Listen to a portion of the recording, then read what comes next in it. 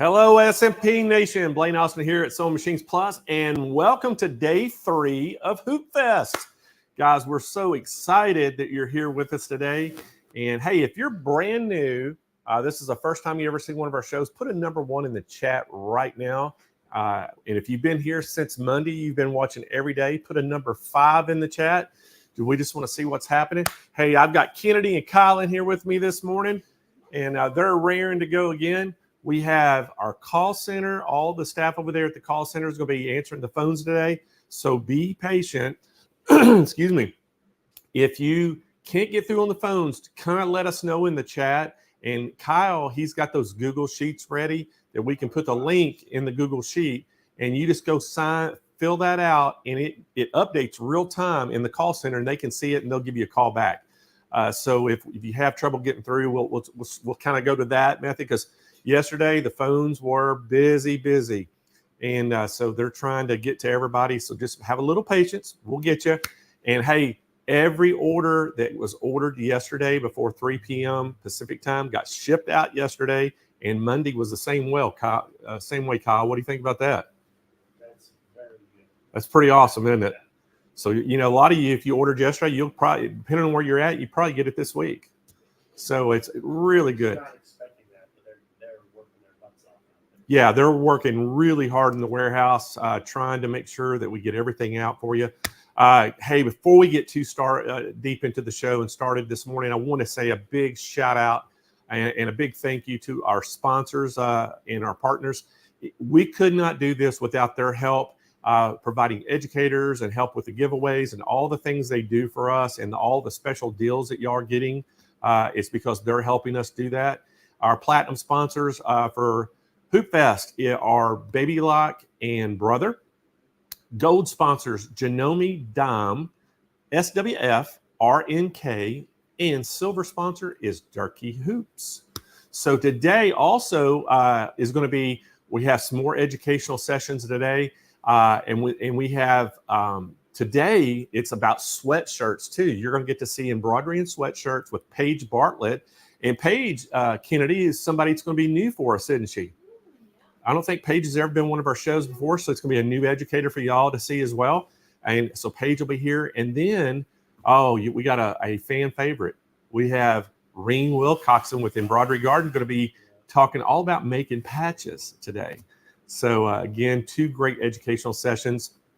And then Thursday, we're going to have Carly Bell back in here with an in-hoop project. And then another fan favorite, Joanne Banco, talking all about making appliques. And then on Friday, it's the In the Hoop flag bag with Mary Nisei. And then using HTV sublimation and embroidery with Stephanie Young. And Stephanie will be her first time on one of our shows. So we've got quite a few new educators this year. So it's pretty good. So excited about that. Remind you about the voting. So if you're new to the show and don't really know what we're talking about, we had a contest that you could submit 2 of your embroidery projects for a chance to win prizes. And the voting is open now. So you can actually go to our website at SewingMachinesPlus.com. You can see the search bar, or below the search bar, there'll be a square that you can click on. It says Hoop Fest. It'll take you to the product page. At the very top of that product page, it has a gallery you can click on, and you can go look at all the different projects that were submitted. There was over 100 entries, and you can vote on your favorite one. You get to vote 2 times a day, and you can vote on the ones you like the best. And we're going to give a People's Choice Award 1st through 3rd place. On Friday, we're going to announce the top vote getters, and they get a prize package. Plus, they're going to get ribbons for their projects, and the 1st place winner gets that golden scissors trophy. And then we have the best of show, and that is going to be chosen by professional judges, and they're going to look at all of them, and they're going to pick theirs out, and that winner will get a golden scissors trophy, plus they get a really nice prize package as well that we're going to give them with machines and things like that. But we're not leaving you out. If you just watch the show, participate, chat, do all those things, ask questions, you're going to be entered to win the Dream Studio giveaway worth $25,000. and you see it on the screen right there. We have that Janome sewing machine. We have that 2-tiered electric lift Stay Perfect table. We have the Airflow 3000 from Brother. We have the brand new, just released on this show, SWF 7 needle. You have the big thread package from Floriani. You have the TCU Total Control software, and you have the Brother PrintModa fabric printer. So that's all in that package. Great package.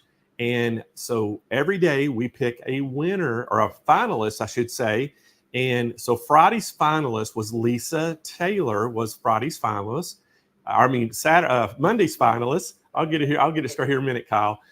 Day 2 was Kathy Sherwood, which was yesterday. And at the end of the day today, we're going to pick our 3rd finalist. And on Friday, all 5 people that we pick will, at the end of the day, they'll be thrown in a hat. And Kennedy is going to draw that winner out live on air to see who gets to win that Dream Studio. But even if you get picked, if you're in the finalists, you get a sewing machine anyway. So you're guaranteed to win a sewing machine. But if you're the one we pick out of the top 5, you're going to get that Dream Studio giveaway. So it's pretty awesome. How do they enter? They just have to chat. That's it. Just have to chat. Chat, share. Yeah, if you share the video, you share the page on your Facebook page, you share it there. That helps you. If you go subscribe to our YouTube channel and hit that bell notification, all those things like that you do, like the Facebook page, all those things, that's going to help your chances. This is a little bit different kind of drawing than our normal prizes that we do daily. So now daily, we're going to give stuff throughout the day today. And all you have to do on that is listen for my keyword. And when I give you the keyword, you put that in the chat. And guess what? You'll be entered to win. So that means, Kennedy, it's kind of like you have to be present to win, right? So we're telling you that keyword right then. So the only people that are watching at that time are going to actually be entered to win with that keyword. So kind of throwing a little different mix this year. And hopefully y'all like that format. So anyway, it's going to be a lot of fun. But I want to get my co-host in here. And guys, I can't tell you enough about her. So let me tell you about my co-host. She's a 2-time Emmy award-winning TV host. She is a radio host. She is a Brother ambassador. She's been on HSN. She's been on the Today Show. She's been on Good Morning America. She's been on TV stations across the nation doing morning shows. She is a do-it-yourself crafter. She's a sewer. I don't know what else this girl could do. There's no telling. But I tell you what, one thing she can do, and she does it well, she hosts our events. So y'all make a huge SMP Nation welcome to Miss Jane Klaus. Woo, woo, woo! Hi, Blade. Hi, everybody. Good morning, SMP Nation. It's so great to see you. And just to clarify, I also cook and I also do laundry. I don't like to fold, but I will fold. And I love to iron only sewing projects, not shirts for my husband. Now you sound like my wife, Michelle. She does everything. She actually loves doing laundry, which I don't understand that, but she loves it. But she hates to iron. She can't stand to iron. So I bought her a steamer, and she steams her clothes, but she doesn't even like doing that. But that's one thing she doesn't like. But all the other stuff, she's fantastic. I'll only iron or steam if it's necessary. So I don't know. I'll buy things I don't need to iron. But my husband, like you wear your beautiful shirts, he has all these nice shirts. So he irons. And the good news is he loves to iron. So I have a collection of irons from fabulous makers and brands because you sell them all, Blaine. And he loves them. Like he's my test person. It's great.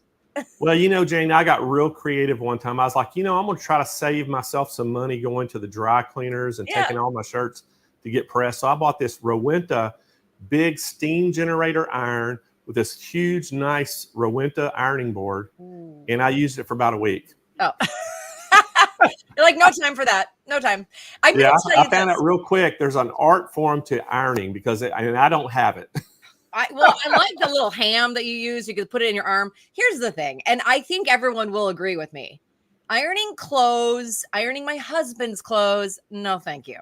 ironing the stitches, pressing the stitches after you sew something, ironing the fabric I mean, like that brings me so much joy. Super weird. But literally before you called my name, I'm making a Hoop Fest banner and I was just sewing the sides in so that I could hang it behind me. So you're calling my name and I'm like, I'm ironing fabric. So, we love that because I love to smooth out the stitches. It gives it that beautiful professional look. Who agrees with me? I know you do because we're all the same. Well, I want to know, Kyle, how many ones were in the chat this morning? So There was a lot of fives. a lot of fives, because Jane, I asked anybody that was new and never seen our show, put a 1. But I said, if you've been watching since Monday, put a 5 in.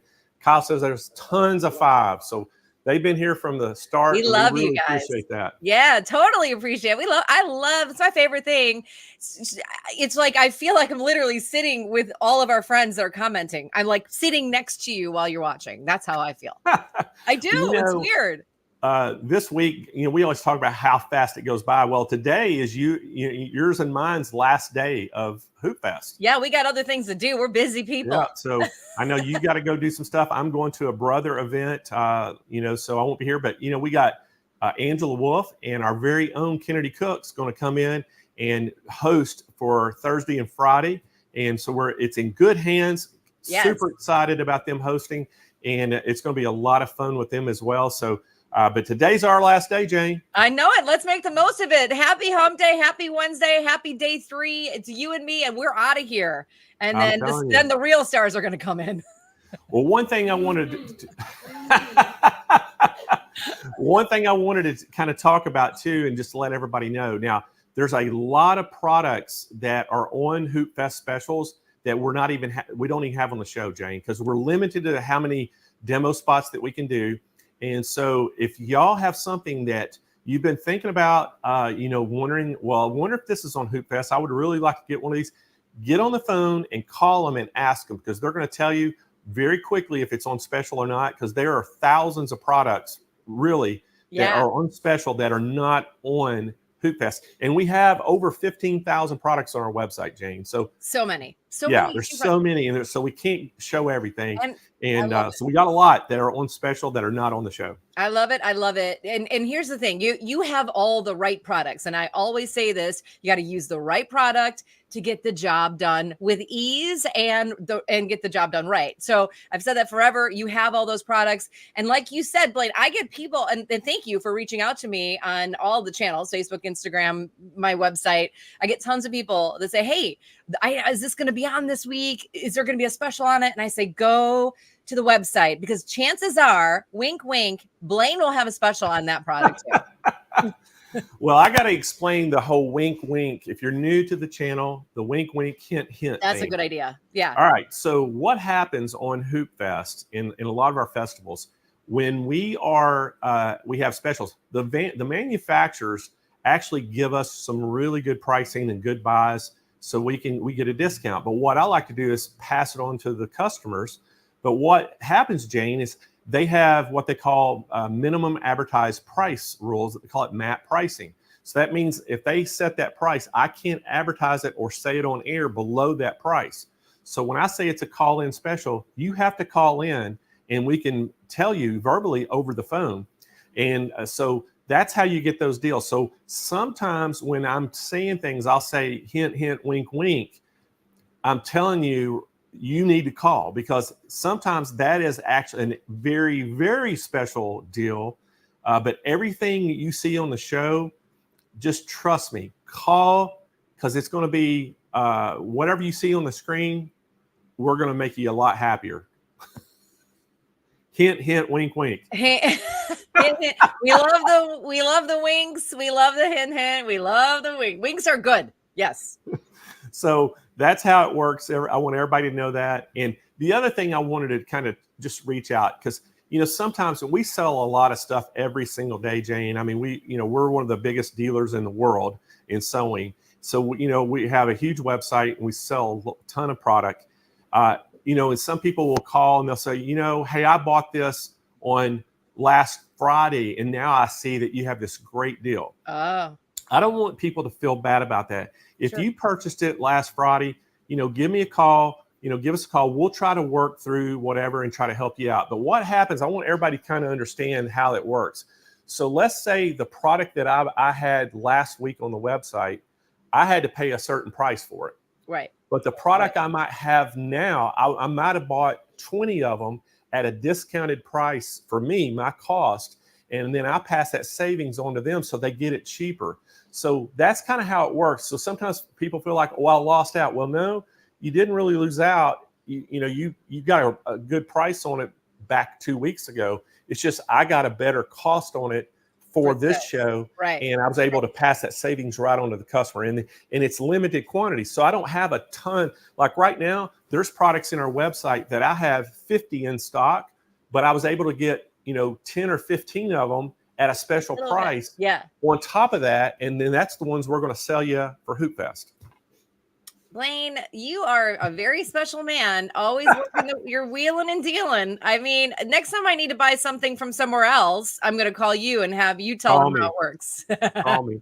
Well, I just feel like that's, that's what makes this fun. And, you can ask Kyle. I get excited when, Kyle will be in meetings with me and we're talking to manufacturers, and we really do beat them up on the price. I love that. We say, look, we'll buy this amount if you can give it to us for this. And then sometimes we don't. We'll just walk away. And then, 2 weeks later, they'll call us and say, well, hey, we've come down a little bit more. We'll say, okay, we'll take them. So that's kind of how it works. I mean, we really are aggressive on our buying. Fun. And, I want to be a fly on the wall in that meeting. What's that, Jane? I want to be a fly on the wall in those meetings. Blaine's like, I'm going to get it for you. This is, like you beat them up and then we get the good prices. We don't even know what's going on. By the way, everybody wants you to open up more stores. Well, I wish we could. Stores are extremely difficult. And I don't know if anybody's ever had a sewing store or a retail store, but it really is difficult, just to have a staff of that many in a store to do it right. And so it's a difficult undertaking, and you really have to have the perfect situation set up. And I mean, I would love to have stores nationwide. We really would. It's just something that I don't know if we could pull it off nowadays. It's a tough thing to do.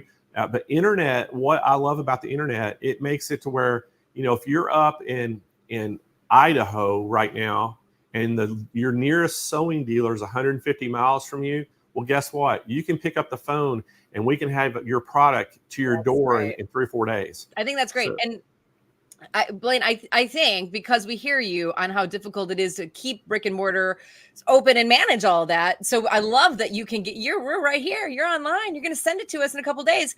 What I think we could do, and I think everyone's going to like this, let's take this show on the road and you and I will meet wherever, Cedar Rapids, let's say somebody lives there. We broadcast a show from their house. Oh man, that would be cool. And then we would do it at somebody, like, it's just like it's like taking the show on the road. It's, I don't know. Hey, that's a great idea, Jane. Maybe we do it with the Dream Studio winner. We tell them, hey, we're going to come and broadcast a show after you get all your products in your house. Yeah, the crew just shows up. We hook up the lights. We got the camera. It's super easy. We got the production guys. You know how to do it. And then it's a show from the house. So it's not like you have to open a store, but yet we're still at a different location. Well, I got to tell everybody, so we plan things way ahead. So July 11th, everybody knows we're having our private auction, and we're going to give a lot more information about that. But if you're an SMP customer, you've purchased from us, we'll send you an email out that says, hey, if you want to sign up for the auction, fill this out, send it in. Once we verify that you've made a purchase, then we'll send you a code that will get you in the show. Once you get in the show, there'll be a number on the screen that you can text your bids to, and that's how it works. It's going to be awesome. We're going to have a live audience actually in the San Marcos store. Plus, we'll have everybody nationwide that wants to be watching. The other event that we got coming is So Fest. That's going to be September the 9th through the 13th, Jane. And I want to throw another one out there for everybody. In January, we're going to be at Road to California. We're going to have the Janome long arm booth. We're going to have the King Quilter long arm booth. We're going to have the Aero cabinet booth. We're going to have So Steady. We're going to have AccuQuilt. And Jane Klaus is going to be there in person. So if y'all want to come and meet Jane, she's going to be there. Oh my gosh, we are going to have so much fun. I'm already writing down a list of things that I want to do. And then you and Kyle and Kennedy can go, nope, that's not happening. Yep, that'll happen. Nope, that won't happen. Yeah, it is going to be so much fun. I cannot wait. And by the way, that's the auction somebody wanted to ask. That's July 11th is the auction. So Fest is in September. Of course, we know you're going to do your Cyber Monday, your countdown to Christmas. And then we're also going to be Road to California, which I'm very excited about. Yeah, and also Road to California, Becky Thompson with Power Tools with Threads is going to be there in person. Becky, and we're going to have a meet and greet with her. Yes. So it'll be a lot of fun. So much fun. By the way, if we ever came to your house, you don't need to clean it up. It is better when we go to the house as lived in. We are coming to see you, not your house. That's what my aunt used to say. Okay. All right, Jane. Well, hey, let's get this show started. I love let's it. Get the party started. I know you got special guests. I'm going to jump out of here and I'll see y'all back here in 30 minutes. Okay, thanks, Blaine. All right, everybody, let's kick off day 3 with our very first session and special guest. One of my favorites, absolute favorite, Sarah Vetzer is here. She is a Brother National educator and she is a small business owner. Her brand, you know it, you love it, SAVNYC, offers up upcycled apparel featuring her original embroidery designs. And she strives to get customers excited about curating a sustainable wardrobe. Girl after my own heart. You know her, you love her. Hands together, our friend Sarah Vetzer. Hey, Sarah, good morning. Good morning. Oh my gosh, I'm kicking off the show. I'm so honored. You are the A-lister. You're in the A block. You're A1, A1, A1. By the way, you look so cute today. I love that shirt. Thank you. I got my flowers on. I love a bright yellow flowery shirt. It's my favorite. And lavender, girl, I'm coming to visit you. So today you were talking about the PrintModa from Brother, and I love the PrintModa. It can do so many things. It is an all-in-one fun machine, as I like to say. And I think it's all, we love fun. Again, right tools, right job, PrintModa. You're going to show us all the ways it works and exactly what it does. So I'm going to let you go do that. I'll see you in a couple, or see you in 25 minutes, and we'll wrap it up. All right, sounds good. Hey everyone, good morning. Welcome to the show. We have a super fun day planned. I'm very honored to be kicking it off, and we are going to talk all about Brother's PrintModa Studio. This is their fabric printer. This is a really cool machine. So Brother is obviously huge in the sewing and embroidery space. They're also really big in the printer fax machine space as well. So what they did was they kind of combined their powers here, and they gave us crafters, sewers, quilters, makers a printer that prints directly onto cotton fabric. Some of you may know they also sell a sublimation printer, and I get asked this question a lot. What's the difference between sublimation and the PrintModa? Huge difference that I like to point out first and foremost is that you primarily sublimate on polyester materials. This prints on 100% cotton.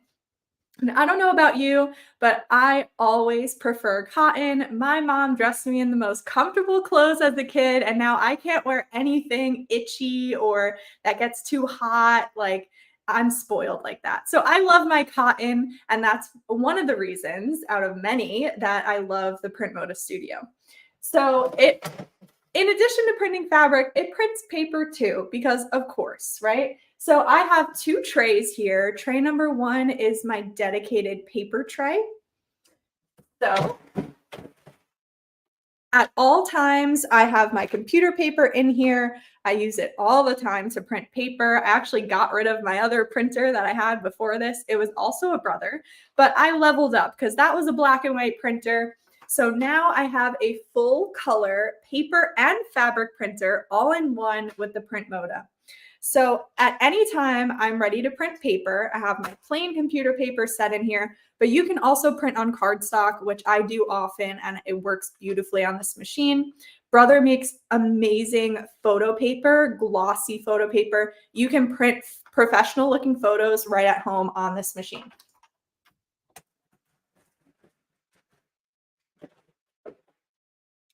Tray number 2 is our lovely fabric roll tray.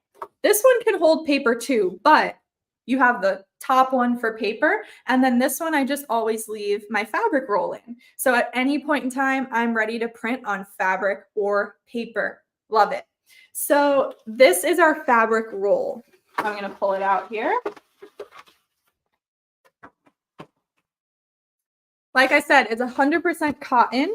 It is a beautiful white color. It only comes in one color so far, but it doesn't matter what color it is because you could print any color you want using the inks in the machine.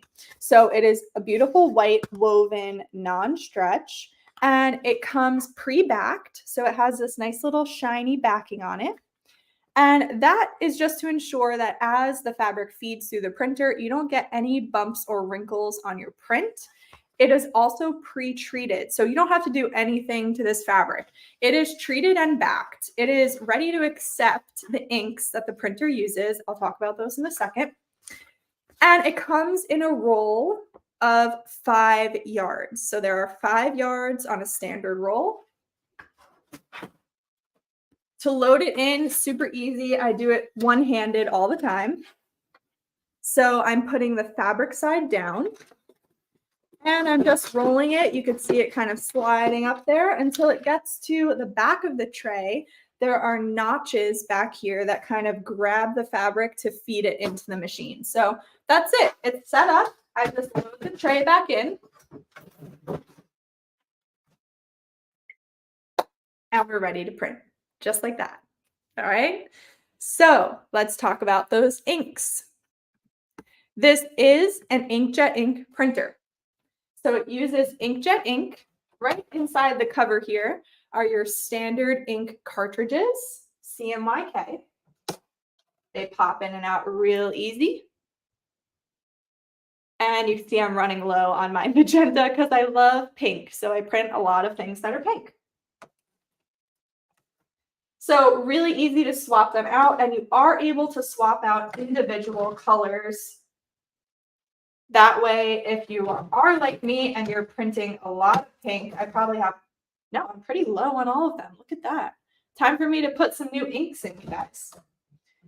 But if you print really heavy with the pinks, you are able to just, swap out the pink, put in a new cartridge without having to change every single color.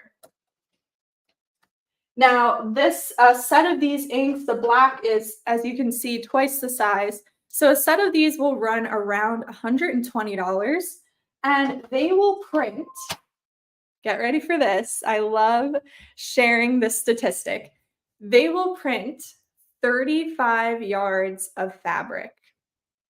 That's a lot, right? Everyone's like, okay, but how long does the ink last? It lasts a long time, okay? And the creators of the machine tested that theory by printing out this beautiful design. I'll show you where to find this. I'll talk more about this, but I just want to show it to you when we're talking about the inks, because you can see it's really saturated. There's a lot of color in there. And so they basically printed this over and over and over and over again. They printed 7 rolls of fabric, which is 35 yards of fabric, with 1 set of ink. Okay, so it goes a really long way. And I have been running on 1 set of ink for a year. And I'm going to show you all the samples that I make. I print stuff all the time. So that's a real testament too to how long it lasts. Okay. I got this last August and I've been demoing it for, so many demos of this machine, so many projects I've done. So yeah, and I still have not replaced my ink, and I still don't have to quite yet. So that's a real testament to how long the ink lasts. So the really, really big plus to printing on a roll of fabric, right? Because right now you can go out to the craft store and you can buy sheets of individual, fabric to print in your inkjet ink printer, but you're really limited to 8.5 by 11. Well, when you're printing on a roll that's 5 yards, you are only limited to 3 yards. So you can print up to 3 yards at once, which means, is it upside down? No, it's right side up. You can print full-size banners like this one. How fun is that, right? So I printed this out on my fabric roll. I embroidered. They're looking a little wimpy at this point now. This one's good. I embroidered some eyelets in each corner. That way I could just string it up. I don't know anyone named Ethan. This is just a sample project, but if I made a banner for myself, I would definitely add the grommets so that I could string it up for a party. I ended up leaving that backing on here to give it a little bit more rigidity, but that's totally optional. So you could print really, really large scale stuff like banners. This really cute frame that I showed you, this is great too. This could be wall art. You just cut her out, hang her up. And I'm going to show you the Artspira app. You can edit all different kinds of projects in there. You could drop in your own photos, of course. You could put your own name on things. You don't have to print out an Ethan banner. You could change the name. So it's really, really cool for all my quilters out there. You can make really large scale, photo panels for your quilts. I have this little quilt sampler that I made, and each of these squares are printed with PrintModa fabric. And I really put it through the test. I washed it, I ironed it, I steamed it, sewed it in there, and it really did beautifully. Isn't that fun? This is such a great machine for personalization. If you like to make projects with photos, if you like to create your own fabric. I created my own fabric also in the Artspira app and made an applique for this hat. And this hat, Jane mentioned how I love to upcycle, right? This hat was actually a little mess up. I have a failed embroidery hiding behind my little applique patch, but you would never know it because I covered it up perfectly. And I think I even added some value. I think it looks really cute. And this, again, this is PrintModa fabric, and I designed this pattern. So super cool, very fun. I showed you my quilt where I just popped in the photo squares, but I also wanted to test out how the fabric did when it is directly quilted on. So here I did a printed fabric. Love this guy. And I quilted right on top of it. You can see there are no cracks. There are no white spots. It quilted beautifully right on this PrintModa fabric.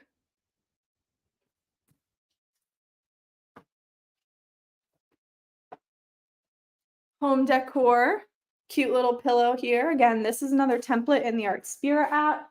I just popped a photo in the center, printed it out, sewed it up into a pillowcase. This is a fun one too. This is more of like a crafty project. I really put this fabric to the test. I wanted to see what it could do.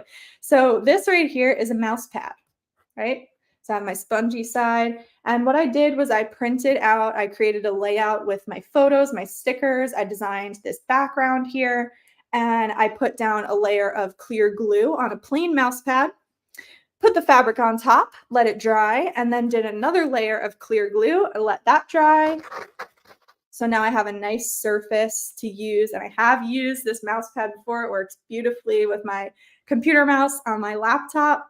And I just trim the edges. It looks really beautiful. Love it. This fabric is great just to throw it in a frame. I made bookmarks. I've made so much stuff. It's just a whole lot of fun. So after you print, I should have a piece here. Let's see. Yeah, here we go. So after you print your fabric, now, I talked about the maximum size. You can print up to 3 yards, but you could print as little as 8.5 inches. So this is the minimum print size, which is pretty small, right? You can't print 2 inches, but 8.5 inches is your minimum. So I always like to just fill up the space as much as I can. You print it. The printer has a built-in trimmer, so it cuts it perfectly to size for you. You just pull it out, and the roll is ready to go for your next project. It's great. You let it dry for 15 minutes. All those inks are going to set into the fabric, and then you could just peel that backing right off. So I have this one to show you. This is like half peeled. And then you get a nice quilting type of cotton that's left behind. There's no sticky residue from that backing either. So you're just ready to go. Here's one that has no backing on it. Love these little cherries. Printed this out during my last live that I did, and someone suggested I make a little purse out of it. That would be cute, right? So there's lots and lots and lots you can do with this. Imagine the possibilities, right? So I mentioned the Artspira app. So I'm showing you my phone right there on the screen. And this is Brother's Artspira app. It is free to download, free to use. There's also a subscription option, which gets you some extra goodies. So it can be used. It's like I could go on and on for hours about this app. There's so much going on here. I always try to just focus in on the printing features because we're talking about the printer. So if I go to the top here, this works with all of your Brother wireless machines. So your Scan and Cut, your sublimation printer, your PrintModa, your wirelessly enabled embroidery machines, all of them you can use the Artspira app for. At the top here, I'm going to go to printing designs, and we're just going to focus again on the printing stuff because if you let me go, I could talk and talk and show you all the cool features on the Artspira app. So I showed you a banner. These are what the banner templates look like. So they show you a little snapshot of what the project is. I can select it, and then it gives me dimensions. Once I press create, it brings me into the editor. And then I can go ahead and tap on individual elements, and that is going to allow me to edit that text. I could change the name. I just go to edit. I'm going to go, I could pick a different font if I wanted to, and go to my keyboard, type in my name. That's not how you spell my name. There we go. And it's changed. Now it's ready to be printed. I could save it, print it later. It's all there.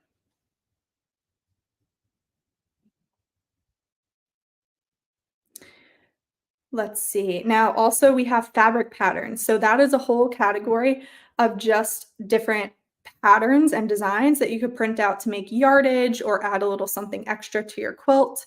You can also pull directly from the images that are on your device.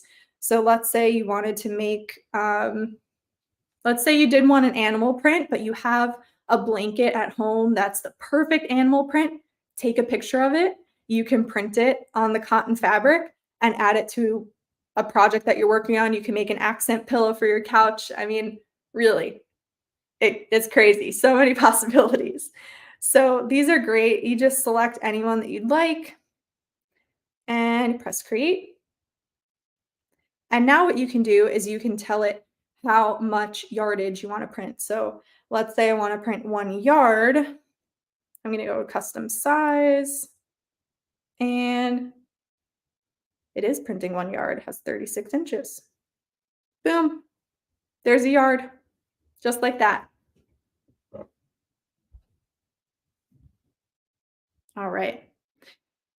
Now, if you want to really make your own thing, like for this mouse pad project that I did, I created this from scratch. There was no template to work off of. So to do that, all the way at the bottom of the screen, I'm going to go to New. And under Printing, I can go to Design Editor. And I'm going to select, I believe this is 10 inches. Let's just go with 10 by 10. I'll just choose letter size for our purposes here. Now you can go ahead and pick a background. So I could do a solid color. I can do a gradient. So pretty. I could also choose from any of those patterns that we were just looking at. Or I could pick my own image. Just drop my own image right in there. Use that as a background. I can also choose from patterns that I've made, like that I've designed on the app. I'm going to show you the tool that I use to make all these patterns here. Once I'm happy with that, press done. That's my background. So now I can press add and I can choose printing data. So there's lots of little graphic designs and stickers like my little sun here that are available for you to use on the app. So that's printing data. So I can go in there, I can look at some of my favorites that I have saved, or I can browse all the categories, or I could search for specific things. If I wanted something really specific, there is a search and filter tool. This is a very silly design. And there's more editing tools down at the bottom of the screen as well. I can also add text.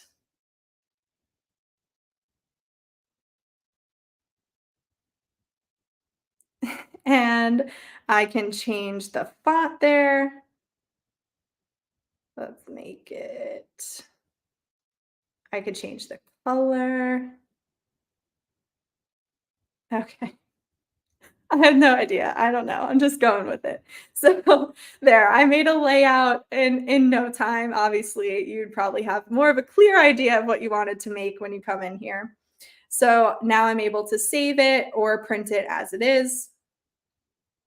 Now, going back, this is again new and printing, and I can go into geometric patterns, and this is how I have a lot of fun and make some really cool designs. So again, I'm going to choose letter, and I'm going to go ahead. Now from here, you can choose again an included pattern, or you can pick your own image. So I'm going to go with a pattern. Let's go with this. Okay, so you can see the thumbnail of the pattern is like bunches of flowers, but when I throw it in here, it changes, and it basically, this is called geometric patterns. It's kind of like a kaleidoscope. So I can choose what piece I want to use, and you can see the pattern changing each time. And you get these really cool effects, but it's still using all the same elements that are in that original print. So I like to share this example here. This is one of the patterns in the app as well. So I call it like sweet treats. So we got all cupcakes and lollipops and candies, and that's the original pattern as it is. And then I use the geometric pattern feature to make another version of it.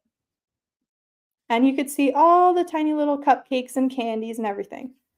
So this is, how cool is this to use in a quilt? Right? If you need some extra pieces, you get two coordinating fabrics. They look totally different, but they're the same colors. They use the same elements and everything. So I love this feature. Now I should have another one here. Yep. Remember my pillow that I showed you with this sweet little baby boy? I took that photo, threw it into the geometric patterns feature, and so from far away, it's like a nice sunny little photo or pattern, fabric pattern. But then you look up close, you realize it's his sweet little face. Isn't that awesome? So people have shown me they've made quilts where they did a panel with a photo, and then the sashing around the edges is the geometric pattern. So it coordinates, and then you look really close, you realize it's the photo. So cool, so fun.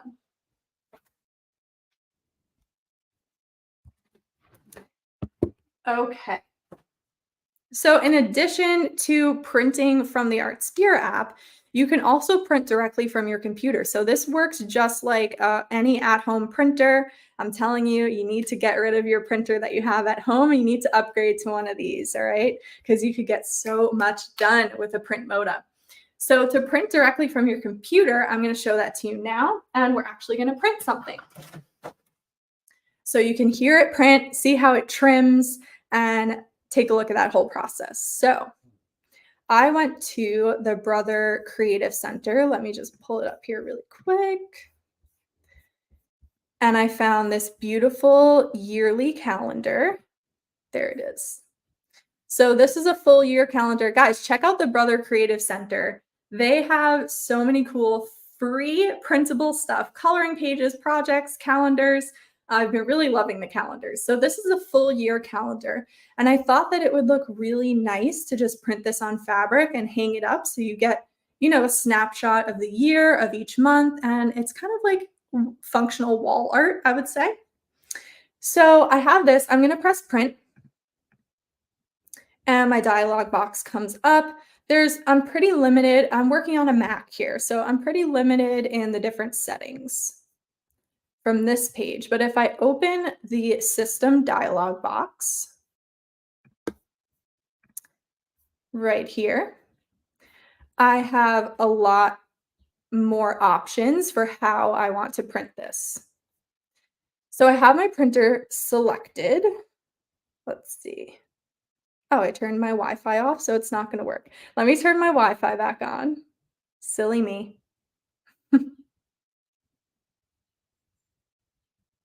There she goes. And let's see if we connect now. But long story short, I'm going to go down to media and quality, and I can tell it to feed from, I don't think it's updating on my screen, but I'm going to tell it roll to and tell it that I'm printing on fabric. So you can print on paper and fabric right from your computer. Let me try to refresh my screen share here.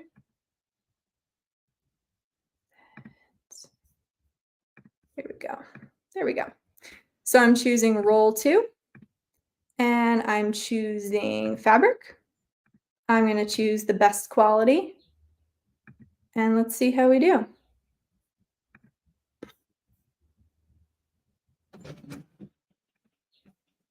There it goes.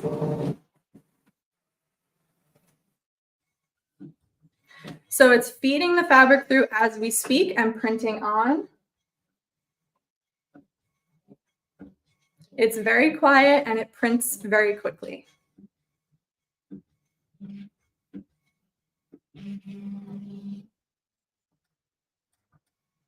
There it is. It's trimming. And I can pull it out, and there's my calendar. So now I'm going to let this dry for 15 minutes. Those inks are going to set in. Because it's a calendar, I'm hanging it on my wall. I won't be washing it, so I don't have to worry too much about the ink setting. But I could peel off the backing after that, or I can leave it on to leave it a little bit rigid, and then it'll be ready to hang on my wall. All right, so I'm going to pass it back to Jane so that she can tell you guys how you can get one of these awesome machines. I hope I inspired you, gave you lots of ideas on how you can use this. Like I said, it is an all-in-one fun machine. Hey, Blaine. Hey, Sarah, how are you? I'm good. How are you? Doing great. Jane got kicked off the internet again, so I'm having to jump in. But hey, you make this look so easy. Absolutely love the PrintModa. And you know, one of the things you told me before about the PrintModa was, you know, if somebody out there had an old quilt their grandmother had given them that wasn't finished and they could not find the fabric, I remember you telling me that you could scan that into the computer, scan the fabric, get it, and print more fabric out to match it. Yes, exactly. Like if there's a heritage quilt that you have and the fabric is no longer available and a corner got chewed up, you can even just take a photo with your phone or your tablet with the Artspira app, and you can print out more of that fabric to repair the quilt. That's amazing, isn't it? I mean, the technology is so amazing, and it looks so easy to use too. It is. It is very easy, and it's so much fun. Well, thanks, Sarah. Great job as always, and let me tell them how they can get one, okay? Awesome. Thanks, Blaine. All righty. Okay, everyone, we're talking about the PrintModa here. And again, this is that direct, basically direct to printing fabric. You can do paper. So if you've got an old printer at home you want to replace, you can get this because it will actually print paper just like your normal inkjet printer would. But you can also do the fabric. You can buy the Brother rolls of fabric put in there. You can put your own fabric in there. It is awesome. Price on this is $899. We have financing available. We're going to ship it nationwide, absolutely free to your doorstep. But guess what? There is a little special right now with Brother that you get a free fabric roll with the purchase. So how about that? So we're celebrating Hoop Fest with that. So we're going to get you a free roll. It's 5.4 yards, and you're going to get that with it for free when you order this. And hint, hint, wink, wink, call for more information. That's all I got to say about that. Now, one of the things, too, I want to remind everybody before we go to our next demonstration, what works so great with the PrintModa is if you have an embroidery machine, you can do a lot of things with embroidery and the PrintModa. You can print your own fabric and then embroidery on that. It is so awesome. And you know, Kennedy, one of the things that we didn't have on the show this time that we have a great special on is the Brother XJ2 and the XE2.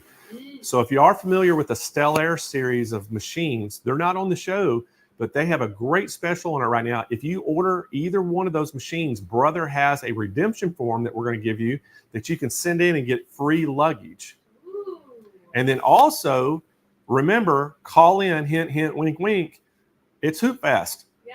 So now would be the time to buy either one of those machines. If you want to embroidery only, which is the XE1, or if you want to embroidery and sewing, which is the XJ2, though either one of those machines, the XE2 or the XJ2, are fantastic machines, and they have some of the latest technology built into them. They are awesome. All right. So do we have time? We don't really have time to give away. We're going to do a giveaway right after Melinda Stevens, who's coming up next. We're going to do a giveaway, so y'all stand by. But we got Melinda Stevens coming back in the house. She's going to talk all about that Baby Lock array again. And guys, this is the 6-needle multi-needle machine. And, you know, Melinda has been on our show many times. She's a professor down in Florida at a college. And, you know, she's always talked about, you know, throughout her time as a Baby Lock educator, she's talked about, you know, the importance, of how people tend to be smart and creative and determined in our industry. And she just says these people make the world a better place.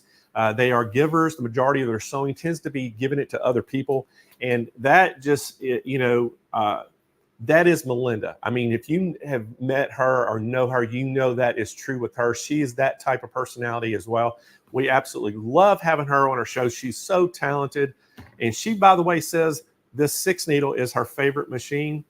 But you wouldn't know it all when she talks. I always thought she was just like, I think about sergers with her. She's so good on sergers, but this is her favorite machine. She's so creative. Give a big SMP Nation to Melinda Stevenson. Thank you so much, Blaine. I really appreciate it. And I have some weird lighting going on here. And that's because today, because we're doing a hoop fest, what I want to show you are all the cool hoops. Okay. So yesterday I went over the fact that this 6-needle machine has that IQ intuition monitoring app. And I showed that monitoring app. I showed you that embroidery crosshair positioning laser that makes you have perfect positioning no matter what you're trying to sew. It has that huge, almost 8x12 embroidery field, 126 built-in designs, 50 fonts, which is more fonts than any of our machines, actually. It has 4 hoops, and I'll show you those hoops just to remind you the hoops it comes with. It has automatic echo stitching, automatic stippling. It has that wonderful intuitive color management program that enables you to change your color so that you can see it on screen before you stitch it out.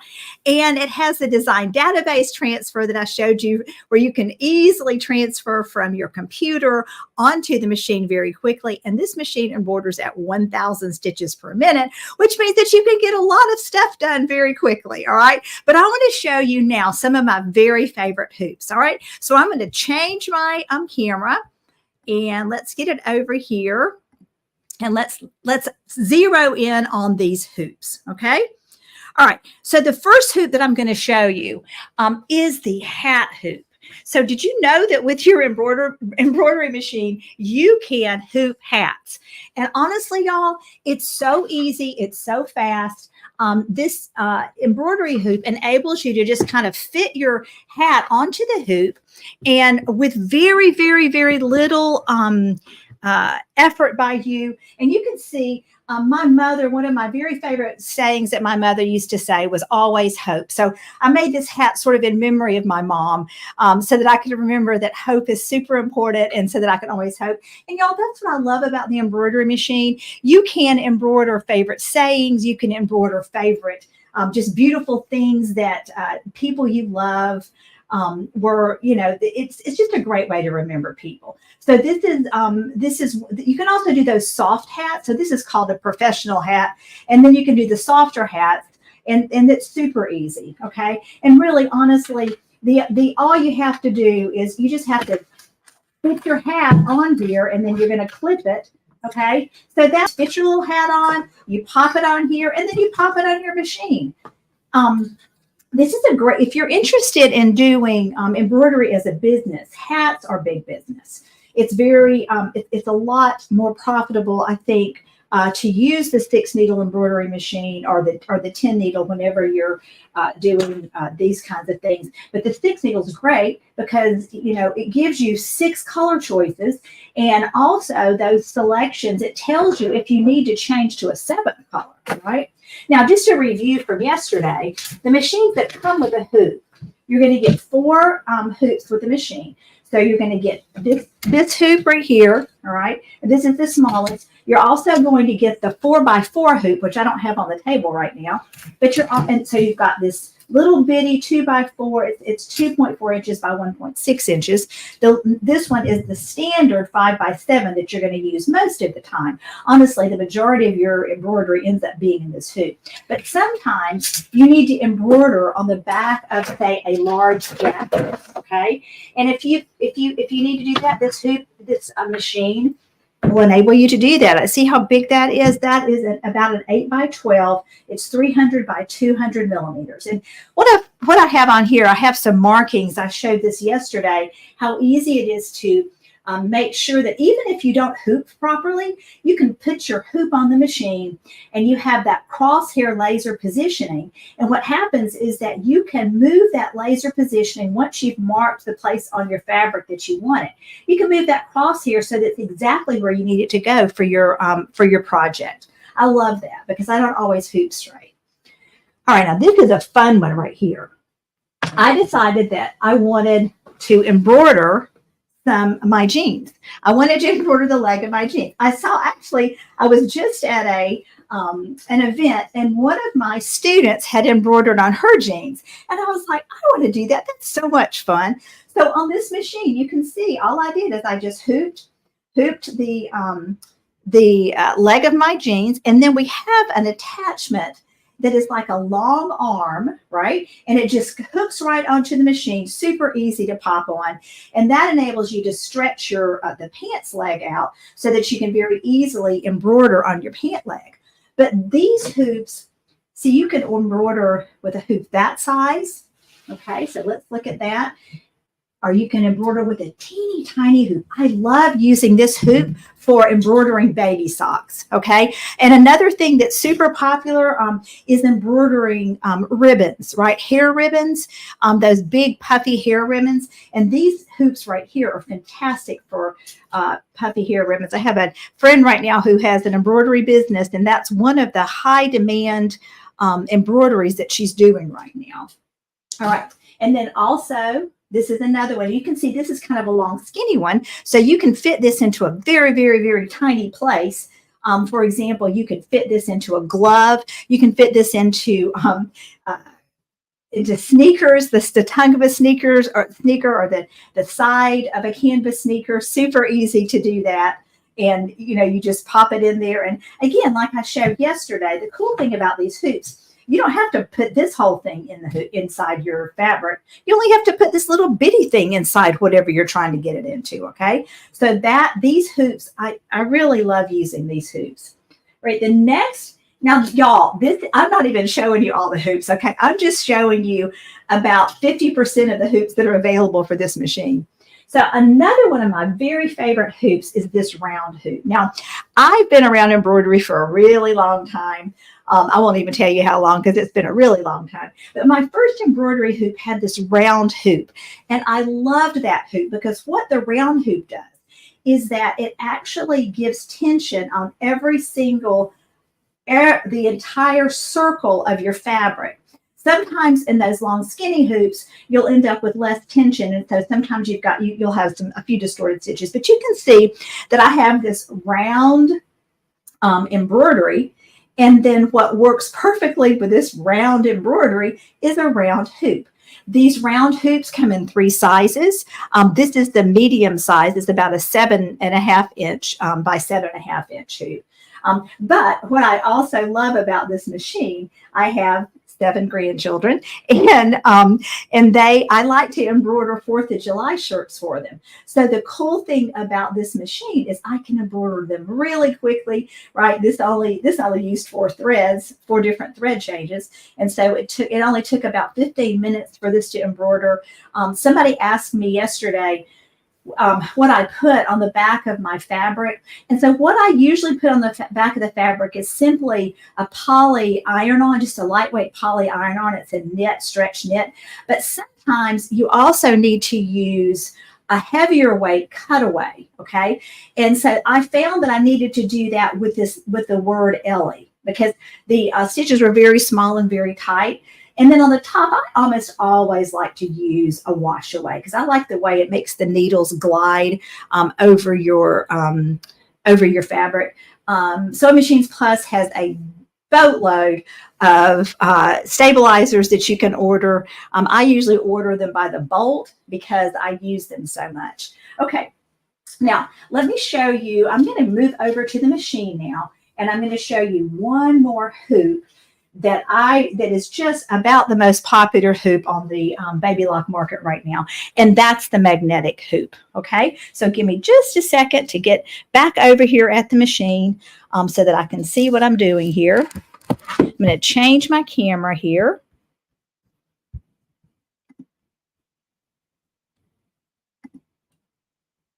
Okay, so now we're on the embroidery machine. All right, so let's take a minute and let's look at some of the things that we can do with this magnetic hoop. Okay, so give me just a second.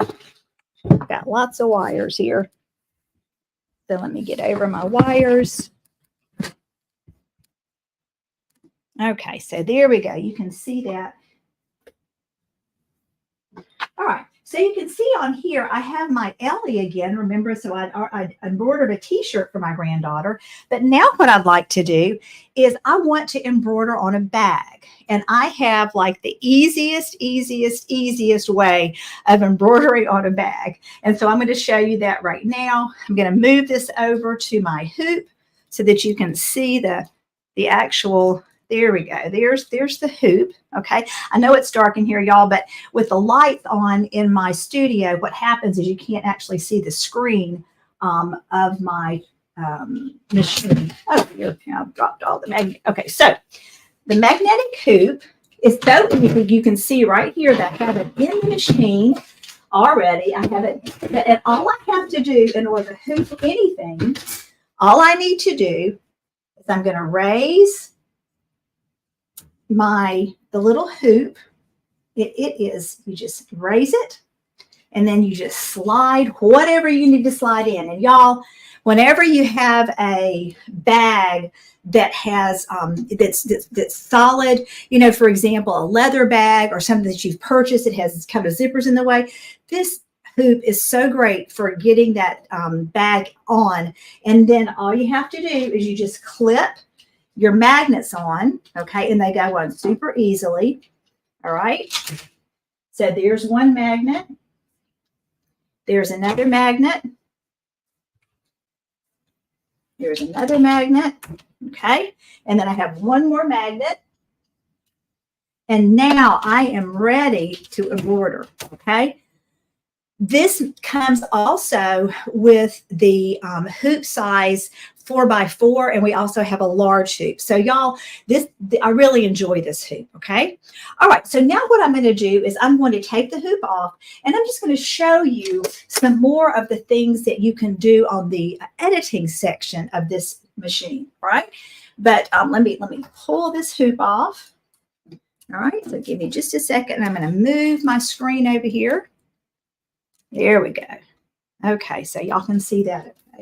All right, so I'm going to talk a little bit more about some of those editing features because, like I said, it really, the thing that you're going to end up editing the most is going to be your lettering, I think.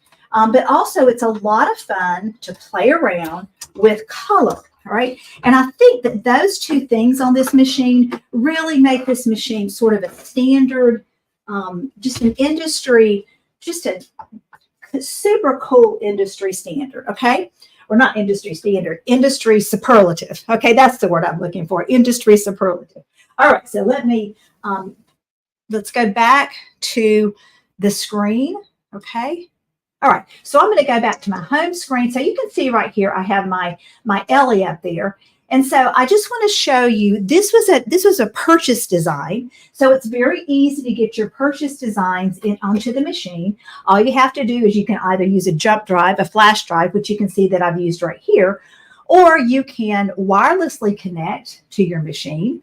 And that's how we did it yesterday. But let's go in here and let's play around with some of these really cool features on the machine, okay?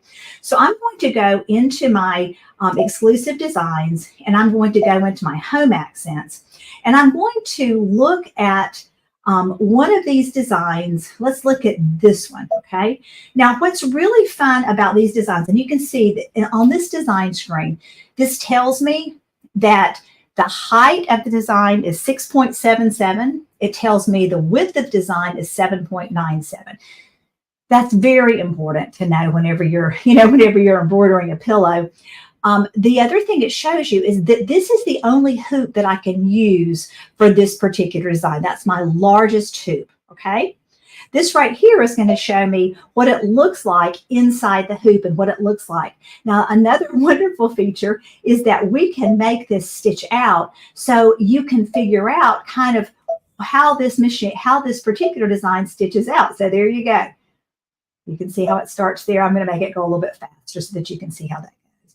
But I really love that. A lot of times I use that to show me whether I need to baste my design first or not, okay? And let me show you, if I decide that I need to base my design based on this, let me show you how you're going to do that. So I'm going to touch set, and then I'm going to pretend like that I've finished my editing, okay?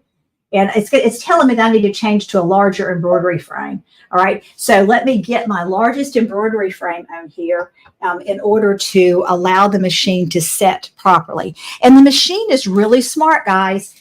And if you don't have the right hoop size on there, it's going to tell you. So you're not going to make the mistake. Whenever you're using the industry hoops, you're certainly not going to make the mistake of putting the wrong size hoop on, okay? Because that hoop is going to stay on exactly.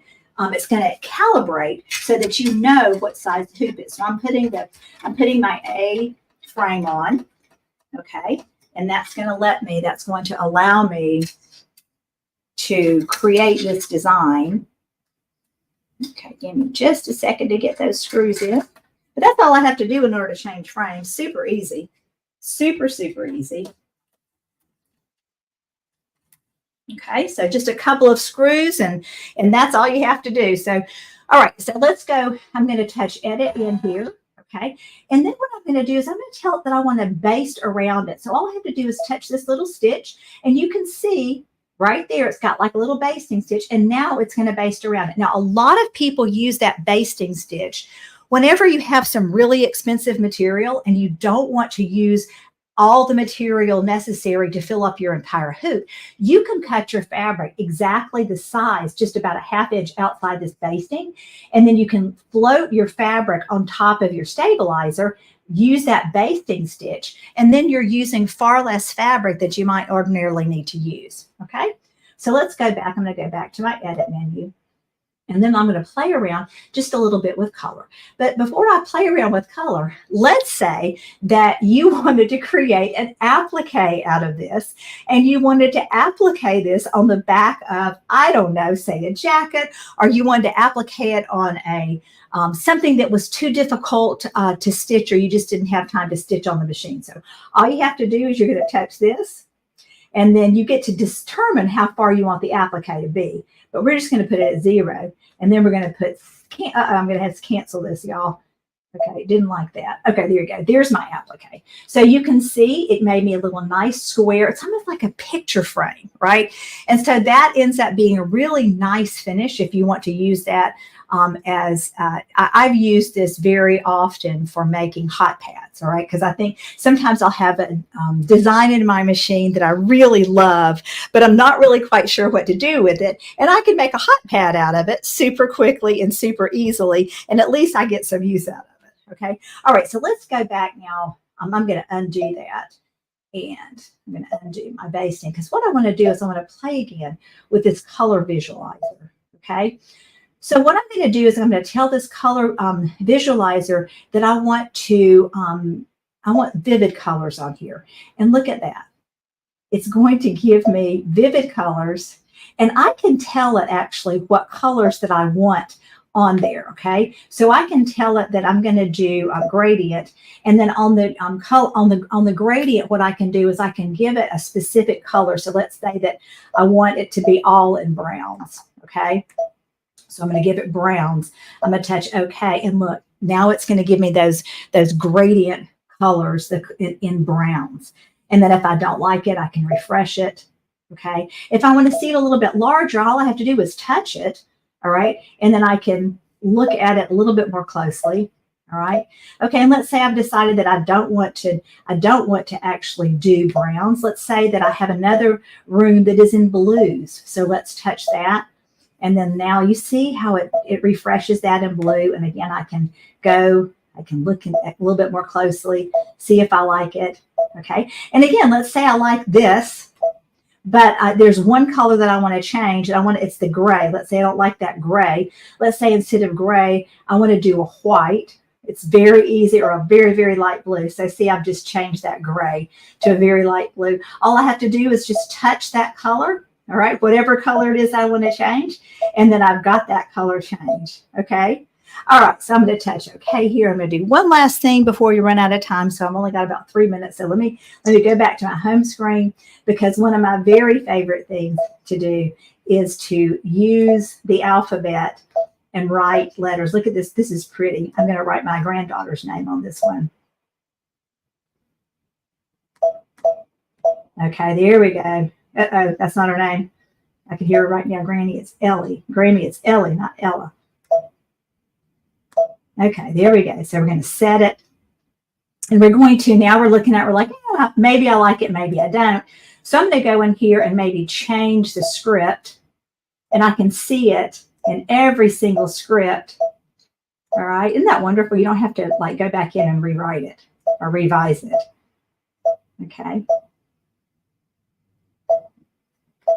All right. So if I set it, I can do multicolor if I want to. I can change the color of individuals. All right. There are just all sorts of things that I can do with this. I can change the density. Let's say that, like I did earlier today on that t-shirt, and I found the density was a little bit too thick and I needed to use a heavyweight stabilizer underneath. But if I had changed the density and gone all the way down to 80%, and you can see if I blow it up a little bit, see how it changes the density? So if I'm stitching on a very lightweight fabric, I can change that density. Let's say I'm stitching on denim, all right? I'm going to go all the way up to 100% and maybe a little bit more, so it makes it a little bit thicker, okay? So you see how you can see that thickness change whenever you get the density. Okay. All right, so there we go. That is our machine. I think I've run out of time now. So if there's anything that you'd like to ask me, I'm very happy to answer any questions about this machine, or anything about the way the machine went. Oh, I forgot to tell you this one thing. Okay, so one thing is that if you buy the array right now, then you will end up getting the Love of Sewing membership level 1. And that's a really, really handy thing to have. Okay, so the Love of Sewing membership level 1 comes when you purchase this machine. And the Love of Sewing membership allows you to have access to 1,000 classes. Well, now it's over 1,000 classes created by our educators, created also by our some of the people that you've seen on the show. Let me get my camera back on. Okay, so it's some of the people that you've seen that are some of our famous baby lock educators, and they will show you everything that you need to know about this machine. So if you purchase the machine and you're kind of confused about how to do something, that Love of Sewing membership will open up all of those videos, and it will also provide maintenance on your machine. machine. Okay. All right. So I think I've run out of time now. Back to you, Blaine. Thank you so much. Blaine is going to show you how to purchase this machine and these accessories. Thank you. Well, hey, Melinda, thank you so much for being on Hoop Fest. And I know this is your last day here, but, you know, if y'all want to catch Melinda, she's going to be out in San Diego in August, correct? That's right. August 31st. August 31st, Melinda's going to be in person in our San Marcos store at our new product launch party. So we invite anybody to come out. That's where we show all the brand new machines that the manufacturers show. And Melinda's going to be out here showing some of the baby lock new machines. It's going to be exciting, Blaine. It's going to be an exciting year for new products. So I can't wait to show them. Yeah, I can't wait to see you again. And thank you so much for being on. Thank you. See ya. All righty. Okay, everyone, that was the baby lock array that Melinda was showing. Again, the price on it's $11,999. We do have a call-in special on this. We got financing available. We're going to ship it nationwide, absolutely free, right to your doorstep. And again, it's coming with, like she said, that level 1 love and knowledge that you're going to get, which is invaluable. That is so awesome. The other thing it's going to come with, we got another couple little things with it. But let me tell you a little bit about the machine. It is a 6 needle. It has that 7 and 7/8 inch by 11 and 3/4 inch maximum embroidery fill. The hoop sizes, it comes with 4 hoops, and I'll go through the sizes just here in a second, but it's got 4 hoops.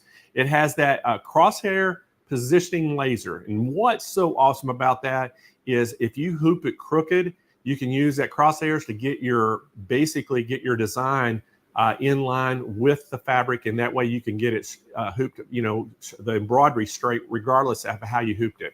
It has that IQ intuition monitoring app, 126 built-in stitches, 50 built-in fonts, intuitive color management, powerful thread management, wireless transfer of data, has that design database transfer. It does 1,000 stitches per minute. And then let me tell you a little bit about the hoop sizes. Now, it's going to come with those 4 hoops. So it's going to have that 7 and 7/8 by 11 and 3/4 hoop. It has a 7 by 5. It has a 3 and 7/8 by 3 and 7/8, that square one. And then it's going to have a 2 and 1/4 by 1 and 1/2. So just a machine that is packed, loaded with. The weight on it is going to be 86 pounds. And so it's going to take 2 people to move this thing around. But once you get it set, you are set. Now, the great other thing that comes with this, it's going to have another bundle along with that love and knowledge level 1 you're getting. You're also going to get that Dirky bundle. It's over $1,100 bundle package for the array, and you're getting it's so many things packed in. You just need to go check it out. But you're getting the easy frame set, you're getting the adapter arm, you're getting that flat hat hoop, so many things that comes with it. And you're getting 3 just regular standard hoops that come with it. But this thing is loaded up. And guys, again, call in special on this. Make sure you get on the phone right now, 800-401-8151. If you want to go check it out on the website, just go to smplive.tv. Kennedy has that thumbnail of the machine on that page. You can click on it. It takes you right to the product page. You can read all about it. And if you're on that product page and you need help, live chat agents are right there. They can answer questions for you as well. But again, give us a call, 800-401-8151. So let's bring the co-host back in, Miss Jane Klaus. Hello, Blaine. That was really exciting. It was. And you know what's more exciting, Jane? We're going to give something away right now. Oh, I knew it. That's why I came back. I was like, okay, I hope my computer doesn't fail me now because I need to give something away. We do. So, Kennedy's looking in her prize closet over there right now. And I can hear her. We've got a Brother SE700 sewing and embroidery machine, $500 machine right here. Has a 5x7 hoop size. And so what we need you to do right now in the chat, if you want to win this, put the word or just, combination SE700. Their phones are ringing off the hook over there. What's that? I said, it sounds like the phones are ringing off the hook. People are calling. They're putting SE700. Everybody wants to win the machine. This is a great little machine, and it is a $500 machine, and it's sewing and embroidery. Yes, this would be an absolute excitement to win this machine. I'd love to see your face when you call the winner, whoever that may be. Yeah. So again, put SC700 in the chat if you want to win. Are they coming through, Kennedy? Yeah, they're There are coming a lot through. of them coming through right now. Yeah, All right. and So we're going to give them just a few more seconds to get their chat in. Remember, SC700 in the chat if you want a chance to win this machine. Blaine, Kennedy, are you ready? Spin that wheel. All right, Jane. it's Cross very your fingers. exciting. I know it. We waited for everyone. We waited for it. See all the things coming in. SE700. Lori to alt. Congratulations, Lori. Man, I think Lori is extremely lucky. Lori needs to go play the lottery. Is there a lottery in your I don't even email? remember what she won yesterday. Something. I can't remember. She won something yesterday. She did. She's the one, Jane, that I saw a comment and it said, I want my granddaughter moved to college using y'all's event bags. That's what she won. She won the And then I said that, and then she won right after that. exactly. And now she won again today. Lori. You said don't give it to your daughter. Yeah, so she won a machine because I said don't give it to your granddaughter. So now she's got two. Well, so now you said I said don't give it to your granddaughter, and you said no, give it to your granddaughter, and then you buy another one. That's what it was. I said, yeah, give it to your granddaughter and buy one. Well, now she's not gonna. She can do both. Now she can Exactly. She's gonna get one and give one to her granddaughter. Now it turns out, Unbelievable. give it to her I think we granddaughter. need to go with Laurie to the casino. I know, absolutely. Laurie, buy where me are a you lottery at? ticket, please. It's good to be Lori, isn't it? She's a winner. That I'm Lori. telling you, that's Happy crazy. dance for her. All right, sure. Jane. Well, I'm gonna get out of here. Let Okay. you take it over, and see y'all back here in just a little bit. Thanks, Blaine. Yeah, obviously Lori knows what to do to go to smplive.tv to fill out the form because she's a winner. Congratulations, Lori. Let's keep things moving. Everybody's a winner today. We're all winners because we are here together today. So let's move on to our next session. And I'm super excited to bring back to the show Tammy Madden with Dime Speed Hooping. Let me tell you a little bit about Tammy. She was introduced to quilting at a very young age from her grandmother, and watching a quilt come together into something you can see and touch just continues to intrigue Tammy. And 10 years ago, she decided to buy a new sewing machine and walked out with an embroidery machine. Well, this journey unleashed a love for everything embroidery, and today she's learned to incorporate quilting into embroidery. And when she's not tending to her 3 children's needs, we all know that, you'll find her trying to turn a sewing pattern into an in the hoop embroidery design. She is so great to have back on the show. Let's say a big SMP Nation hello to Tammy Madden. Hi, Tammy.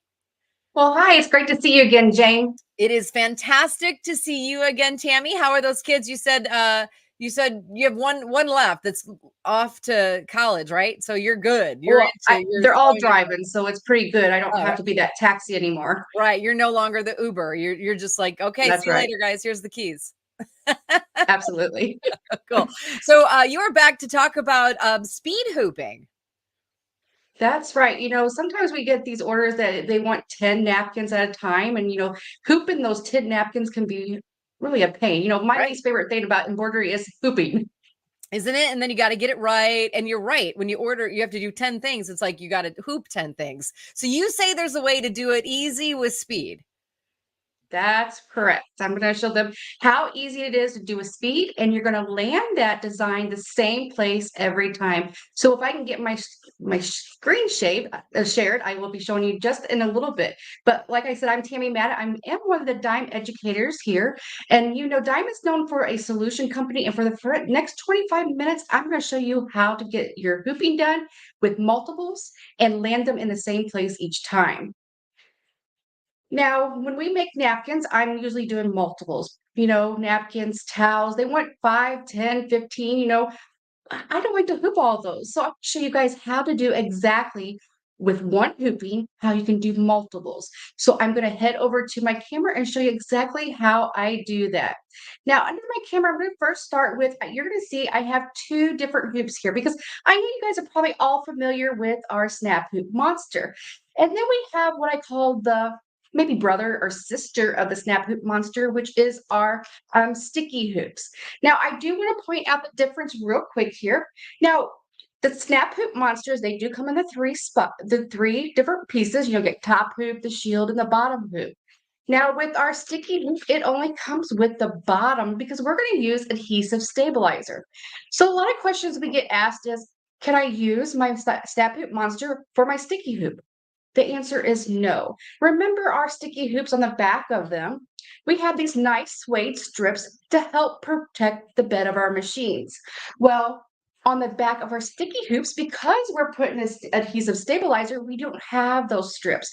So it's very important that we take care of this and we take care of our Snap Hoop Monsters so we don't tear off these suede strips. Now, also we get asked a lot of times, this hoop looks pretty good here, is that after you pull the adhesive stabilizer off, it does leave a little bit of stabilizer behind, but don't worry, it doesn't affect your design. Because what you're going to do is you're going to take your sticky stabilizer, just peel it off, flip the hoop over, and you're going to nicely put it on there. Now you can kind of see I have a little bit of residue, but it's not going to hurt it. Now, why we do the back of it is because now my adhesive stabilizer is now going to protect the bed of my machine. So I don't have to worry about having those suede strips behind there because now my stabilizer acts as that barrier as it goes across the machine. So I'm going to start with just my 5x7 because, you know, a lot of times people have smaller hoops and they don't have the big hoops, but I'm going to show you a bigger hoop a little bit later on. But here is my 5x7. And as you can tell, it is for a brother or baby lock machine because my attachment it is particular to the model and manufacturer of machines, because once these go onto the machine, you're able to read them. So then your machine knows that this is a 5x7 hoop. So I already have some pre-marked napkins, but let's start in the beginning. So this is my beginning of my napkin, and I know that I'm going to have to put a monogram right there. Well, here at Dime, you know we're the solution company, so we have a solution to land that design perfect each time. In our perfect placement kit, we have napkin on point, and you can see here it says napkin edge and then the center of the monogram. So what I'm going to do is I'm going to put my napkin on this hoop. I'm going to give it a little good press. Now, I sometimes hoop my first, do my first one on my hooping station. And I'm going to line this up. And then now it's telling me exactly where to put my tool, my alignment tool. So we have our print stick target, our target, I just drew a blank. We have these little stickers that show you exactly, I call them target stickers. And now we even have a cute little holder that you can have extra because, you know, when you buy the perfect placement kit, you get some. You get some in like kind of like a sheet of paper. Sometimes they're blue, sometimes they're white, and sometimes they're yellow. But we also have that new dispenser now, which is great because you run out of them. So all you have to do is place that sticker right in the center.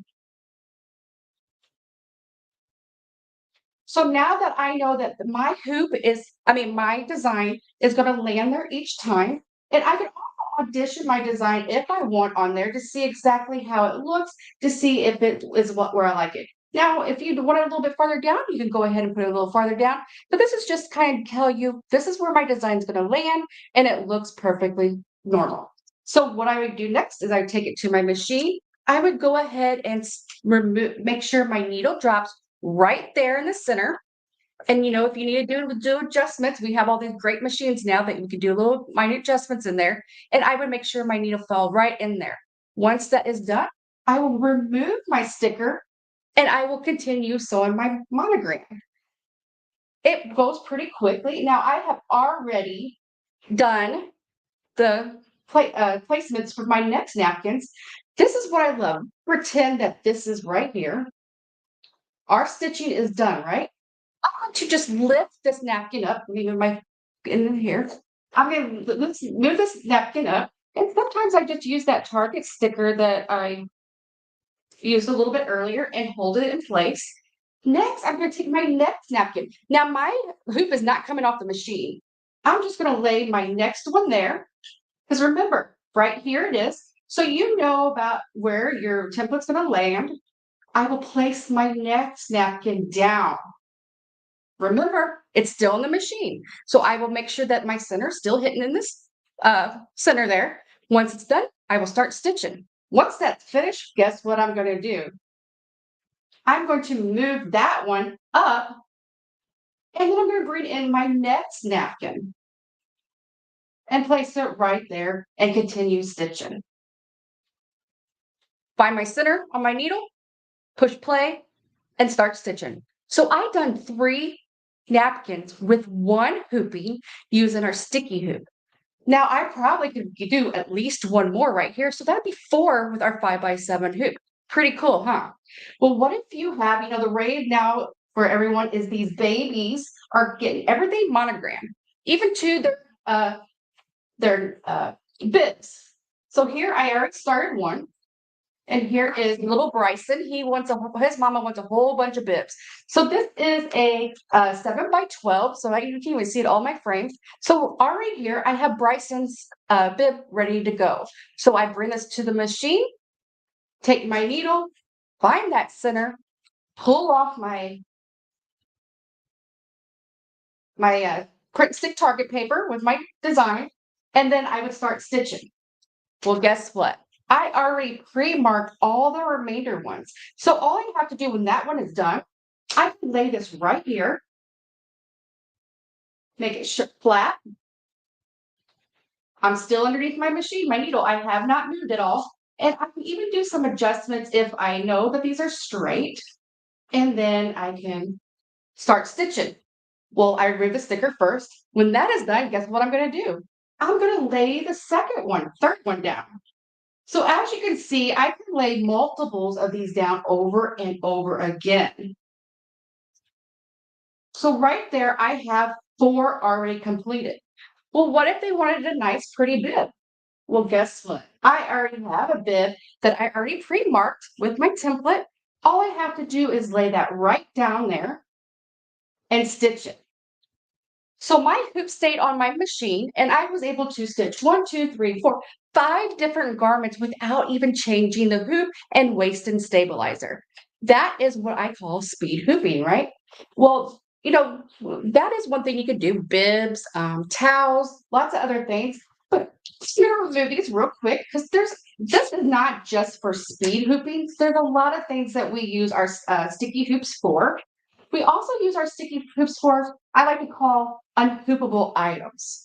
Now, unhoopable items, think about what you would like to hoop that you cannot hoop because it doesn't fit in the frame. You can't put the top frame on it.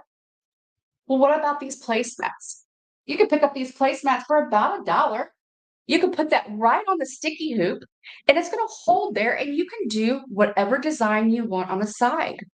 So that is another reason for the sticky hoop. But there's tons of different ways that you can use it. What about, do we have anyone that loves to do lace over napkins? Well, right here I have a napkin already with my template on there. I'm going to lay that on my sticky hoop because guess what? We have 2 different stabilizers that come with our sticky hoop. We have the 25 adhesive sew and wash, and we're going to have the peel and stick. Now, with your hoops, you do get 5 sheets of the peel and stick. But for your lace, I recommend you using the sew and wash because remember, freestanding lace, what we want to do is take that, remove the stabilizer from behind our design. So once that is on there, I will take that off and I will start stitching. Now, once I start stitching, it was completely done. I can do the same thing. I could put another one there. So I can do my hoop stitching. And you're probably wondering what it looks like all done and completely done. And here is the finished product. So as you can see, that lace falls off the corner of my napkin to give me that little bit of an elegant design for my napkin. Fun and simple things to do. I know holiday seasons is one of those times of the year that we get asked to do lots of different monograms and things available. Now, I want to show you a few other things. Maybe you're not into napkins and baby stuff. Do we have anybody with us that loves to do dog collars? Well, look here. I'm now able to use the sticky hoop to put my dog collar. Now, not only dog collar, ribbon. Ribbon's a popular thing, especially if you have any cheerleaders in your life. They like to have their name or their school in there. You can now use a sticky hoop and put that on there but nice and easy. Now, that's not all. What have you ever thought about trying to hoop a baby jean jacket?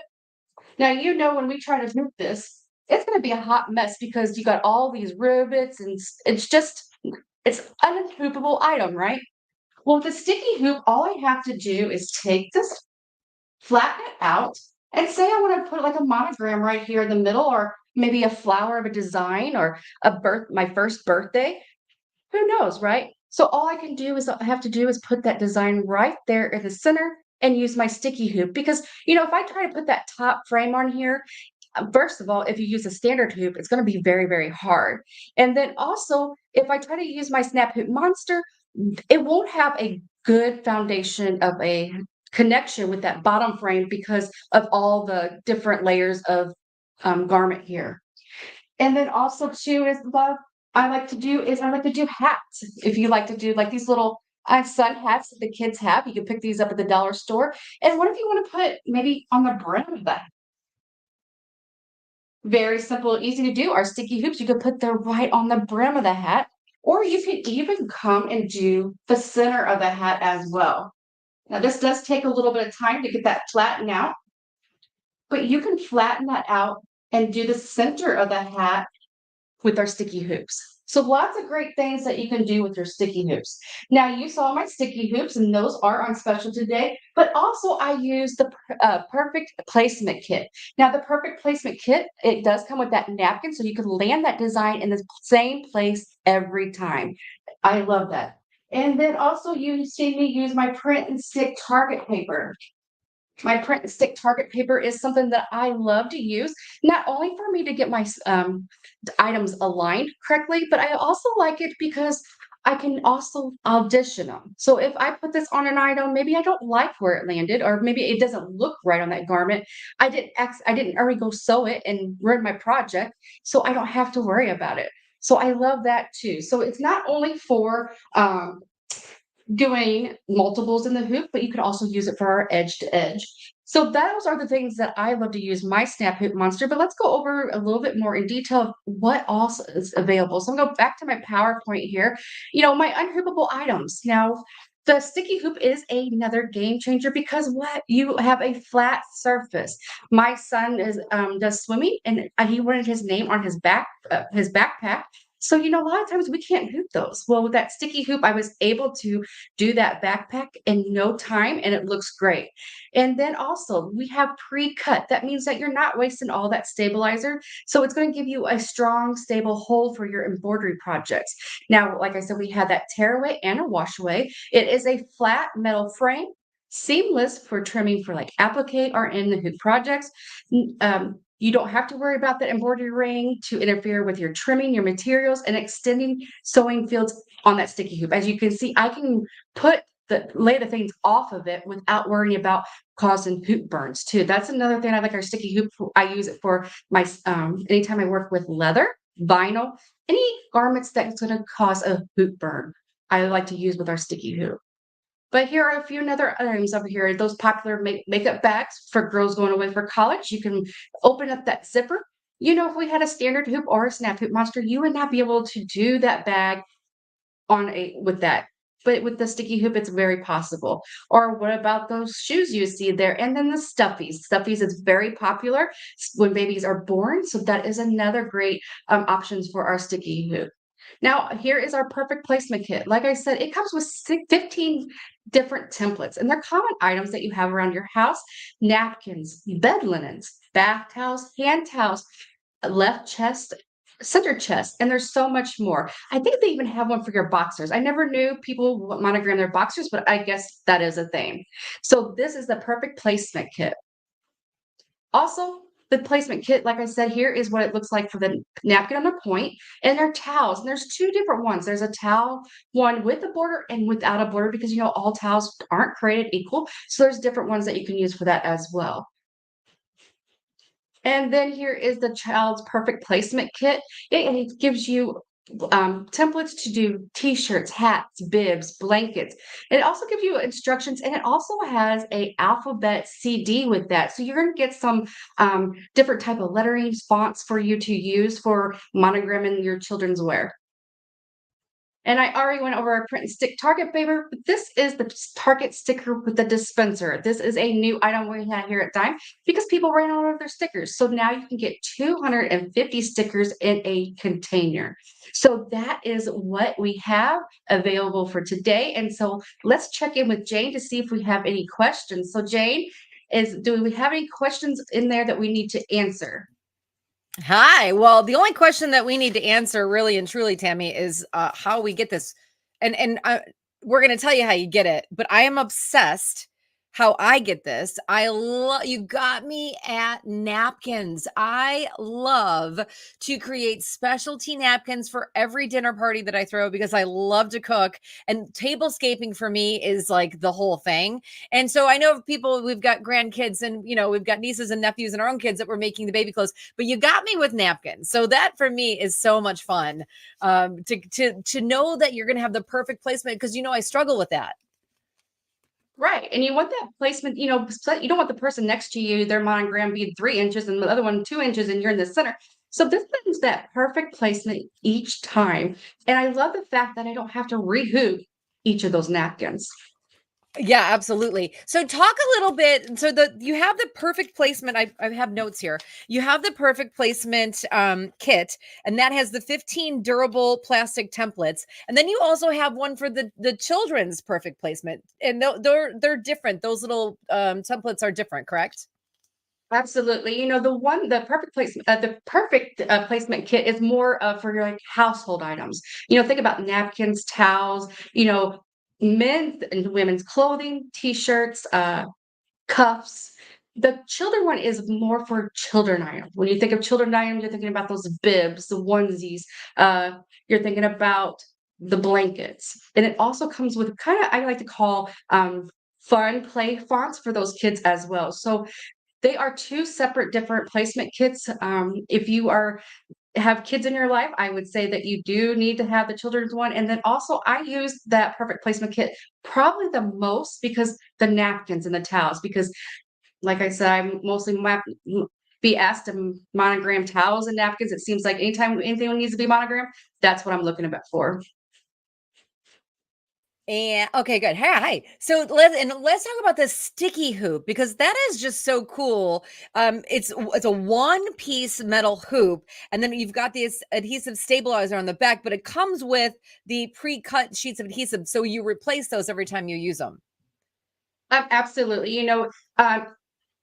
After you do your 5 napkins, all you have to do is take it off of there and, trim that stabilizer around your embroidery and then replace that adhesive stabilizer. Now, our sticky hoops do take any adhesive stabilizer you can use them with, but we do sell the pre-cuts in our wash away and in our regular stabilizer or no-show stabilizer too. So there's 2 different ones that we have the pre-cuts for, but you can actually use any type of adhesive stabilizer. And it's just really super easy. Once you tear it away after you use it, the pre-cut just sticks and it's perfectly fit.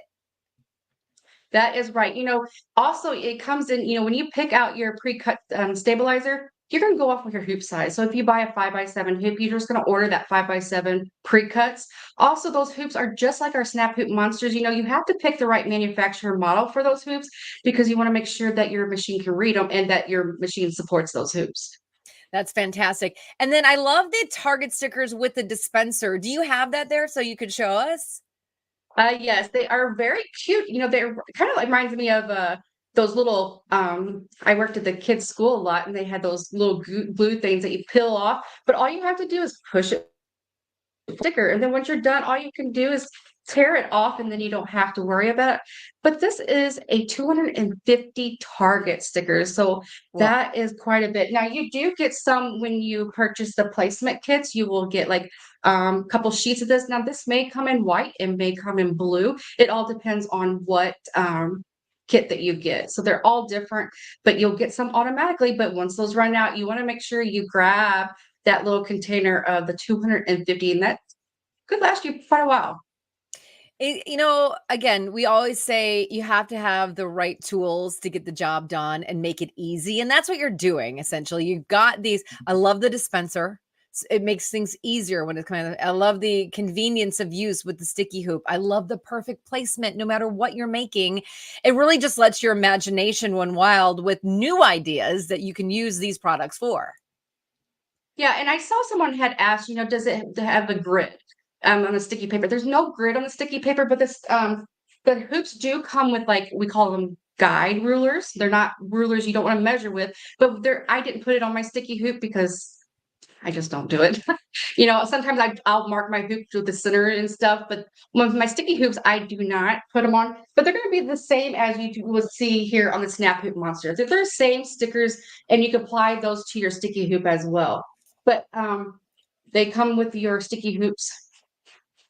I love it. Show that sticky hoop up one more time so everybody can see it, because I want to make sure everybody knows how important it is to make sure you put these items in your cart today during Hoop Fest. There it is, everybody. Now, this is my 7x11, so it's a little bit bigger, but earlier you saw my 5x7 one, which I use a lot, and we get that answer a lot. What size should I get? Well, I can tell you what you would want to do is you want to get the size that you grab mostly to, but if you're with a sticky hoop, so, I usually grab my 9x9. That's a lot of times what I use. So I will grab that one. But really, the sticky hoops, if you're only doing monogram on bibs and stuff, depending if you only have one to do, a four can work, or a 5x7. It really depends on what hoop you use the most, and that's where I would start with. But if it was up to me, you get all the sizes, because I use a lot of my sticky hoops, and I'll have one project, and then when the next project's ready, I can put it right on there. So I'm bad about having hoops. I love hoops. I mean, you know what I always say, more is more and less is a bore. If you're going to get one, you got to get all the sizes, because you might do other things. That's just what it's all about. We're creative people. We need all of the tools. Barb wants to know, can you get new measuring guides for the hoops if you need them? Absolutely. I'm sure Blaine can order them for you. We have those replacements because we know over time, they're just made out of paper. So you know how that goes.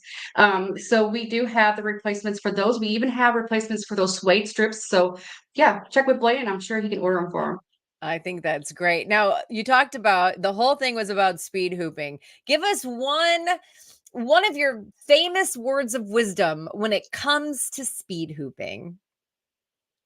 One thing I would recommend is, before you start stitching, do all your targets, place your targets down, do your alignments, so that when you're at the machine, you could just sit there and, kind of like a assembly machine, put it on, flip it up, put it on, flip it up, because all your measurements is done. So I would do that first. I would just make sure that you mark all of them to where you want that needle to center, and go on from there. And that will get you the fastest process of stitching these garments out. So great, Tammy, just so great. As I'm watching and learning, everybody loved your demo. I mean, I've seen this before, but for whatever reason, just right now, I'm like, oh no, I need all of these. I need all of the things from Dime right now. I need them all. Yes, that's right. And this is the week to get them. Everybody, a big thank you to Tammy Madden. She is a Dime educator, and we love that she educated us today all about speed hooping and all of the ways that you can be creative. Tammy, thank you so much. Thank you. Okay, everybody, we love these products, and you need to get them in your sewing room today. You need to get them in your cart right now. You know that you're going to use them. You're going to love them. So let's talk about it. We talked about the sticky hoop with sticky stabilizer. Tammy showed you that. Again, this is the starting price here that you're looking at, the one on the screen. That's your 5x7 hoop. It comes in multiple sizes. Of course, Blaine's got your SMP live pricing, but you got to call in for more information. It is a fantastic call-in special. So if you're like me and you think, oh my gosh, I need to have all of these, then you need to call in today, 800-401-8151. Now remember, the sticky hoop is a one-piece metal hoop. It's got the adhesive stabilizer on the back. It holds embroidery projects using the top frame. You get pre-cut sheets of adhesive, and refills are available. They also have, she talked about the perfect placement kit. If you're into making the napkins and the towels and shirt cuffs, so maybe something on the left chest, this is a fantastic item for you to have. That's the perfect placement kit. You get 15 durable plastic templates. And then, of course, you've got the children's perfect placement kit. And then we also have the Target stickers with the dispenser. All of these things, all the dime products are available at smplive.tv. You can find them right there on the website. And of course, if you want any of these products or any of the other dime products, just call 800-401-8151 for the call in special. I am so excited. Gosh, I really need those. I'm not lying. I love to make napkins. In fact, I'm going to give you guys an idea. Make napkins for your next dinner party with people's names, your guests' names on them. So like a little emblem or icon or whatever, and then the person's name. And then use that as the seating chart. And then everybody knows where they sit because they have to sit with the napkin with their name on it. And then they get to take the napkin home as a party favor, and you don't have to do any laundry. See? Everybody wins. I know you love that. Okay. Thank you for listening to my tip of the day, my creative tip, I guess that is. But you know what it's time for? It's time for education. So let's move on to that. I'm really excited to introduce our educator today. We're going to be talking about embroidering sweatshirts, which I love to do. In fact, I love to upcycle a sweatshirt and embroider on that as well. So let me introduce to you Paige Bartlett. Now, Paige is a baby lock educator. She's a fabric painter. She's a pattern writer and a lover of quilting, serging, and machine embroidery. Her studio is near Tulsa, Oklahoma in Osage County. I apologize if I said that wrong. So for Paige, like many of us, her mother sat her down at her sewing machine when she was just 5 years old, and she's been sewing ever since. Same story here. Sitting down at her favorite machine of the moment and creating something beautiful has always been so therapeutic for Paige, and it keeps her motivated and wants to continue growing her skills. And pushing the boundaries of her creativity. And when she's not in her studio, she enjoys gardening, cooking with her husband, Sean, and reading to her baby, Theodore, and being outdoors. Everybody, a huge SMP Nation welcome to Paige Bartlett. Hi, Paige. Hi, thank you so much for having me. It is wonderful to have you here on Hoop Fest. We're so happy to meet you. Thank you for joining us today. Of course, it's my pleasure. So you started sewing when you were 5 years old? I did, and I've actually always been sewing on baby locks. My mom has always had baby locks, and so I'm a baby lock girl till I die. I think that's great. That's wonderful. So today you're going to be talking about embroidering sweatshirts. Is that right? Yes. I'm excited. I love to embroider on sweatshirts, but I'm curious as to what direction you're going to take us in the embroidering on a sweatshirt in our education session, Paige. Yeah, and that's the lovely thing about embroidering on sweatshirts is that there's so many different options. There's so many different places to embroider on a sweatshirt. And since there's so many different hoops out there, you can really get your placement exactly where you want it. And so it's just one of my favorite things ever to embroider. And when you personalize something like a sweatshirt, you can gift it, or, it just makes it so much more special when it's got your monogram or, something that means something to you on your sweatshirt. So I'm going to get started. So first of all, let's talk materials. So I've got some Baby Lock stabilizer here. This is the Cutaway Soft in black. And I've also got some Cutaway Soft in white. I love that it comes in white and black so that you can kind of match your fabric. And then I also have some Wash Away Hydro Melt, which is our topping that goes over so that we can really get some pretty embroidery. So other than that, I've got some embroidery tape. I've also got some quilt binding clips, and I'll show you what these are for here in a little bit. And I've just got your typical Gildan heavyweight sweatshirt. This is a size large. And so, yeah, let's get started. So first, I'm going to show you how to embroider a sweatshirt using Mighty Hoops. So I have the standard station here, and I also have this frame here, which is the 8x13 Mighty Hoop. These are magnetic, which is really fun. And I love the station because you can always have perfect placement when you're hooping your sweatshirt on the station, which is really cool. So first things first, we're going to put our hoop on our station. And I'm going to get my stabilizer. I'm going to use the white cutaway. And we've got these really fun magnets here that hold our stabilizer in place.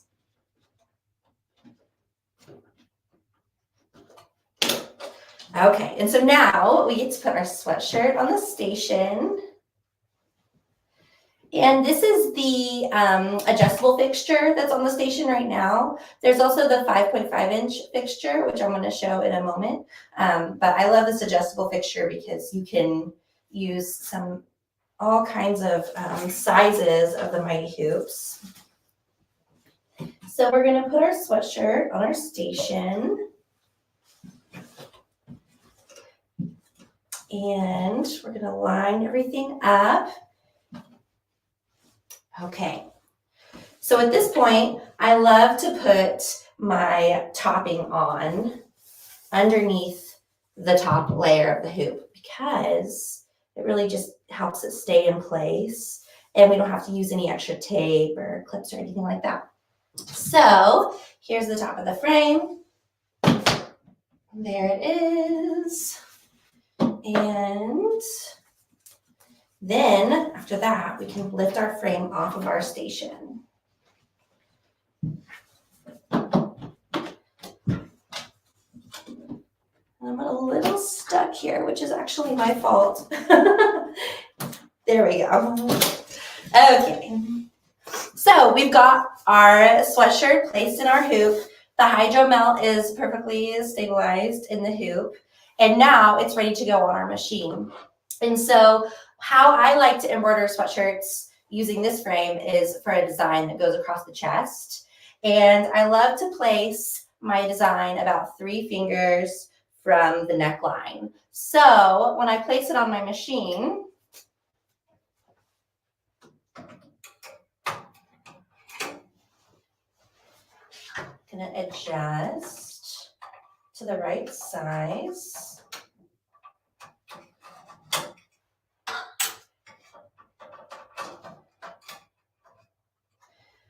And when you place that on,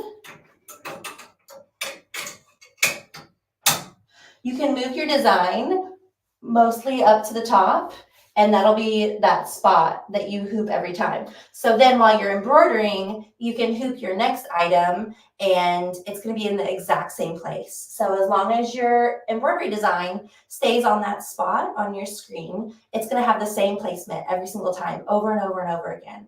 And what I love to do is while my first sweatshirt is embroidering, I can hoop up my second sweatshirt. And so I don't have to waste any time in between sweatshirts, which is so lovely if you do a lot of production embroidery like I do sometimes. So there's the first way to hoop a sweatshirt. The other way I love to hoop sweatshirts using the mighty hoops is the left chest placement. So we're gonna unhoop. And can take the adjustable frame off and it just unscrews.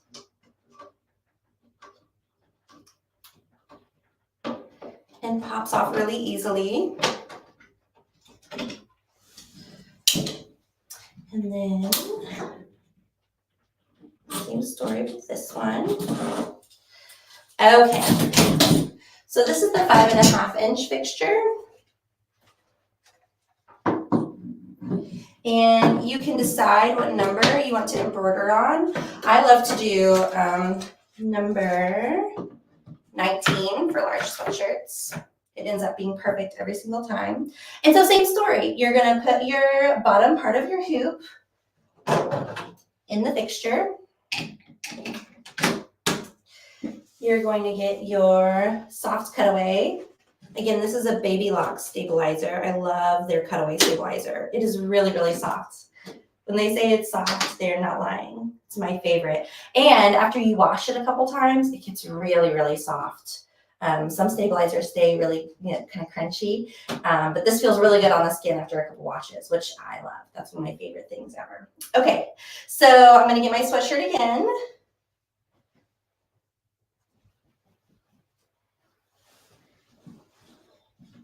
Drape it over.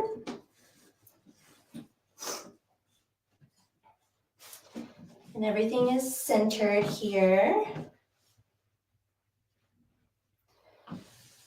And again, this is where I love to get my topper, put it on underneath the top layer of the frame. And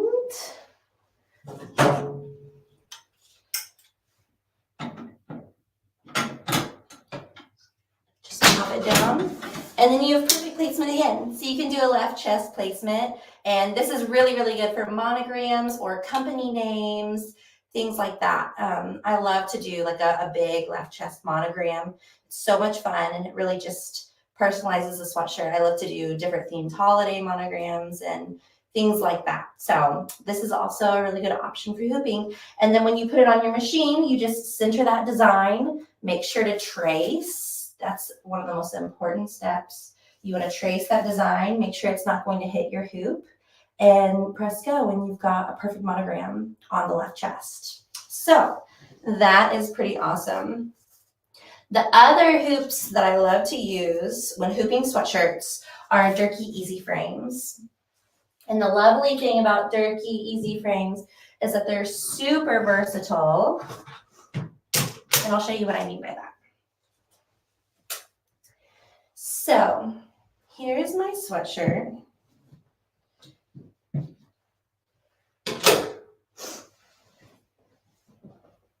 And my stabilizer.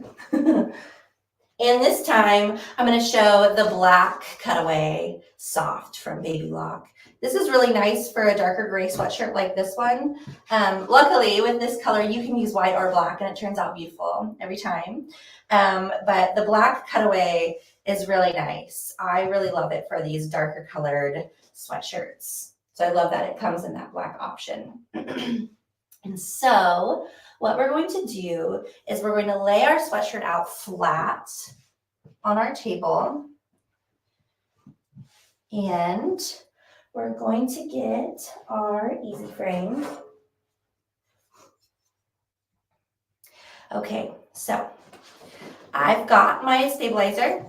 I'm going to place it underneath my easy frame.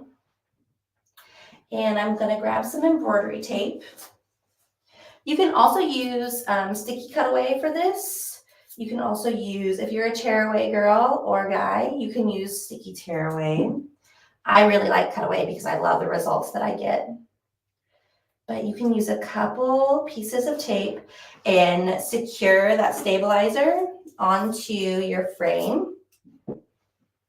You can also use double-sided tape, which is another one of my favorites. But you can add a couple pieces of tape and your embroidery stabilizer will stay there for the duration of your embroidery. It works perfect.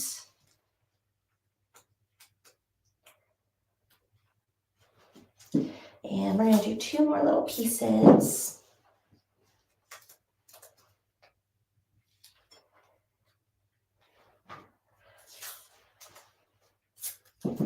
Okay, so we are ready to place our embroidery hoop inside our sweatshirt.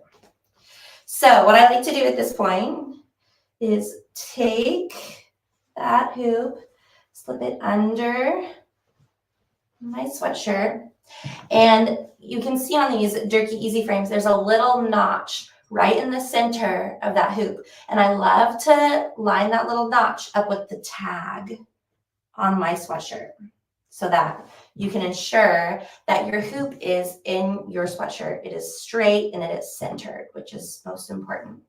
Okay, so you might be wondering, since this isn't a sticky stabilizer, how I'm going to get my item to stay on the hoop. And this is where the little quilt clips come in. So I take my quilt clips, I carefully lift one side, and you can clip the easy frame to your sweatshirt. And I do just a few, and I'm going to show you why. And I love this because you can control the tension of your garment. So it doesn't have to be too tight or it doesn't have to be too loose. You really control that tension, which is really important in getting a design that doesn't have puckers and things like that.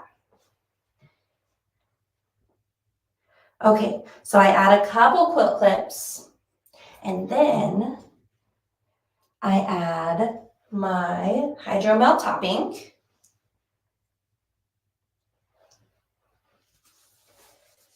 And so here's my topping. And at this point, I'm going to add a couple more quilt clips to keep my topper stabilized in one spot as well. So this way, nothing is going anywhere. And you've got a perfectly hooped sweatshirt that is ready to go. Add a couple more. And so these are so versatile because you can clearly use sticky or non-sticky stabilizer and still get a really beautiful result. So I've got my frame and my sweatshirt all ready to go. And I've got the next part of my frame here. Easy frames come in all shapes and sizes, which is wonderful. Let's see here.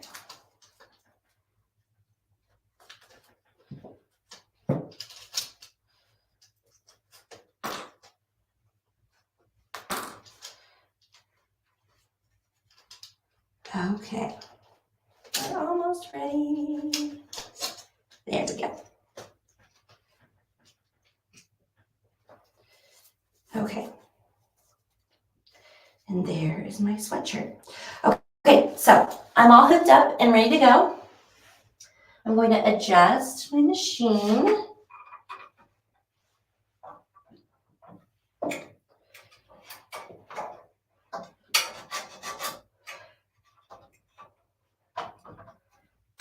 Okay, so we're going to slip our frame onto the machine and everything is exactly where it needs to be. And this is the part that I really like to check beforehand.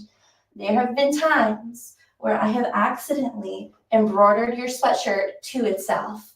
And if you've done sweatshirts before or beanies or something like that, that maybe has happened to you too. And so I always like to check. I like to run my hand underneath and make sure that that sweatshirt isn't doubled underneath. And that will save you a lot of heartache when it comes to embroidering sweatshirts and shirts and things like that. Okay, so we've got our item hooped. It's on our machine. And now we need to bring up a fun design. And this is the fun part. Okay, so this is my Baby Lock Venture, but this is the same on the Baby Lock Array and the Baby Lock Capella. And so we're going to come over, and I was brought into the motherhood world last year, and something I've been noticing that's been really popular has been mama sweatshirts. And so we're going to do a mama sweatshirt. This is a really good gift for a new mom, or just someone that's been a mom for a while. I also love that the Dirky hoops, you can easily embroider on the collar. That curved collar is really, really fun to embroider on. And then I also, when I do these for people, they love to have their children's names or grandchildren's names on the sleeve.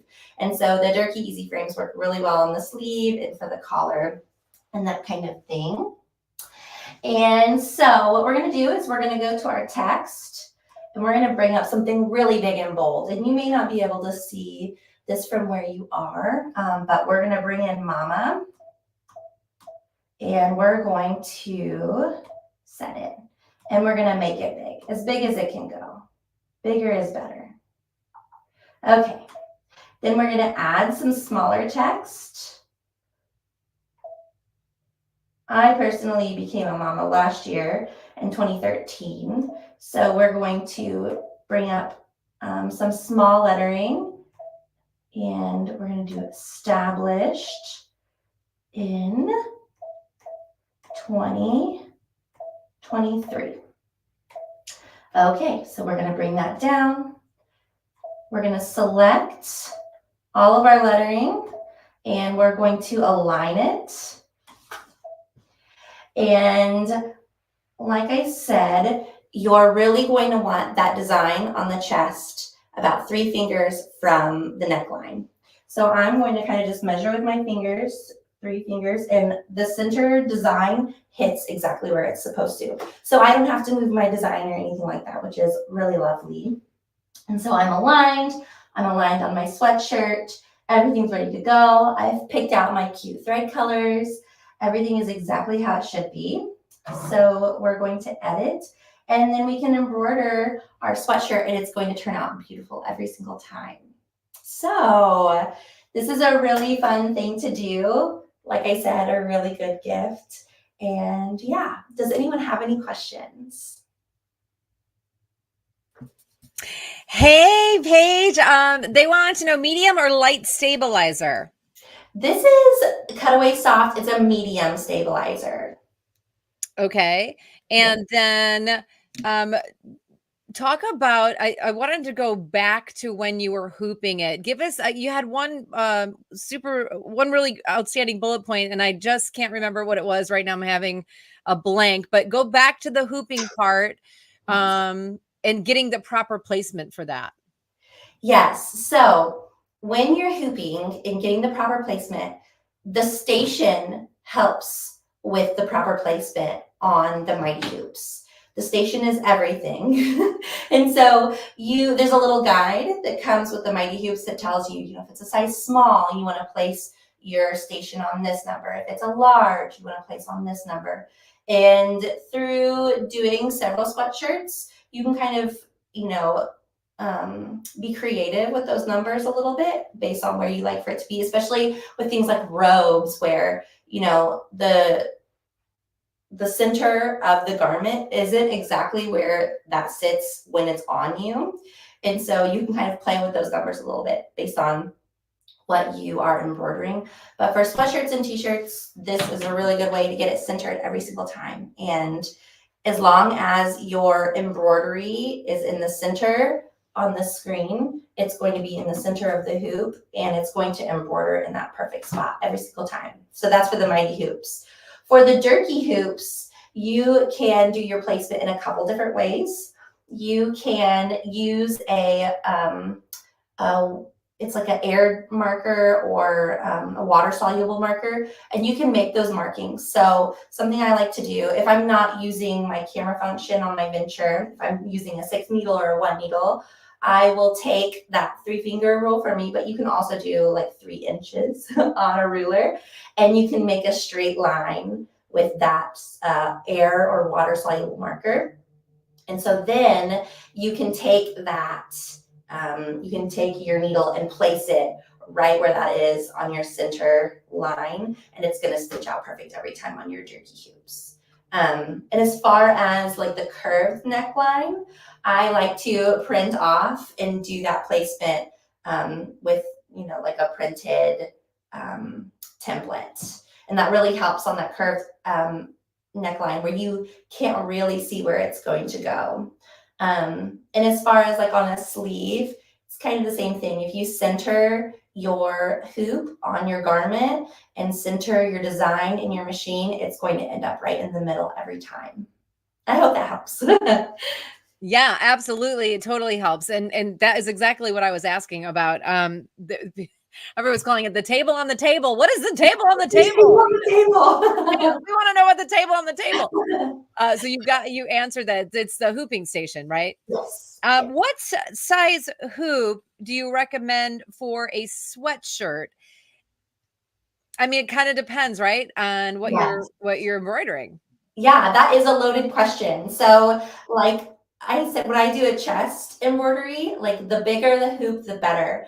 If it's kind of a small embroidery design that you want to put on the chest, I would size down, right? Because we want to use the smallest hoop possible for the design. If you have a huge hoop and you're embroidering something really small, sometimes you can see issues with how the garment is on the hoop, and you could kind of have some issues with the tension of the garment. So I like to say base your hoop size on your embroidery design size. But for big chest embroidery designs, I love a big hoop. And so, but for like a right or left monogram or something like that, chest placement, I love to use like a smaller hoop. And I showed the 5.5 inch for that because you can't put something huge in that area, right? That's kind of a smaller design space. So smaller hoops for the smaller designs, bigger hoops for the bigger designs. Yeah. So, and they all work on the hooping station. It's just really nice to be able to set that up. The clips that you were using, is that part of the hoop or is that something separate? That was another question that came through. That's a really good question. The clips do not come with the hoop. These are just your typical quilt binding clips that you can, get at your retailer. So these are super good for a lot of things, not just quilt binding. Essential tools. What is your biggest tip when it comes to embroidering on a sweatshirt? It's either what is your like biggest takeaway, something that we can think about and sort of like put into what we're doing today? Yeah, so I think my biggest tip in hooping a sweatshirt would be to make sure that your garment is straight on the hoop. Okay, so, and it's funny when you are hooping some sweatshirts or hats, or even I've run into this with duffel bags and tote bags and other things that I've embroidered. Sometimes your item can be a little crooked. Sometimes, when they were sewing it in the factory, or sometimes things aren't lining up quite right. So you want to line that design up with your garment within the hoop. And a big part of that is getting that garment hooped straight in the hoop. And you can do that with the hoops that come with your baby lock. I love those hoops. You can do that with the mighty hoops, or you can do that with the easy frames. And it's really fun to get everything straight and see something beautiful at the end. But that's my biggest tip. Get that sweatshirt straight in the hoop. It's all about seeing something beautiful in the end. Yeah. I love it. I always say people that aren't creative or sewing or embroidering, I'm like, just try it. Try it for 1 hour and just feel that sense of satisfaction that you did it yourself, right? So maybe you're like having trouble getting over the hump of starting something, or you're like, I'm not sure if I want to add this to it. When it's finished, it's like this moment of wow, right? Yes, absolutely. I totally agree. And then giving it as a gift is even better, or wearing it. Like you said, you're making a mama shirt. I think that's fantastic. Paige Bartlett, everybody. Paige, great information, wonderful tips. Thank you for that education session. Now we all know how to embroider our shirts, or sweatshirts, perfectly. Thank you for joining us on Hoop Fest. Thank you for having me. I appreciate it. And I loved every minute of it. Oh, thanks, Paige. Be well. We'll see you soon. All right, everybody. A big, big, huge round of applause for Paige Bartlett showing us how to embroider our sweatshirts. I get so inspired by education that literally I'm listening, I'm taking notes, I'm starting a sweatshirt over there, I'm cutting something. It's crazy over here in my craft room. Blaine, what have you been doing? Have you been embroidering sweatshirts? Not yet, but hey, I wanted to just remind everybody, Jane, all the equipment she's using now. If you want she was using the Dirky Easy frames. So you can just go to our website, type in Dirky, and you'll come up with all the stuff that's there. Dirky also has the hooping station as well, but the one that she was using was actually the Mighty Hoops hooping station. They're very similar, work the same. So you can type in Mighty Hoops on our website and see that, or you can go to Dirky, see all the frames, and see his hooping station as well. We're Dirky's #1 dealer in the world, and we absolutely love the Dirky frames, and it's evident that Paige likes them too. So, worked so good. I love that hooping station. I was like, what? I need the table on the table too. This is great. I mean, it just makes everything so much easier. Yeah, right? It does. It really makes it easy to hoop like that. Yes. And so we highly recommend using those type of things, and it just makes life easier. So, and Blaine, let me ask you this. So she was using, I think it was a 6 needle, or was it a 10 needle? Would that work with a single needle? Yeah. You can use it for just about anything. Perfect. So it works really good. Jane, we had a giveaway earlier, and, our friend Lori, that won her second machine. Yeah. And I kind of felt bad. I mean, I'm happy for her because she's so lucky, but then I kind of felt bad. I was like, you know what? That's just another machine that somebody's not going to get to win. So instead of giving 3 sewing machines away today, we're going to give 4. So let's go ahead and give another one away Oh, right Blaine, that's so nice. What I want everybody to do right now, if you want a chance to win an SE700, put Go Sew, GOSEW, in the chat right now. Go Sew. It's right up there on the screen. Go With a space. Sew. With a space. Go, G-O, space, Sew, S-E-W. Important And put to that add in the chat space. right now for a chance to win another SE700. Because, you know, I felt bad because everybody's not getting, another chance. But, because of because Lori is Lori's so lucky. We are going to go, play the lottery with Lori for sure. Oh, I'm telling you, we need to get her to buy some tickets for us. Yeah, that's right. That's right. Well, thank you, Blaine. That's so nice of you. All right. I think everybody's had time to get it in there. So, Kennedy, spin that wheel. Go, Kennedy. Go sew. That's what we want to do, Blaine. Sharon Bailey watching on Facebook. Congratulations. You're the winner of the Brother SE700. Super excited for Sharon. Blaine, thank you so much for adding another machine to the taking it out of your prize closet. I know Kennedy is very protective of her prize closet. So thank you for adding that. Yeah, so Lori just cost me another machine. So. Yeah. But you were talking about her, so you kind of, you're using her, I'm you're happy using to her as do material. it. I'm happy to throw another one in. And, Sharon, to claim that prize, you need to go to smplive.tv, scroll down toward the bottom of that page where it says claim my prize, fill out all that information complete, hit submit, and we'll get you brand new machine shipped out to you as soon as we get that. And you have 30 days to claim that prize. That's amazing. All right. Well, hey, we're going to continue on, Jane. I think I'm in here I think you got about an hour and a half break, right? Yeah, I'm going to go sew. So go sew, get some lunch, and we'll see you back here in just a little bit. Well, hey, we're going to continue on. We've got SWF in the house. Now, SWF, Garrett, he had a trade show going on out here in California the same time as Hoop Fest. And I think it was Dustin, right? Yes. Dustin on Monday filled in for Garrett, but Garrett went ahead and he taped some videos for us. We showed the 7 needle yesterday video. We're going to show the 12 needle today. And, again, we've had this 12 needle about 3 years. This is a fantastic machine. We got a great special on it today, and we also have a great package put together. But we're going to show you that video, let Garrett kind of talk a little bit about it, and then I'll see you back here in about 25 minutes. Hey everybody, welcome to Hoop Fest 2024. Unfortunately, I'm having to pre-record this video just because we had a trade show overlap with the scheduling on Hoop Fest.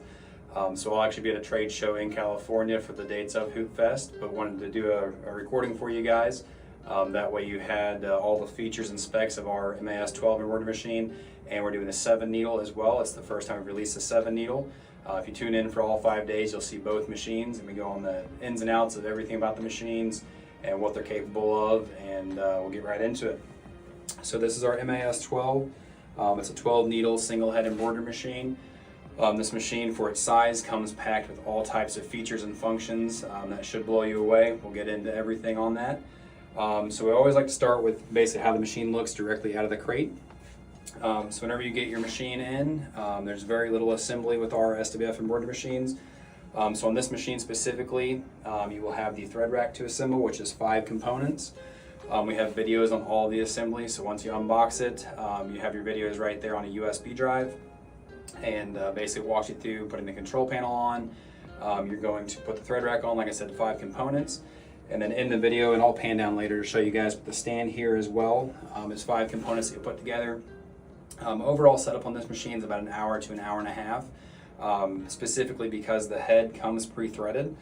So when you get your new machine, you're not worried about having to thread the whole machine or the whole head. The only thing that you do is you route your thread through the thread rack or the thread tree, and then you tie your thread on here and pull it through to where all of the tension knobs and needles are already pre-threaded for you. Again, we have a video on that as well. So step by step, A to Z on how to set it up. Everything's in video format. Very easy, very functional to use. We'll get right into the hoop sizes that actually come with this machine. So you're going to get 6 sets of hoops whenever you purchase an MAS-12. I'll show you all those sizings and everything, but basically you're going to get 5 sets of flat hoops ranging in a size from a 4.25 inch hoop, which is a round hoop, all the way up to a 13 by 9 hoop and various sizes in between. So I'll go through those for you. I'll step off camera here and grab those. So this is that first hoop that I mentioned. It's a 12 centimeter, which comes out to be 4.25 inches. And that's all the way around. So basically that's gonna be great for your left chest, small projects, baby onesies, anything like that. The next hoop that we have, it's gonna be the 15 centimeter. So this is a 5.5 inch hoop, which is gonna do great, again, for left chest. This is your most popular left chest hoop. It'll fit a pretty decent sized left chest in there, and you can still hoop beanies, towels, whatever you can fit in there.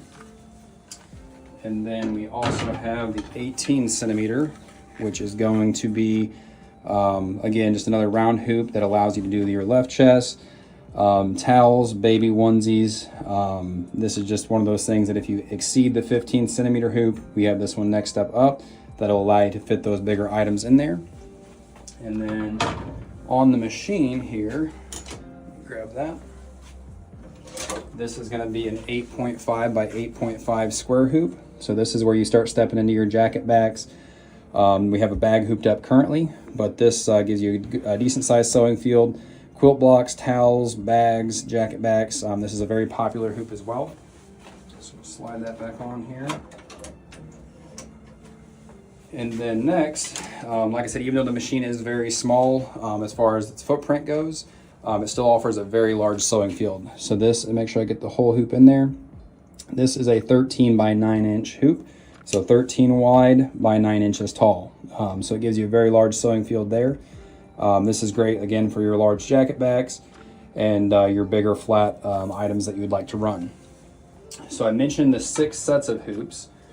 So we went through 5 sets of the flat hoops. This machine comes standard with a cap system as well. So your cap hoop looks like this. So this is what you're going to hoop your hat on. Your hat's going to go on there. And this allows you to do any type of structured hat or unstructured hat. You're also going to get 2 of those. And then if you look down here in the bottom of the video down here, I'll highlight this a little bit further in the video. This is your cap hooping system. This comes standard with the cap package as well. And the really cool thing with our machines is they have the quick change cap system. So basically the quick change cap system, I'm gonna grab another hoop. So the quick change cap system, what that does is on your standard machine, back here you have to unbolt your tubular arms and pull those off and then bolt your cap system back on. With our machine, I'll set this up side by side where you can see the brackets. So this is a hoop here, this is our cap system. So the brackets on the hoop and the cap are identical. So basically what that means is we do not have to pull our tubular arms off in order to run a hat. So for us, that's a huge time saver. So let's say I ran this bag, I'm gonna be done with it, pull that bag off, and then let's say it's time to run a hat.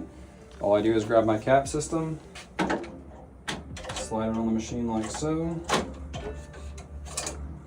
and then clip it in. So basically, it takes about 5 seconds to go from a hat to a flat and a flat to a hat. This is great because if you're in a production scenario or doing custom walk-ins or something, what that allows you to do is if a customer comes in and they want a shirt done and a hat, you don't have to worry about swapping over, like I said, unbolting your tubular arms, bolting your cap system back on. All you are doing is it's as simple as putting a hoop in the machine. So you can go side to side or back and forth with each product. So you're not really having to gauge or try to figure out when you're gonna run your hats or when you're gonna run your shirts. You can mix and match at any point and it's very quick. So we'll pull this back off, set it aside. Then we'll grab our hoop again, throw it back on. So again, the swap out time, I'm doing it real time here. It's just as simple as taking your cap system off, putting your hoop back on or your hooped item back on, and we're ready to run. So the main features of this machine, it is an auto cut, auto color change machine, which you'll see that later on, I'll show you. So with this machine, it's all about speed and production. Every hoop you get with the speed and production as well, every set of hoops or size of hoops that I showed you, you get 2 hoops per set. So there's 6 sets total, meaning you get 12 hoops. Basically what that allows you to do is if I have 10 of these bags to run, I can have 1 bag running and go ahead and pre-hoop my next bag with the same size hoop. As soon as the design's done, I pull this hoop off, grab my next hoop, put it on, and there's very little downtime. So with most machines, you only get one hoop per size, which that means basically you're waiting for this one to be done. If I have the identical job to run, this one gets done, pull it off to the side, unhoop it, rehoop it, and then the machine's sitting there idle for 2 to 3, 4 minutes depending on what you're hooping. So like I said, 2 sets of hoops per set, which is awesome. Because like I said, the speed and production in embroidery, if your machine's not running, if you're doing it for a job, you're not making money. And then with the main features, it has the 10.4 inch LCD control panel. This control panel now is 490 million stitch count capacity and 400 design slots. So basically it has a gigantic memory. You'll have a hard time filling it up. If you ever do fill it up, very simple, there's different options in there to delete the full memory. If you have designs in there you don't want to lose, you can select multiples of the ones you do want to delete, hit that delete button. I'll go ahead and pull you guys forward, that way I can kind of show you the thread path and how simple it is. So with this machine, like I said, you assemble all this back here, you route your thread through the tubes back here, and then the head comes pre-threaded. So all we would do is tie a knot between this tube here and here. You can pull your thread out, tie a knot, and then you pull it through. It replaces the factory thread that's through the head with the color or the cone of your choice. Very simple, and I apologize for the camera movement here. I'm going to show you the thread path. So once, if it ever does come unthreaded, or let's say you run out of the spool, sometimes you will have to rethread this. In most cases, you tie that same knot on when you're wanting to change a color, and you'll never have to rethread this. The only time you'll have to rethread it, like I mentioned, is if you aren't paying attention and one of your cones or spools runs out, then yes, the thread will kind of unwound from here and you'll have to rethread it. Very simple if you ever have to do that, and we do have videos on this. But you come down through here, it goes between these 2 tension discs here, and then around the wheel twice, comes down here into this clip, and then we'll do a 1.5 around here, through the spring, under this clip, and then we come down to this hole here, and then you'll see down here we come to the back right hole, go around the silver bar, up through that hole in the front, and then we go to the side. You can kind of see how the thread's already in there, and then we come down to the bottom, follow it all the way down in that back left hole. So there's 3 holes per needle. If you ever need help with this, like I said, we have a video on it, or you can look at the next needle over and see exactly how it's routed and how it goes. So you continue down here. The other cool option with this machine is it has the light that moves. So basically it's in our way now. All I do is grab that light, move it up, it goes over to the side, completely out of our way, and then that allows me to take it through the hole here, and then we would thread the presser foot and the needle, and that's where this light comes in very handy. So I grab it again, pull it back down, and then that illuminates. There's a bulb for every single needle across here, so that illuminates the eye of the needle for us very well. So that's your thread path. I'm going to walk you over to the control panel here, and again I apologize for the movement of the camera. Get you situated here. All right, so you guys can see the full control panel here. So like I mentioned, 490 million stitch count capacity on the control panel. It has a 10.4 color LCD display. The 2 input types that you have available for this machine are going to be USB is the primary application that people would use to transfer designs from their computer to their machine. But with this machine, we have a software called SWNS. What that allows us to do is we connect it via Wi-Fi or direct connect with a Ethernet cable.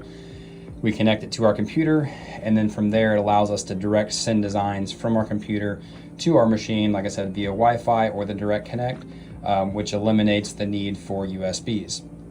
Either or, like I said, it's not mandatory to do either option. Our customers that do utilize the Wi-Fi love it because they're not having to keep track of USBs. They send the design, it pops up on the control panel on the machine end. And then the other cool thing with the SWNS software is we are allowed, or we're capable, in our computer, we can go ahead and set our colors, we can set our rotation or our orientation of the design, we can adjust the sizing of the design all from our computer.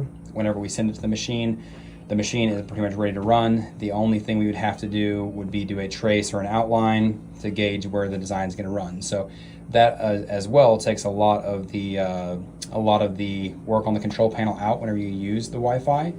And all of that is able to be completed while your machine's running. So if your machine is currently running a design and you decide to go ahead and basically go ahead and send the design over or change colors, you can do all that on your computer and send the design to the machine simultaneously while it's running. So the next design that you already have preset is already ready to go. So we'll hop into this control panel. I'll go through here and kind of explain everything for you. So right now it's in millimeters. This little flower design is it's always on the control panel. It explains the size of what this design is. So right now it's in millimeters. Most people like inches. So all you do is hit the screen once on the flower. It changes all these measurements to inches. So right now it's telling me my design is 2.44 inches wide by 2 inches tall, and then it gives me to the center of each part. So to the center on the X or the horizontal is 1.22 inches, and then up and down, since it's a 2-inch design, the middle of the design is 1 inch. So sometimes your digitizer will change the center point of a design to where that is key information to know. But in this case, it's a very proportioned design, and the center is dead center of the design. Up here at the top on your control panel, it shows you how many jobs you've completed with this specific machine, the total stitch count of the machine, and then this number here, which says 4,792, is the total stitch count for the design we have selected. Down here, this is more settings of the machine that you guys will not ever really have to touch. Right here, the X and the Y is just explaining that it's set to 100%, which means that the default is 100%. So if your design is 2.4 inches by 2 inches, that's the size it's going to run. Now you do have some capabilities, which I'll get into, to edit the size of your design, to make it smaller or larger without having to take it to digitizing software. But again, I'll go through that and make sure I show you guys. And then further down, this is our speed control. So this machine has a max speed of 1,000 stitches, or sorry, 1,200 stitches per minute. And basically you can control it here. So we can go up or down. Right now we have it set at 700. If you're running flats, we say it's a lot like a car. Even though your car might show 140 on the speedometer, and this machine shows 1,200 as the max speed, a comfortable pace to run it is going to be anywhere from 700 to 900 on flats, depending on the intricacy of the image. And then if you're running flats, we say 600 to 800 again, depending on the intricacy of the image. And then also if you're running a structured hat versus a non-structured hat. And then we'll get right into this. So these settings over here are stuff you'll use during the running period, which I'll show you later. But we'll go in, let's say we want to load a design. We go into the design button. We have multiple options here. So you have design, user, and then you actually have 2 USB slots on the back of the control panel. The one that is highlighted, so you can see here that USB 1 is highlighted. That's the slot that I have the USB in. If I wanted to highlight the slot number 2, all I do is plug the USB into the slot number 2. Try not to move the camera here. So there I plugged it into design slot. Sorry, I plugged that in design slot number 1 again. But you can change it from either design slot. It does not matter which one you plug it into. It's always going to highlight the one that it is in. Or here we can go to our different designs in our machine currently.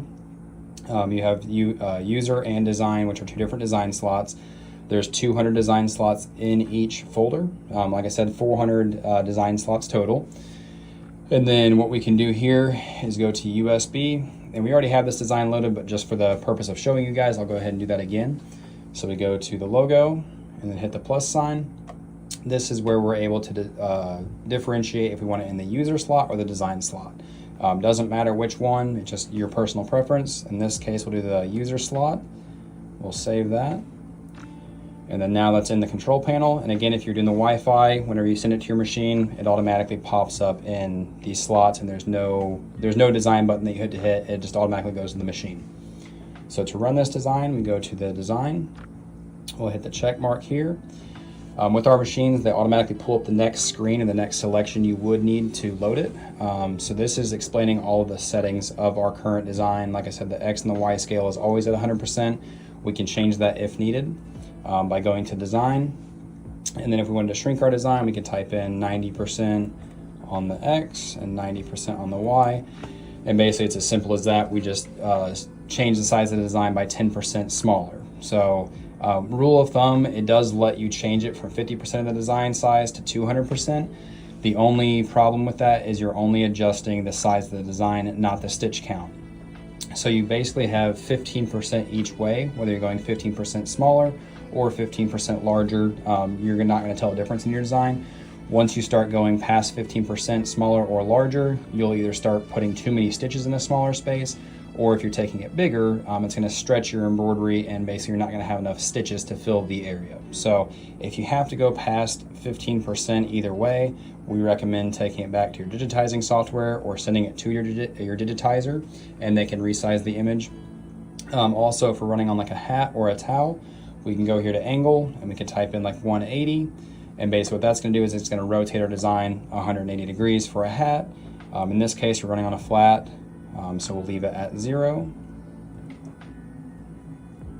So that's your design settings. Like I said, the only two you're going to change could be your ex and your wife want to change the size of the design, or you can change the orientation or the angle of how the design is sitting. Then we hop into needle colors. So this is a one color design. So you see here on the left, it only shows one selection available, and that's because this whole design is one color. If it was a multicolor design, basically what it's going to show us is it's going to have, if it's a 4-color design, there's going to be 4 slots here, number 1, 2, 3, and 4. And then you just select which colors you want and you're good to go. Every color here, so every needle has a color block behind it. So you can see here, I'll move the camera just slightly. So once you get your cones set up back here, then you can come into your control panel and you could actually change that a little bit straighter. You could change these color blocks. So right now we have one is orange. So I can go into here, select an orange on our control panel that I like that matches up with that bright orange. Find a bright orange here, there we go. And then all I do is hit the needle that it's on, so 1. So I just change that and I hit save. Now you'll see behind 1, the color block was red, but now it's changed it to orange. So once you get all your colors on your control panel or on your thread rack set, we recommend going through all of these and customizing them. That way, in case of looking for on the back of the machine, trying to figure out which cone it is, whenever you have these customized, you know exactly what color. So in this case, if I'm wanting to run orange, I just select 1, and then I know I'm selecting orange. Once we select our color, we hit close, and then we'll do load and save. And that design is ready to run. What I'll do before we get into running the machine, there is 2 more key features. Actually, sorry, 3 more. Or sorry, 2 more. You have photo stitch and freehand stitch. What that is photo stitch. You can go into here, the SES button, and we can upload a photo. So let me go here and find our picture. So I just have a landscape picture here, and then there's a landscape there. I hit the check mark.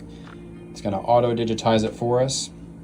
The one thing to keep in mind with this auto digitizing feature is it only splits it up into 4 colors. So sometimes really intricate logos and stuff or designs don't always look the best whenever you do that. That's when you need to take it to a digitizer. But if you are doing simplistic photos like I just did, it's going to work just fine. It's already in your memory. So you could run that now if you wanted to.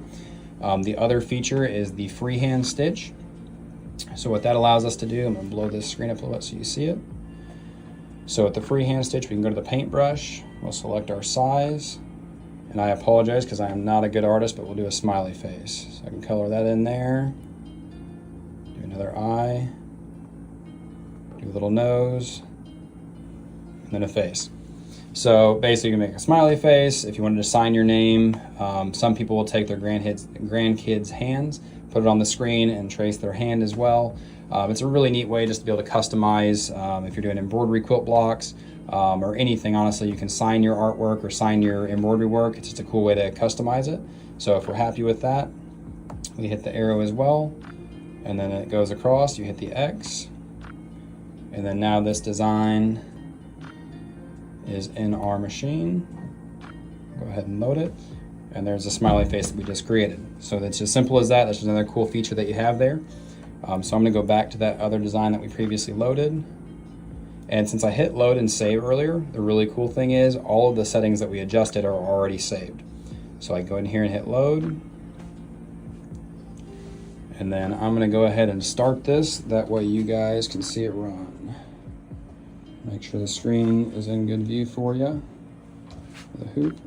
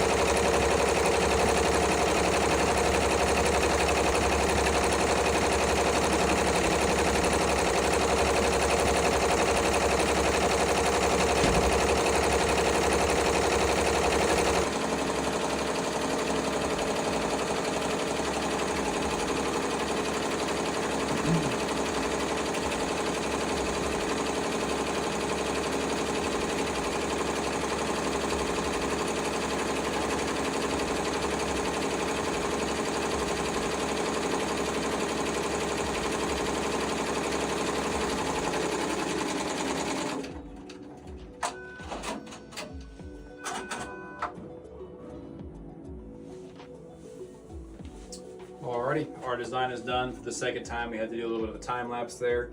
You guys got to see it there at the end run, and then also it does the automatic cut, thread cut, and then on multicolor designs, the automatic color changes.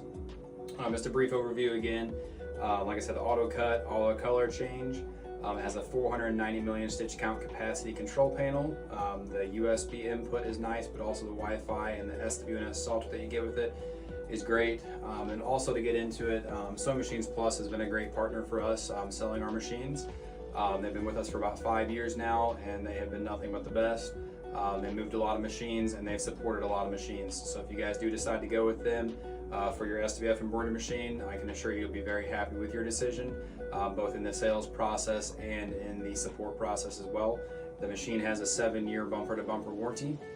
And as well, if there's anything that Sewing Machines Plus can't help you out with, as the factory, we stand behind them to where if they don't have the answer, they're going to get with us, and we're going to help you guys out as our customer as well. I appreciate you guys, and have a good Hoop Fest. Okay, well, appreciate Garrett doing the video for us. I tell you what, he's at a trade show right now, so he couldn't be live, but we got the video. But y'all, this you know, is the MAS 12 needle by SWF, and you know, we're the SWF's #1 dealer, and we have sold probably 1,000, haven't we, Kyle, of these things? Oh, yeah. The 12 needle. We've been selling it for about 3 years now. It is a workhorse. And if y'all followed us for a long time, you probably remember Amber Bingham. Amber's been on our show before. She was one of our customers that bought one. And then, you know, she ended up buying a second one. And we used to bring her on a lot and let her do the demo because, you know, who better yet to do it than the customer who bought them. And you know, Amber always says that she had no formal training. She just basically opened the box up, put it together, started sewing on it. So it is a great multi-needle machine. We have a fantastic Hoop Fest pricing on it. And again, you know, do we have an overlay, Kennedy?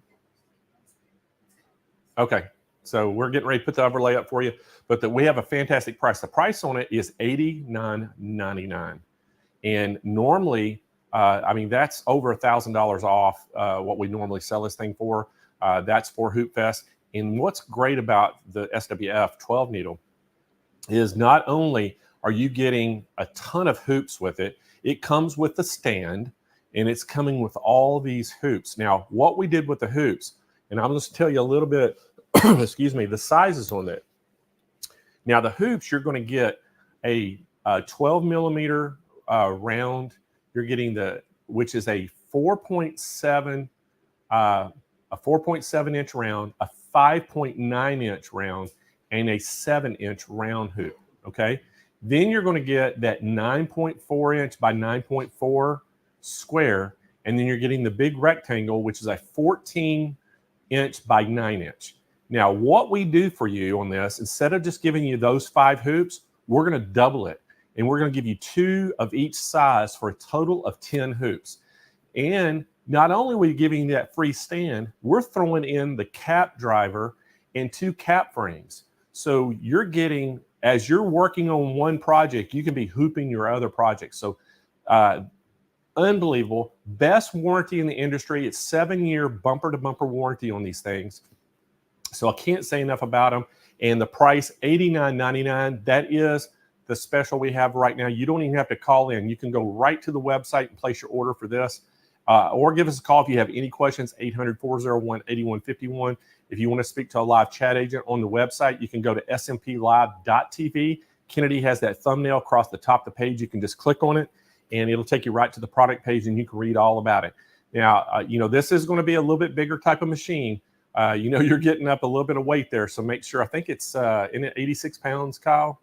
So I think that 85. So it's 85 pounds. So it's going to take 2 people. We're going to send it to you. It's going to come in a big wood crate. It's going to be coming via a freight. So you know, it's a little bit bigger type of machine, but I tell you what, you're going to absolutely love it. And I tell you, one of the features I loved on this machine, and Garrett pointed it out, it digitizes right on the LCD screen.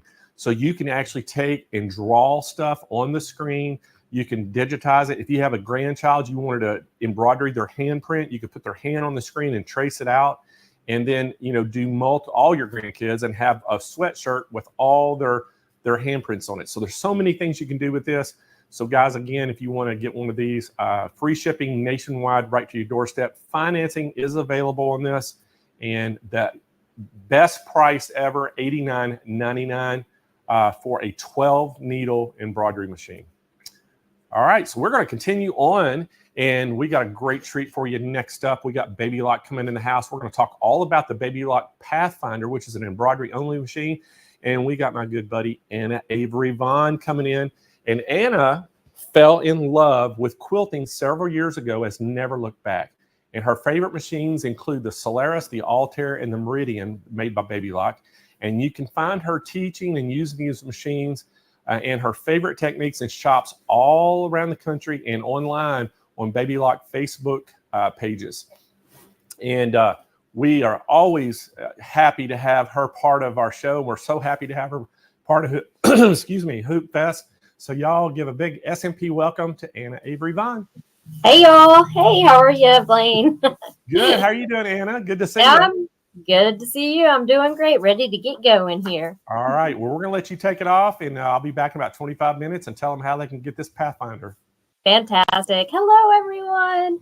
Hey, I'm back. I was here on Monday, and I get to be back today. Oh, and tomorrow. So get to talk to you today all about the Baby Lock Pathfinder.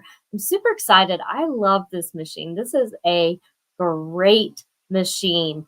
If you are looking for that one step up from, let's say you've got a flare or a, maybe a little bit of a smaller hoop size, and you're looking to go up just a couple steps and you're just trying to decide where to go next, I'm going to suggest the Pathfinder for you, because this machine has an 8 by 12 inch hoop size. And I mean, it's big. Where did I put that? Oh, this is embarrassing. I will find them for you. I set them down. Oh, they're right in front of me. Here they are. Let me show you guys. This is almost a hula hoop here. So you get to do those big, beautiful designs. Look how big that hoop is. I mean, you could do your face if you wanted to. You could do a great big design. You can do border designs in there. And then it also comes with a 5x7, but you're not limited to that, of course, because like most of our machines, you're able to use different size hoops. So you can interchange the hoops, which is really, really cool. And also with Baby Lock, this machine is so user friendly. And so I can't wait to show you what kind of fun you can have with it, because it's got some really great positioning techniques. Now, today I'm going to kind of do a real quick overview of the machine. And tomorrow I'm going to really actually do some really cool stitch outs and show you some really neat things you can do with it. Kind of like maybe an in the hoop project you can design on the Pathfinder. Would you like to learn that? I can show you how to make something really quick in the hoop if you've got the Pathfinder. And so it's a lot of fun. You can play with it. There's a couple cool techniques that features that it comes with that I really want to show you today. So hello, and let's get into it. So I'm going to switch over quickly to the machine so you can take a quick look at this beauty. It's a lot of fun. I have a lot of fun on this one. And this one's actually a good size, so you can go ahead and take it to retreats or to classes. So it's a really, really nice machine. And sorry for the light there. I'm not a professional, so you kind of get what you get when you get me with this videoing. But let's take a look at that beautiful, beautiful screen. It is an LCD screen, so it's nice and big. You have beautiful colors. Everything you can see so nice, crisp, and clear. Now, a really fun thing that I love that comes with this machine is this cool pen here. And this is basically for pinpoint positioning is what we call it. But you can also use it as a stylus, and I love it because it has this really, I hate to say sharp, but this nice, tight little pinpoint on the end. Now you can use this as the stylus as well. And we'll talk more about pinpoint positioning a little bit later. However, when we're looking at the Pathfinder, what you're going to notice is you have two different choices. We have embroidery and embroidery edit. Now I'm going to tell you that I stay in embroidery edit the majority of the time. Embroidery basically means you're going to stitch one thing out and one thing only. But in embroidery edit, that means that we can combine designs, we can build on top of designs, we can have, a lot more fun. So I know if you're like me, you're going to stay in embroidery edit because we can add names, we can, like I said, modify the designs, play with them a lot more. So I'm going to just click on that just so we can take a quick look at it. Now, not only does it come with, some awesome features, I think I mentioned on Monday, we were talking about the Meridian, but Baby Lock has the most beautiful designs built in. I know when we get our new embroidery machines, we want to go out and buy all these beautiful designs, and that's so much fun. And I say, go do it. But take a look around in your machines because you have some gorgeous designs built in there. And Baby Lock, to me, has some of the best. So you have 263, I believe, embroidery designs, 19 different fonts. You have beautiful big letter fonts, and I stitched one out, and I'm going to show you these. These are really gorgeous. These are about 5x7 hoop size, and then if you keep going down, you've got smaller ones, so you can put these on like towels or actually anything you really want to.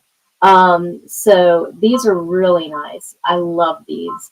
And those have been kind of a staple for Baby Lock for a while, and I've used them on so many things. I love that font.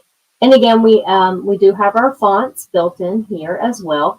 We have the Baby Lock exclusive and some other fun ones. And of course, we have our built-in designs.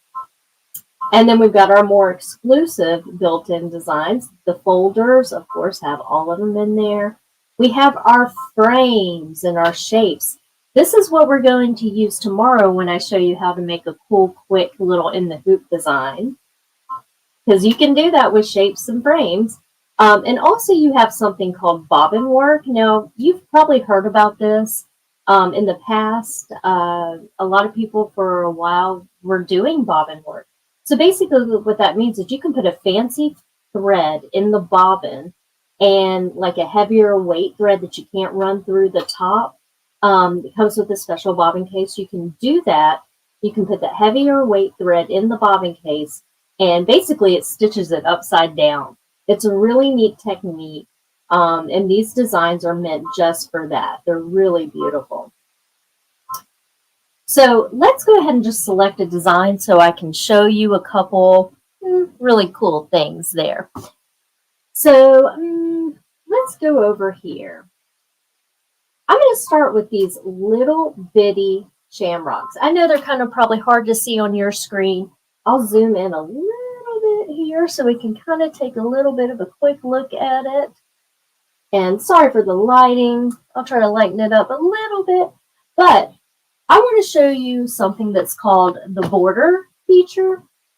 So I've selected what I would like to create as a border. So think about on a pillowcase. Maybe you want to put a pretty little border around it. Now this is actually a pretty one too. This one has these cool little diamonds and some little flowers in between. Let's use that one. That one's really cute. So I'll hit set and let's see if I can zoom in to kind of give you a different view of it. So you can see the diamonds, some little flowers in between. That's going to be precious stitched out.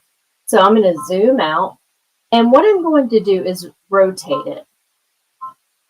And then I'm going to, I'll close that. I'm going to move it up to the top of my screen because I can create a continuous border.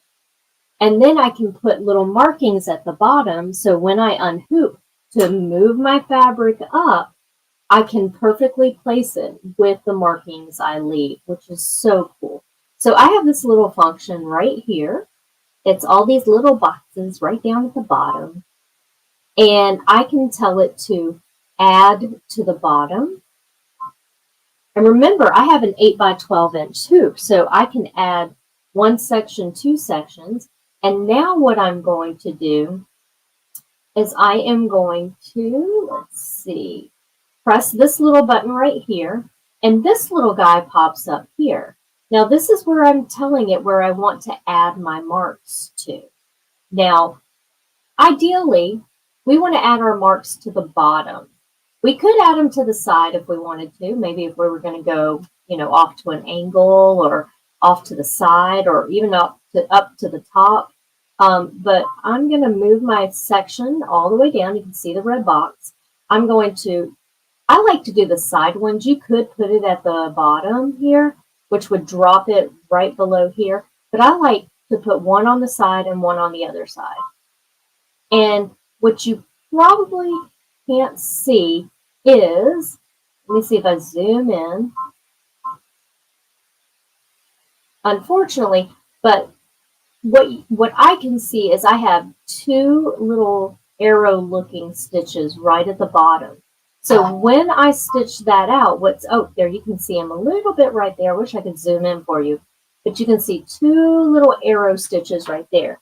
So when I'm done stitching, all I have to do is unhoop, move my design up, and then I'll be able to match up the design. Is that not cool? I love that feature. I love the border feature because I can really look I mean, it makes me look good. It makes me look like I know what I'm doing. It's really the machine making me look good, but man, I love it. And I love this design too. It's so pretty. So that's one of the really cool features. Also, what you'll notice down here, this is on the embroidery screen. So basically that means when I go to stitch something out, it's going to fuss at me. So let me hit return and close. I didn't have to hit return, but I'm going to go, I've just got a 4x4 hoop,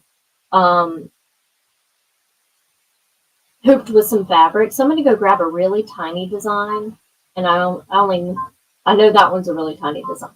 But what I want to show you is not only do we have multiple ways of using or of positioning, your machine also comes with the LED lighting or the LED pinpoint lighting. I don't know what to exactly call it, but it's like a little laser light. So let me show you. So if I push this little button here and I come right over to there, do you see that little light right there?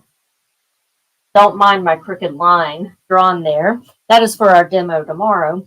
But that little line is going to help me, that little dot will help me keep centered. So I can, if I hoop, if you're like me, you may not be. I'm a little bit of a bad hooper, so I don't get everything completely straight. So I need a little help, and especially seeing the center. So that dot helps me get just perfect, exactly where I need to go. Is that not cool? Now, actually, since we are here, we could go ahead and do the pinpoint positioning with our little pin here if we want to.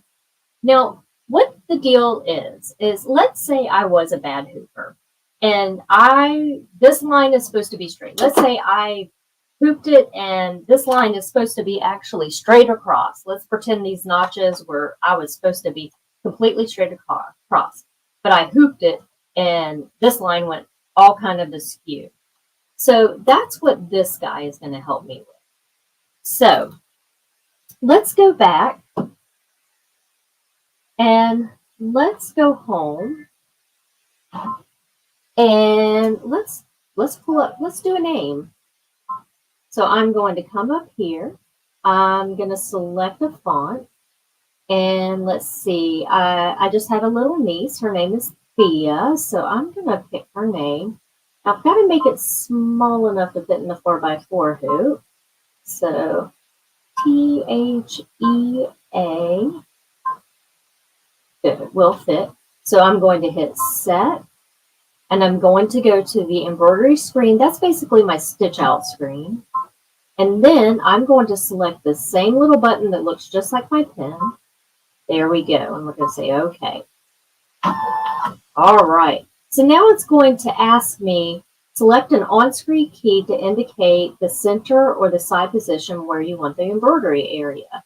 So I can pretty much select wherever I want, I guess, because it's going to be in the center pretty much. So we'll start with the center. We'll see if that works. So I'll say OK. Then it's going to ask me to take my sensor pen and touch on the line where I want. Basically, we're going to touch the top part of the line and closer to the bottom part of the line. So it'll say number 1. Sorry, I'm moving back and forth here, but we're going to go touch. And it made a little noise. It went ring. It's very faint. But look at my number 1 now. It's red. Now we're going to do the same thing for number 2. So I'm going to come like right here, I guess. Ooh. I don't have any stabilizer on here, so now it made the same little room. And my number 2 lit up. Next thing is I'm going to select this guy. And let's see what happens here. It is thinking right now at the moment. Oh, I got to push OK. I'm like, it's thinking. Okay. So it says now adjust the position.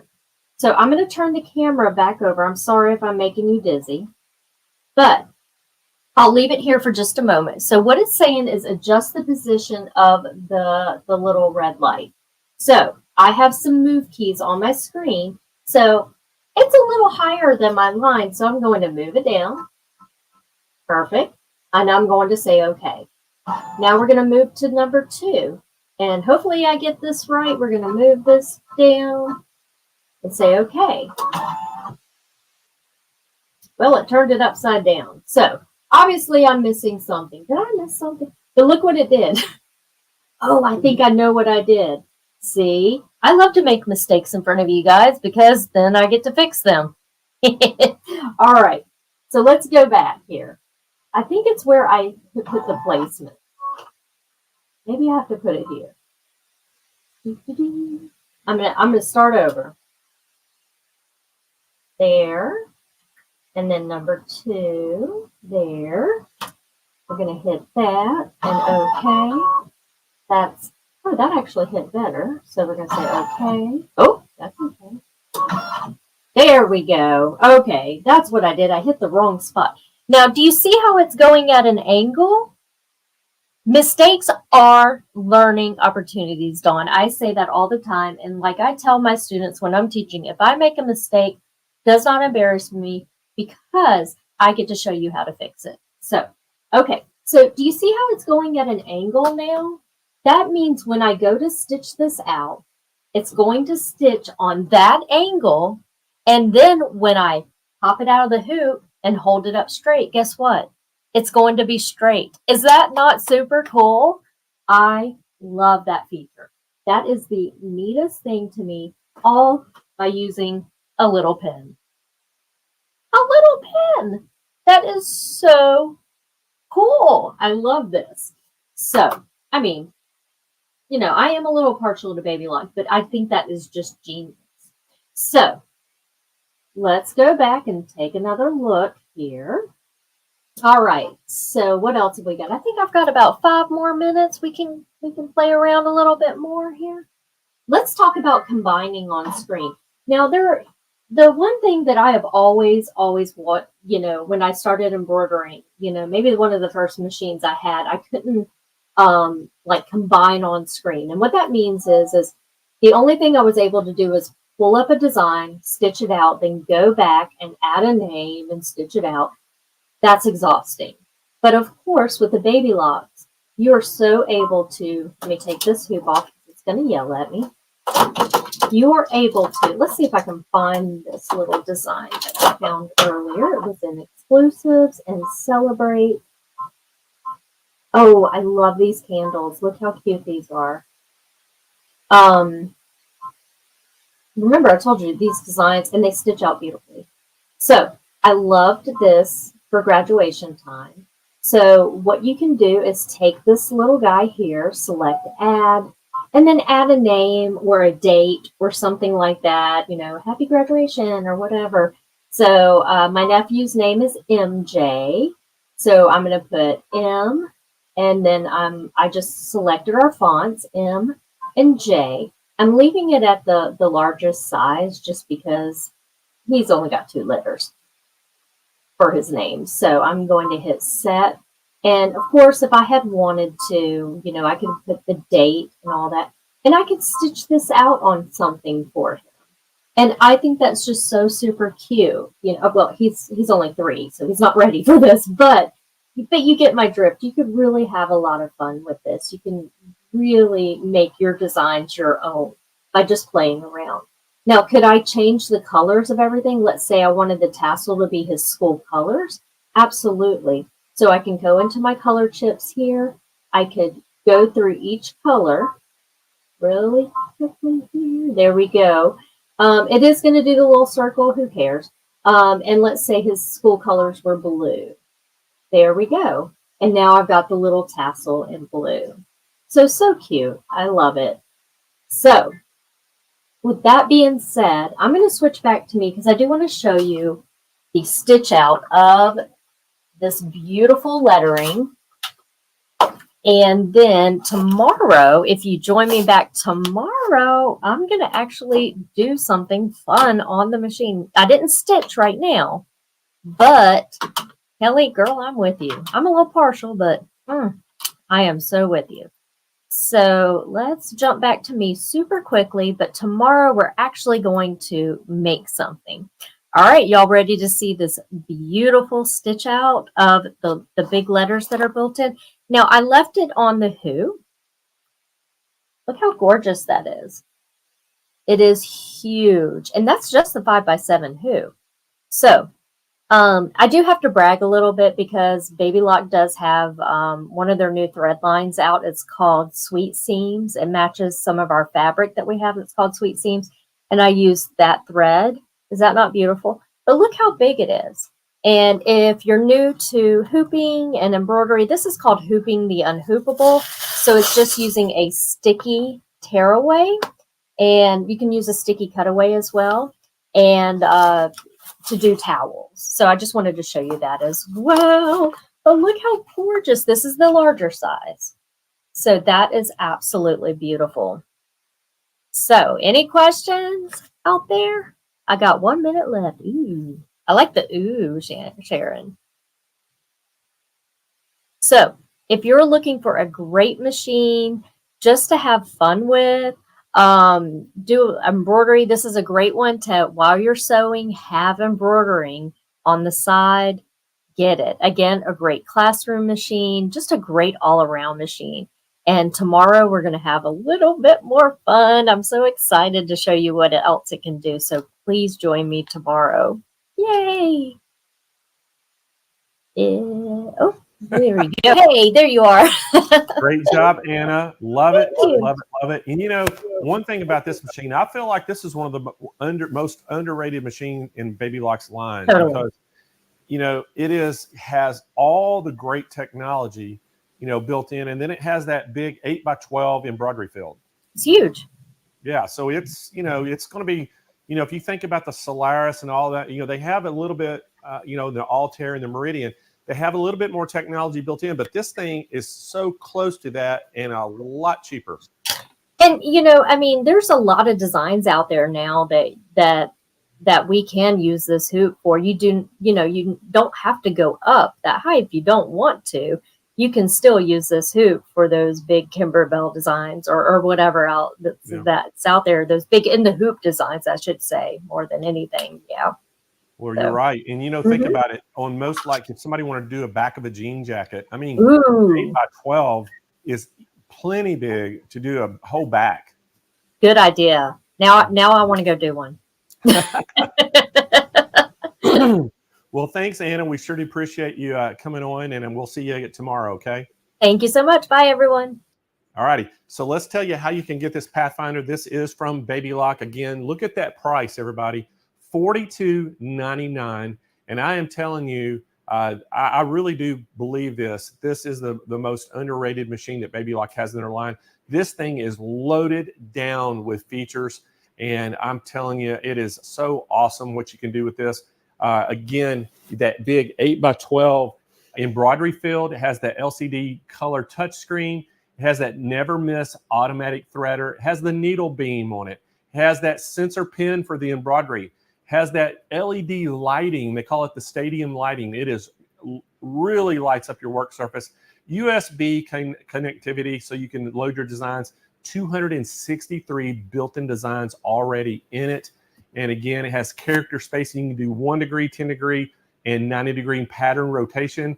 You can design all the design enlargements up to 20%. You can do reductions up to 10%.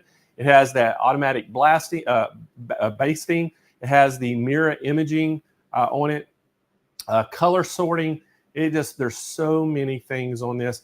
And then you're going to get the hoops. You're getting that 8x12 hoop. You're getting the 5x7 hoop. And then there is a ton of hoops, optional hoops that will fit right on that. And then it comes with a very generous accessories that come with it. So again, we're going to ship this nationwide free right to your doorstep. We have financing available this week, special financing for you. And again, that $42.99, guess what? We have a call-in special on it. Get on the phone and call them right now. Or go to smplive.tv. You'll see Kennedy has that thumbnail across the top of the page. Click on it, takes you to the product page. You can read all about it. And if you need help there, you can ask questions with our live chat agents, and they can actually give you the special as well. So give us a call, 800-401-8151. Simple as that, isn't it, Kyle? Right. So, all right, we're going to continue on, and we have Janome in the house. And today, we have Miriam Coffee back. Now, Miriam, she's going to talk all about the MB7. And if y'all weren't here yesterday, I told you, Miriam as a young child, she loved textiles and anything she could to create with them. She attended Maryland College of Art and studied textile art. She has been published in several articles, appeared on the show Fresh Quilting. Her work has been featured in Modern Quilt Guild's Modern Quilts Best of the New Century book. And she's also won many awards with her quilts. And she is a cosplayer, and she's going to be out here joining us here in July at Comic-Con in San Diego. And we're looking so forward to that. So y'all give a big SMP Nation to welcome Miriam back. Miriam Coffee. Hello, everyone. Hey, Miriam, how are you? I'm doing great. How are you doing? Doing fantastic. So I know yesterday you used the MB7 to talk about the MB4, but today Correct. you've got the MB7, and we're going to talk all about the MB7 today. Yes. All right, well, I'm going to let you take it away. I'll be back here in 25 minutes. We're going to tell them our specials on that today. Sounds good. All right. Well, thank you guys so much for having me and letting me be a part of such an exciting Hoop Fest event. I'm very excited to talk to you guys about the MB7. The MB7 is a multi-needle embroidery-only machine, one of two of Janome's. We have our MB4, which I talked about the other day, and we'll be talking again about tomorrow. But today is all about the MB7. And it gets its name from the 7 needles. So there are 7 needles, thus MB7. And that which means you don't have to change your thread until every 7 color changes. So it makes your ability to be so much more productive and so much more prolific, which we all want and need to be a little bit more productive and a little bit more prolific, because we all have so much to do. We have so much on our things to do list and our sort of bucket list of things that we want to make, and plus UFOs.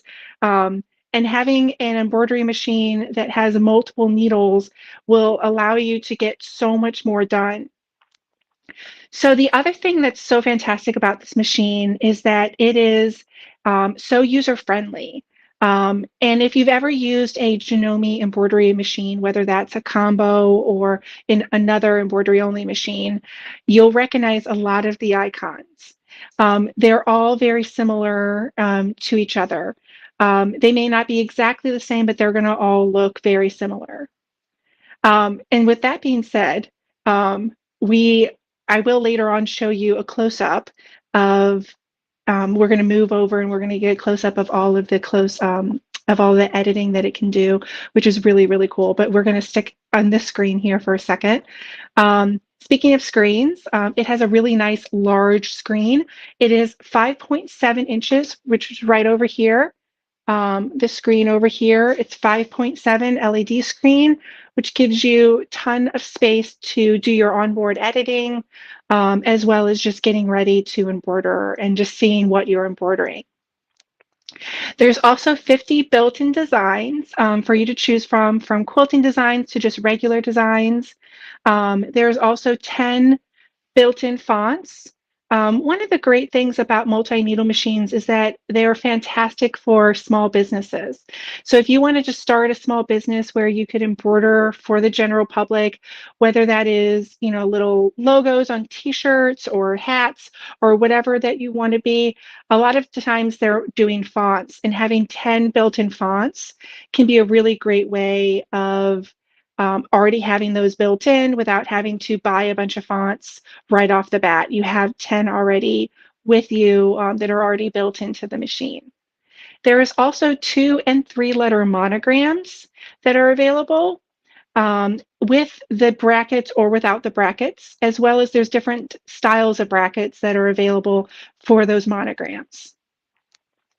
It's also a very fast machine. It sews 800 stitches a minute without sacrificing the quality of the machine or of that stitch quality, because that's one of the things that Janome is known for, is our stitch quality.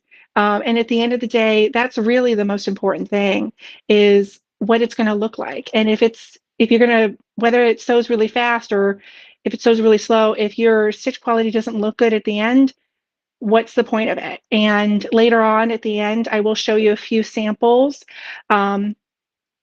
so you can get a closer look at that beautiful stitch quality that Janome is known for.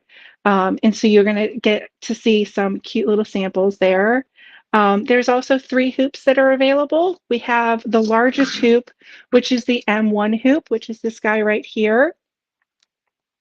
It is 9.4 by 7.9. So it's basically 9.5 by 8. And then secondly, we have the M2 hoop, which is this guy right here, which is 5 by 4.3. And all the hoops come with these great little transparent grids that help you with placement. And then lastly, we have the M3 hoop, which is 1.9 by 1.9. So it's a square. And these are great for your monograms. They're great for onesies. They're great for any smaller items, even socks. You can do some really small objects with this hoop, whether or not you're doing just a cute little design or a monogram. You've got those different options. There is also an optional hat hoop that's available where you can embroider the top of the hat, which is a really great feature to have, especially if you're wanting to do a small business with this machine. That gives you the option to embroider on hats, which is a really great option to have. Next, we have our larger bobbin, and I will show this to you closer when we switch angles, but it is 1.4 times larger than your standard bobbin. So that gives you a nice large bobbin to work with. And especially when you pair it with a 80 weight thread or really nice fine thread, you're going to get so much more bobbin thread on it. And it's just going to save you so much time from having to change your bobbin on a regular basis. It's just going to just save you so much time from having to switch those out. There's also a built-in separate bobbin winding motor here on the side, on the back, right back here. And it's great to have it already built into the machine. And when it's a separate motor, you can be embroidering and wind your bobbin at the same time, which is really nice, because then you always have your bobbin ready for you when you need it. It's always just going to be right back there, and you can always just have one ready, already wound. There's a separate spool pin on the back that allows you to just have its own spool for winding bobbins. So it's all right there for you, ready for you to use. There is also the auto return after thread cut, which when you are embroidering, if for whatever reason, if a thread breaks, or if you ran out of bobbin and a thread broke, something along that lines, and it will return back to where it was broken so that it will be easily be repaired. Next, there is also an optional cabinet that you can purchase for this. It is called the Ava cabinet. It is specifically made for the MB4 and the MB7. It's nice and open in the front as well as their storage, and it's a really nice sturdy table that's made specifically for that, which can be used for on-site embroidery. So if you were to wanting to embroider, let's say at a craft show or something along that lines, you could embroider and take your machine with you, because it is only 50 pounds, which sounds like a lot, but it's really not that bad, especially with two people. You can move it really easily. And a lot of other embroidery only machines or multi-needle machines are a lot heavier than that and can be a lot harder to embroider, or a lot harder to move around. And this machine can be semi-portable, and you can take to those craft fairs to do on-site embroidery, which can be a great business plan to do for those craft shows, art shows, things like that. The machine is also made in Japan, so you're going to get that beautiful stitch quality that Janome is known for. And now that we've kind of gone over the whole part of the machine, we're going to move angles, and we're going to take a look at our editing screen. So just bear with me for 1 second. I'm going to move up to the front, and then I'm going to move the camera for just a second.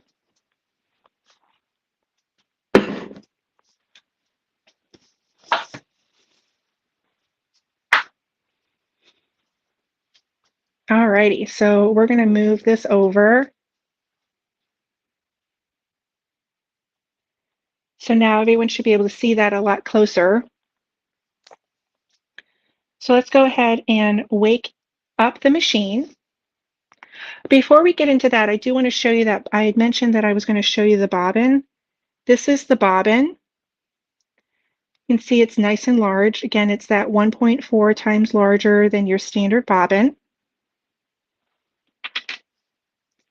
All right, now that we've woken her up, we're kind of on our home screen or our menu page. So this first icon will be familiar if you've ever worked with a Janome machine before, or a Janome embroidery machine. That is our design icon, or where all of our designs are. It's the flower icon. So we're just going to select the flower. And it's going to show us, it's going to say designs. It's going to show us the hoop that is selected, and then how many pages there are. So we're on page 3 of 7. So we can just turn the page and see all the cool designs. There are a few quilting designs here.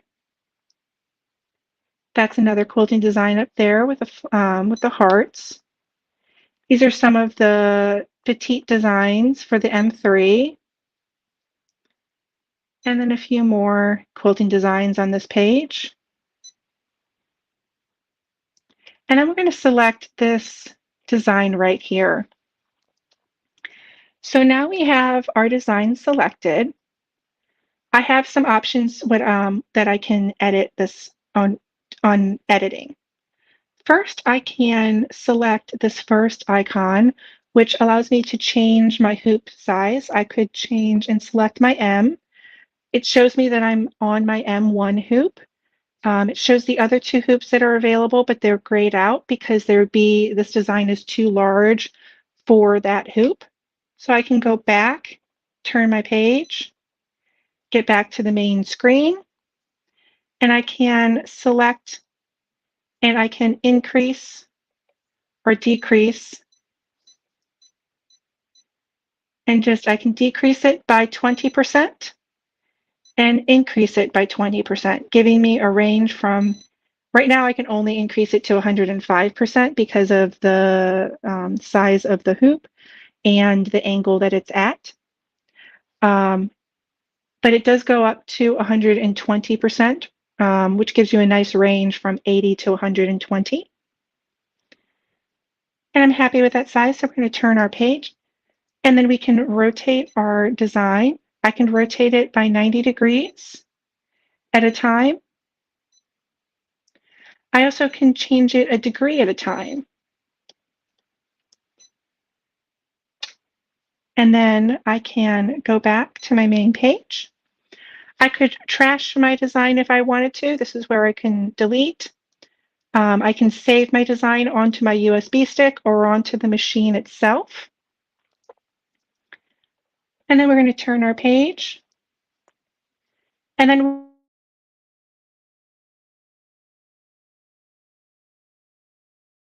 as copied and pasted our design, so now I have 2 of them. I'm going to go back and turn the page, and I'm going to trash one of those because I don't need both of them. We're going to turn the page again, and we can mirror image our design horizontally, and then as well vertically. Next, we have our alphabet editing, but if I select it, you're going to notice it's all grayed out because the machine's not going to let you do anything that you can't actually do at that moment. So we're going to just turn back, which is a really nice feature to have because it's not going to be overwhelming to have too many features that aren't applicable at that moment. Next, we have our color change. So we can change our color of our design to whatever color that we would like. So on this first one, let's go ahead and change it to our purple. I'm going to change that. I'm going to change this to a blue. Change this to a green. And then, sorry about that. Sorry, that's my dog. I apologize. Apparently someone's at the door. And then next we can change this one to another blue. And then we can change that. Turn the page, and then we're going to make this a purple or that nice pink color. And the last one is the blue. We're going to change this to, let's see, this blue right here. We're going to select OK. And I think that looks better. So I'm happy with that. But let's add one more thing to this. Let's go ahead and select menu. And we're going to select our alphabet. And our alphabet is going to allow us to show us our different fonts up here. It shows us our 10 fonts. And we've got our 10 different fonts here, as well as our 2- and 3-letter monograms, as well as our border and normal sew, which are some really cute little designs that are built in, that you have that ability to edit them as if they were letters. I'm going to keep it on script for now, so I'm just going to hit that X and X out of that. I have the ability to enter my letters in horizontally or vertically. Next, we have the ability to do small, medium, or large size letters. I'm going to keep it with the small. And then we have capital or lowercase letters. And now I'm going to type in Janome. And we're going to be able to edit this once we select OK. Now it's going to bring that in. And I'm going to move that down. Move that over a little bit. I think that looks pretty good. Let's turn our page until we get to our fonts here that we have the ability to arc. So I could do that Janome on an arc and turn that like that. I also can space this out a little bit if I wanted to. If I'm happy with that, let's maybe bring this in one more. I think that looks a little bit better, a little bit closer together. And I think that looks good. So let's go ahead and go back there, turn our page one more time, and I can zoom in if I want to. And then I also have the ability with this icon right here to either move the background, like the whole design, so I can zoom in that way, or I can move and move just the design.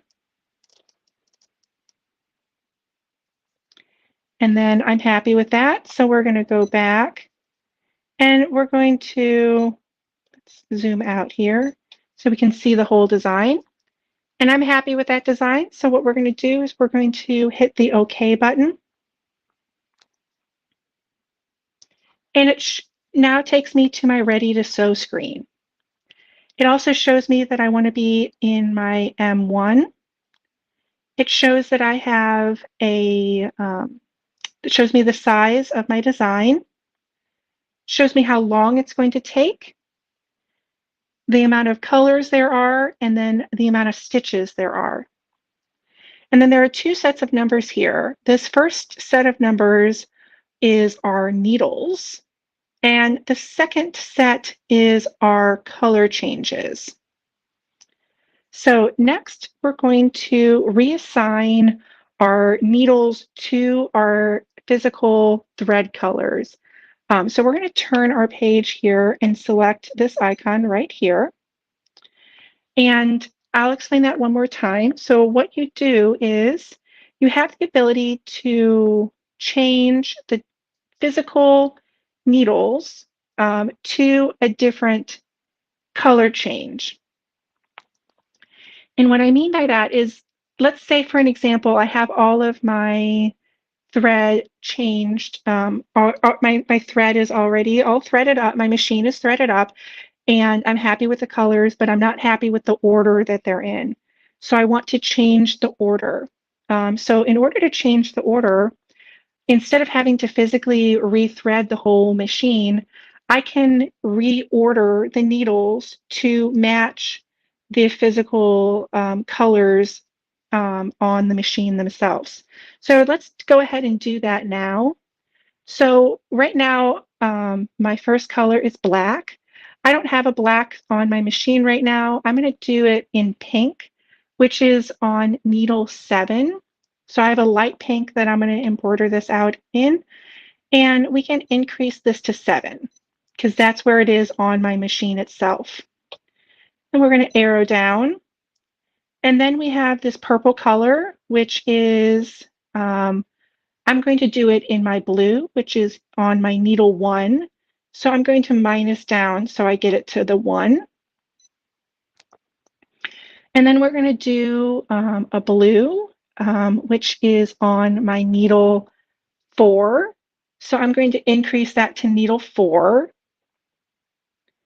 then we're going to skip ahead and we're going to go ahead and do my green, which is in needle 2. So I'm going to minus this to needle 2. And all of this just saves you so much time from having to rethread your whole machine. It just is reassigning your needles to the proper thread color. So next we have a blue, and I'm going to do that orange this time, which is our 3. So we're going to go and we're going to change that to 3. Skip down, and we're going to do this really pretty purple color. We're going to do that, and our needle is on 5. So we're going to minus that and go 5. And then we have that blue again, which is in needle 1. So we're going to minus that until we get to needle 1. So I'm happy with that order. And I can move that, and it goes to my ready to sew screen.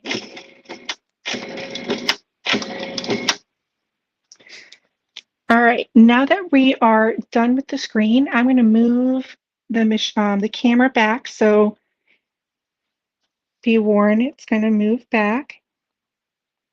All right, now that we can see the whole head of the machine, I'm going to do a quick little run through of how to thread your machine, because threading your machine can feel very overwhelming, but it's really not once you just learn the basics of how to thread it. So we have all of our thread here in the back. So this is where my thread is. My thread's just going to go straight up through. There's a little eye right above. It's a little off camera, but there's a telescoping a lens or little thread path up above. And we're going to go straight down to there is a little opening where we're going to go thread our needle or thread our thread through the opening, through our tension disc, and then through our second tension disc, which is right here up above. We're going to go straight down through this little spring, back up through our take-up lever, back down through the opening, and then there's one more right in front of the needle, which is, I believe, a little off camera, and then you just thread the eye of the needle, and then you're done.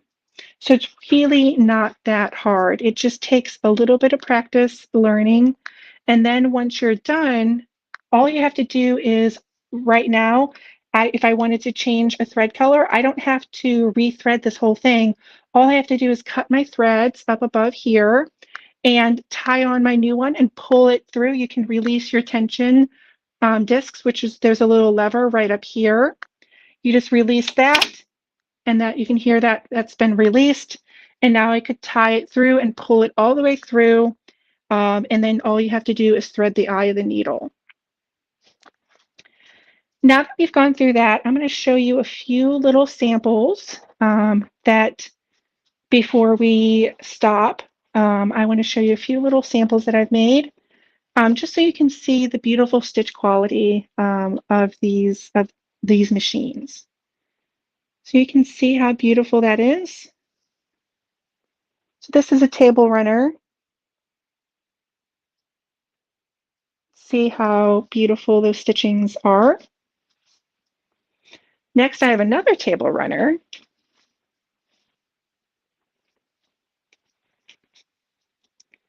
You can see that from a distance, and then I'm going to show it to you up close.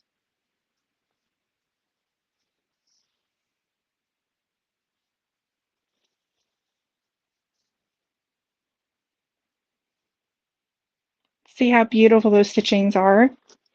And then last, we have one more that I want to show you.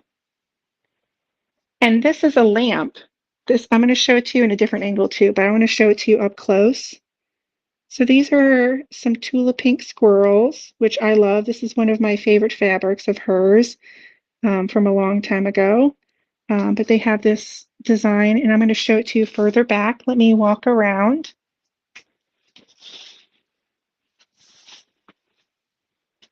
So you can see it here.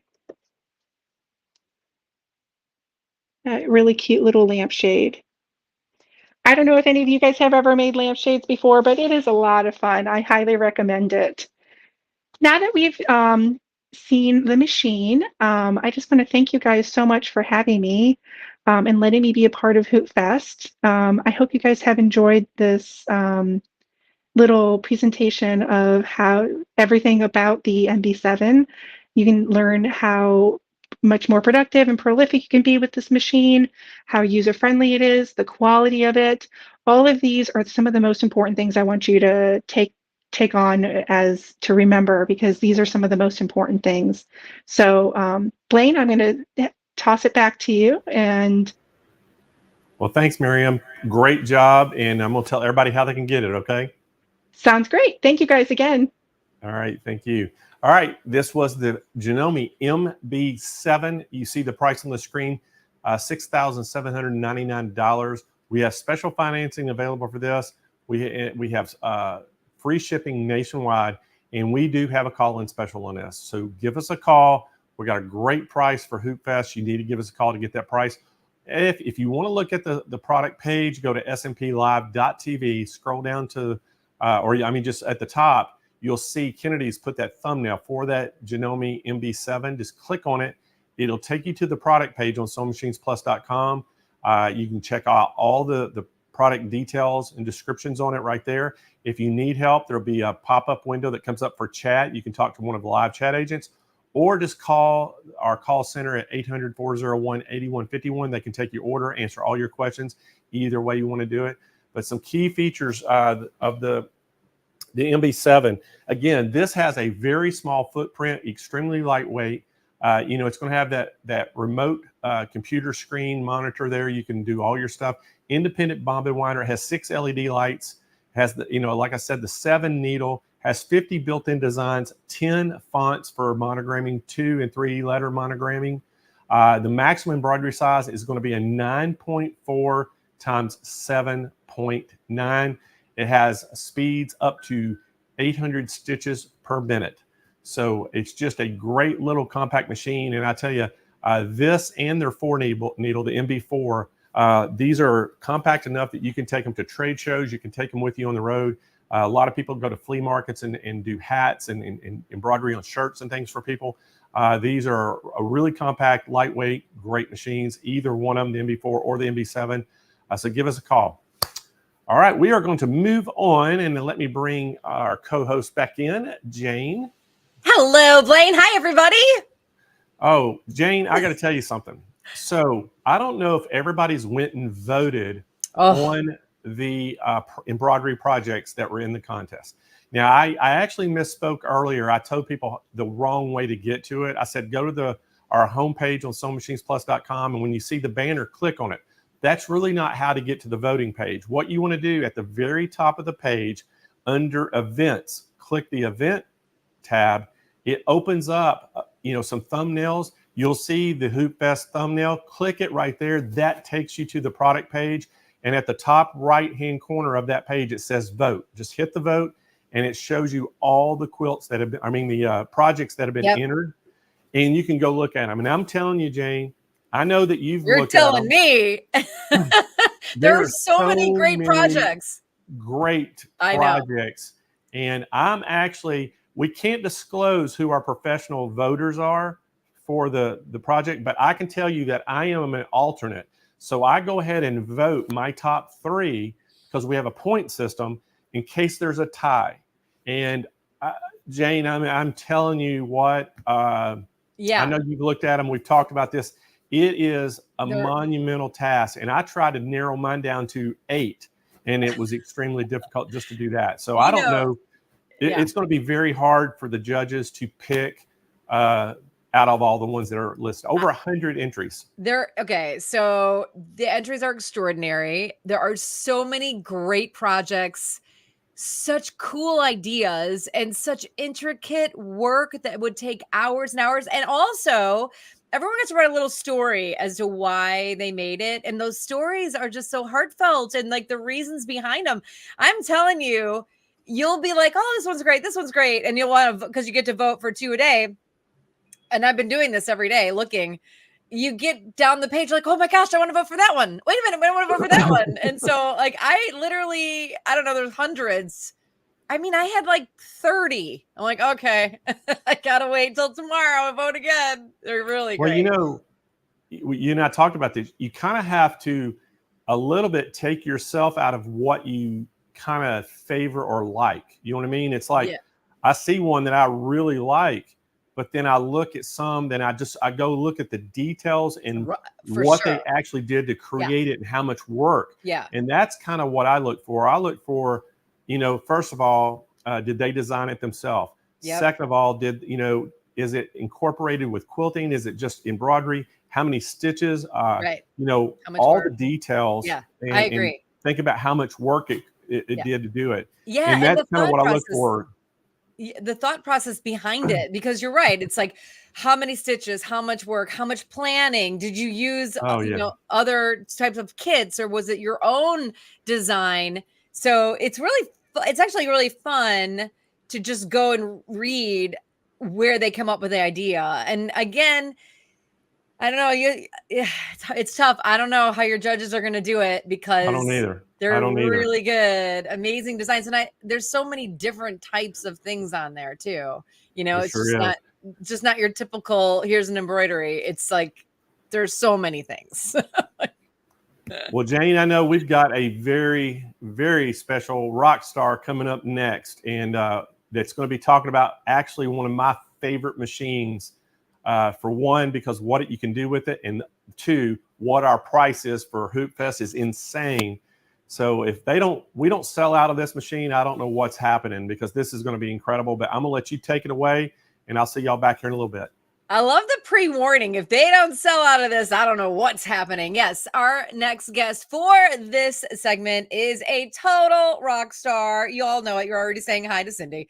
Cindy Hogan resides in Georgia with her husband. She has a Bachelor of Science and a Master of Science from the University of Tennessee in special education, and was full-time special ed teacher until 2003, when she decided to change her career path and use her knowledge of PE design and education to be a freelance national product training specialist for all the Brother software programs. It's so fun to sit with Cindy and just pick her brain, because she knows everything there is to know. She is internationally recognized as a Brother software expert, and she truly is. A big SMP hello to the rock star, Cindy Hogan. Hi, Cindy. Hey, Jane, how are you? One of these days, I will update my bio. I no longer live in Georgia. I'm in Tennessee. You know what? You did say that last time. I was like wondering, I'm like, well, did she move back? No. Okay, we're taking note of that. Okay, Cindy does not reside in Georgia with her husband, but she still is a Brother software design expert. So one of these days, I'll update my webpage when I slow down a little bit. Well, so hi guys, how are y'all today? You can slow down later. How do you like being the rock star? I loved that introduction. That's kind of cool. That's very cool. I think we just switch it to, we don't care where you live. We're just you're a rock star. There you go. You don't need to read all the other. That's it. We really don't. Okay. So today you're talking about the PR1X. Yes, I am. And Blaine's really set me up for a strong presentation here now. That's right, girl. That's right. You're a rock star. You can do it. All right, Cindy, take it away. I'll see you in like 27 minutes. All right. Sounds good. Thanks. Hi, y'all. How are you today? I hope everybody is having a great day with Hoop Fest, and you've had some entertainment going on. I am assuming you've enjoyed yourself up to this point. Today, we're going to talk about our Brother PR1X, and my screen went to sleep while I was waiting on things going. It's got a little eco mode in there, so it goes to sleep.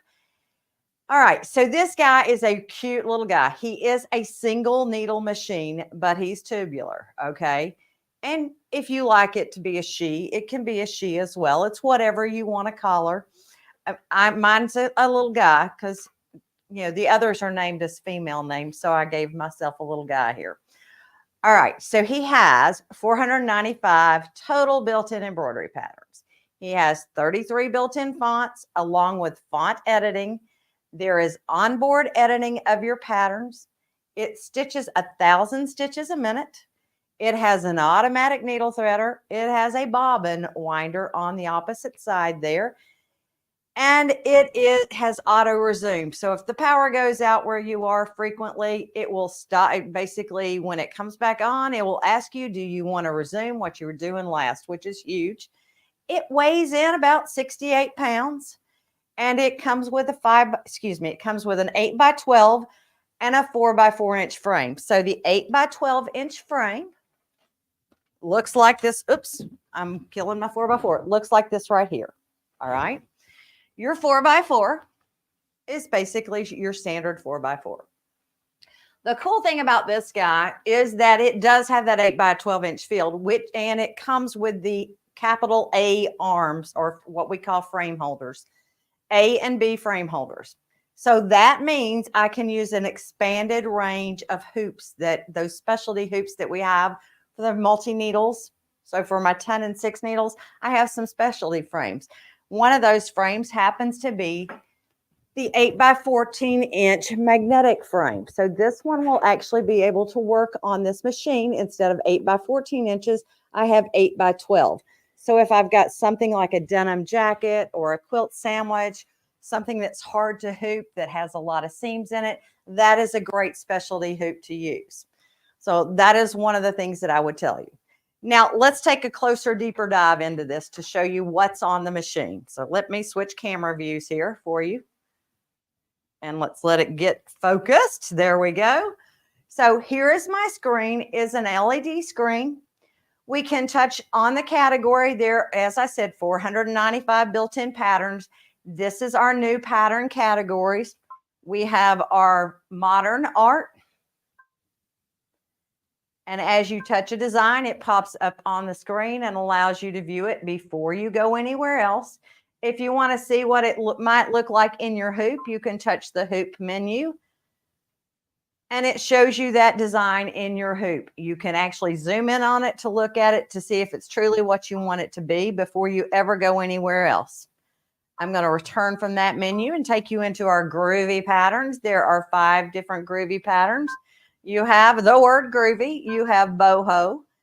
You have a frame design that I think this would be perfect for a young lady's bedroom. Either do it in a frame or do it as a pillow. And then when we go to the next one, these are our 1-point designs, as I call them, utility designs. There are 61 of these.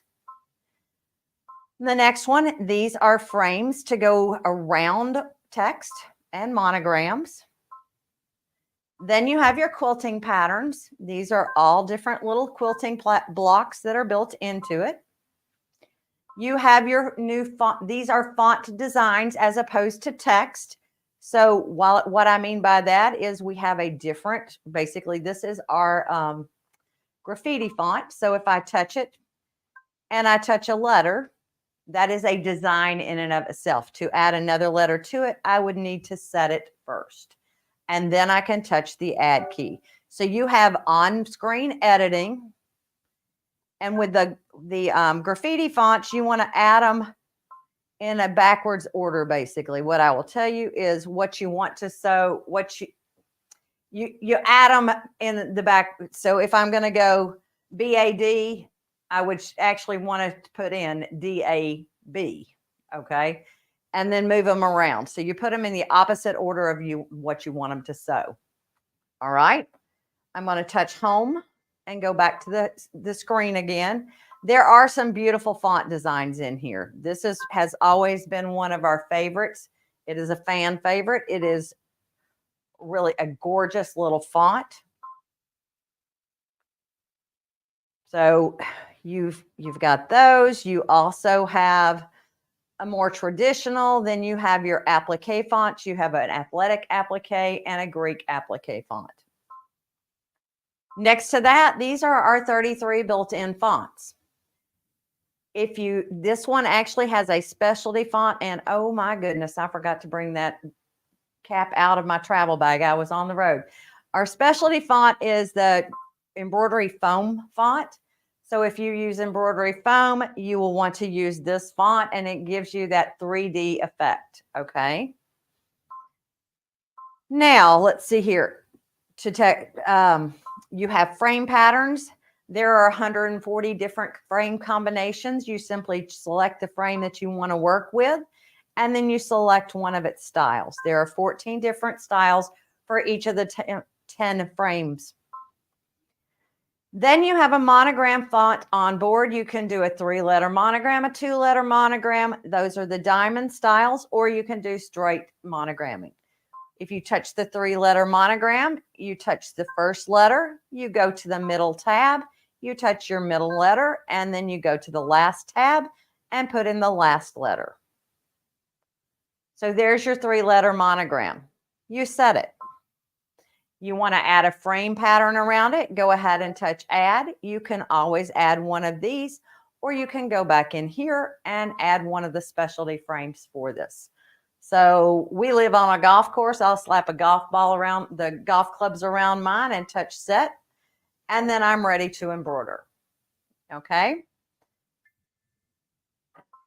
Now let's go in and let's kind of show some of the editing tools here. If I touch in my utility designs, I'm going to touch and add my little piggly here. And then I will move it over just a bit and we'll come in and we'll add to that design.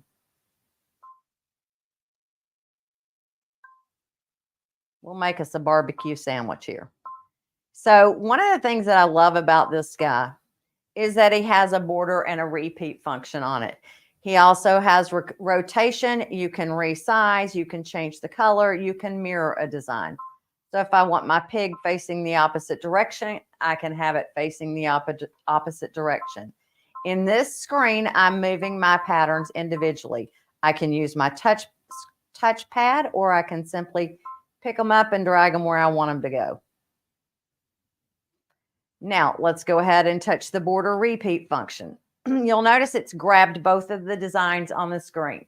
So whatever's on that screen is what it's going to repeat, okay? This allows me to fill an entire frame with that design. So if I want to go downward, we can add to the bottom and we can add to the top. You can spread those designs out or put them closer together. So I've got those spread out. I'm going to go ahead and take this all the way over to the left side. I could go left and right, but this makes it a little bit easier for me, and I don't have to add anything on the opposite side. So I'm going to go to my horizontal repeat, and we'll add to the right side. Now, the nice thing about this is it should resize for me. I mean, not resize. What am I trying to say? Color sort for me. So it's getting all my repeats up there. If I want to spread those further apart, I can do that as well. Or if I want to shrink them closer together, I can do that. You can see how mine are going closer together. My repeats horizontally are going closer together. Or I can spread them further apart. Now let's say we're happy with that. We'll go ahead and push the center button and touch OK. And now my embroidery design is ready to go. So let's go ahead and touch embroidery to see what we get. You'll notice that currently it is not color sorted. It is doing each of the individual colors. If you want it to color sort to where you don't have to change your thread that often, and with a single needle, you'd probably want to do that, you have the color sort key right there on the screen. You also have a basting stitch that's built in that can be toggled on and off. So if I decide I don't want it, I can turn it off. And you have a single color key right here. So if you decided you wanted them all to be the same color, you'll notice that they all change to gray. That means it's not going to stop between the colors. All right, so let's go back again. So as I said, you've got color sort right there. You can see now that it's doing all of my pinks at the same time. Okay. Let's go back to the home screen. Let me show you a few other things that we have available to us. So let's come in and pick an embroidery design. Actually, let's build a design so we can embroider something. I am going to pick up one in my new category, and let's go to page 2 and see what we've got. I'm going to make a beach bag here, and we'll start some actual embroidery once we get this in. There's my turtle. Okay. So I'm going to mirror my turtle. If I want to rotate it, I simply touch the rotate key. I can rotate 90 degrees left and right. I can rotate 10 degrees left and right. And I can rotate by single degrees left and right. And I think I'm going to have my turtle swimming upstream a little bit. So let's go this way just a little bit. There we go. And we'll touch OK. Now, if I want to add text to this design, I can come in and touch the add key. When I touch the add key, these are my fonts. As I said, there are 33. Number 00 counts as number 1. So even though there are actually 32 numbers, including TO1, there are 33 fonts. So let's see here. Let's touch a font and see what we want to put in here. We'll type in the word beach. You can do uppercase or lowercase. So uppercase is there, lowercase is here.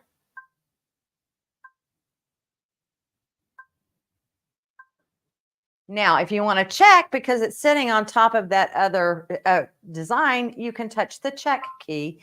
It allows me to see what I have going. I have beach that is spelled correctly. I'm good to go. So we'll go ahead and touch OK. If I want to arc it over, I can touch the array key and touch the arc key. Once you've done that, you can touch OK. I'm going to tell you something that I do instead of sitting and messing with it right here. I'll go ahead and touch set, and then I'll move it above. Now I can see what I've got going on. Now you can go back into your array key and you can lessen your arc, or you can increase your arc. You can go back to straight line text. You can have it at an angle, so it won't let me do my angle there because I'm too high up on my screen. We can do it in an angle. Can't change the configuration of the characters. Why not?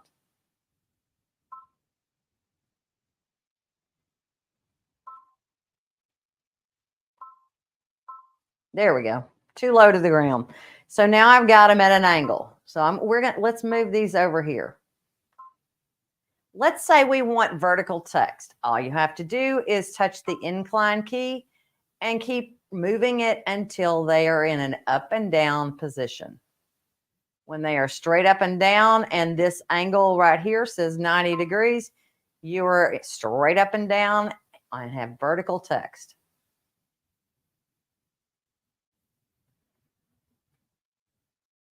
And I'm at 88, 89, 90. There we go. So now I have vertical text. You want to spread them apart, touch OK, touch your spacing key, and you can increase your spacing to where things are spread apart. I want to go back to the default. So I'm going to go back into my array. I'll do arc text instead of, actually, let's do straight line text. I'm too high up on this screen. Let's go back to center. Straight line text. And now, if you want to arc it, you can arc it. So let's do a little arc here. Let's lessen that arc, and I'm ready to think about it. When I say OK, I'm good to go. If you want multicolored text, you can text the multicolored key. If you want to increase or decrease the density of your text, you can do so. You can resize a design, but it does not have stitch recalculation, so you are limited to the 20% rule. You can duplicate a design directly on the screen. You can see that now I have 2 turtles. If I don't want one, I can press delete on the keyboard. Okay, so now let's arrange these up a little bit to where we like them. Oh, went too far.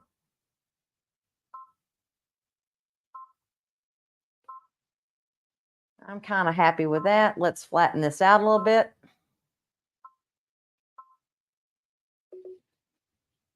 And let's just go ahead and say embroidery.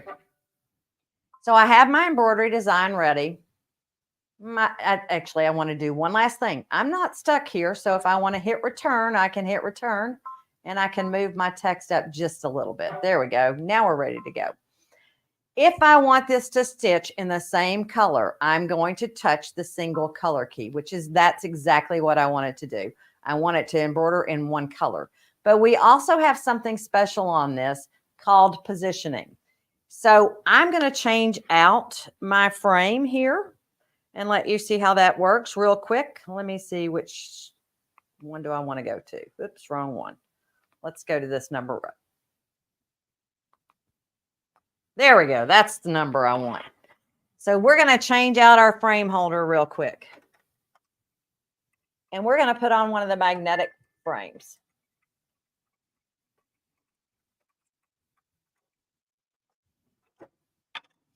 And this is super quick and easy to do. You simply put on its specialty driver, and we'll pop that on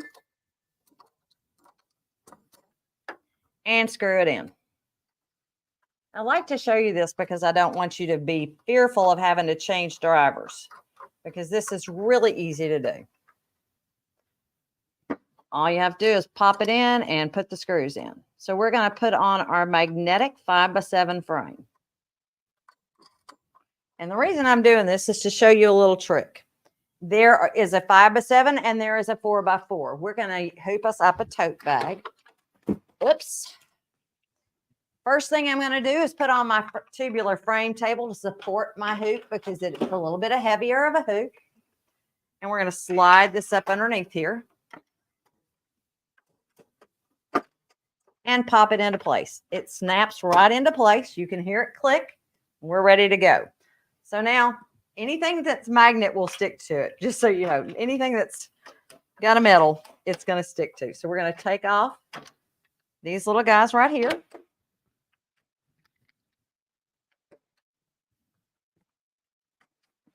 And pop them.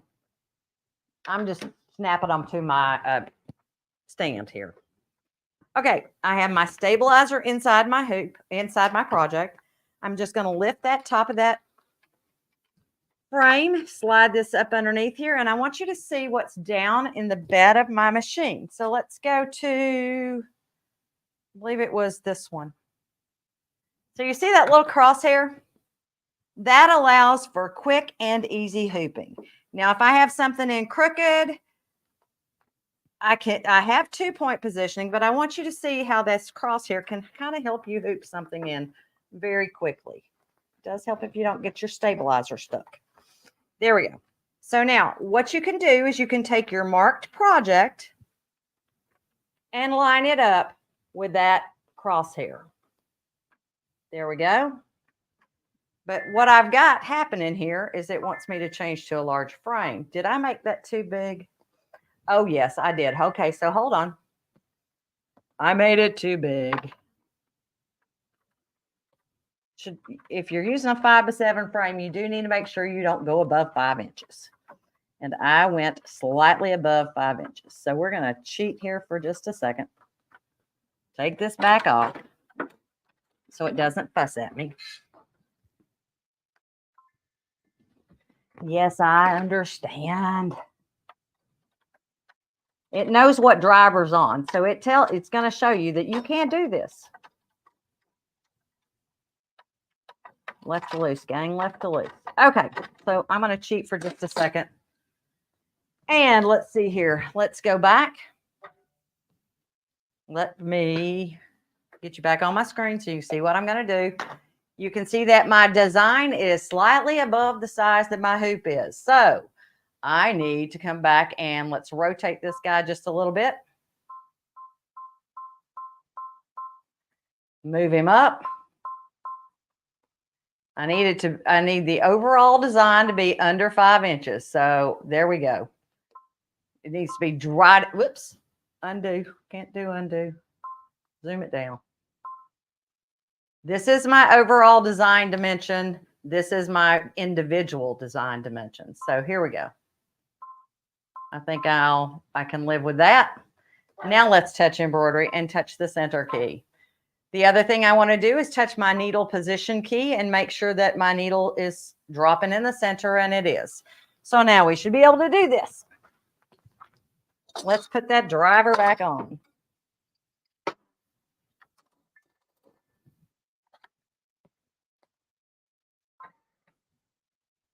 Okay, so let's go back to, was it 5? Yes. And screw this back into place.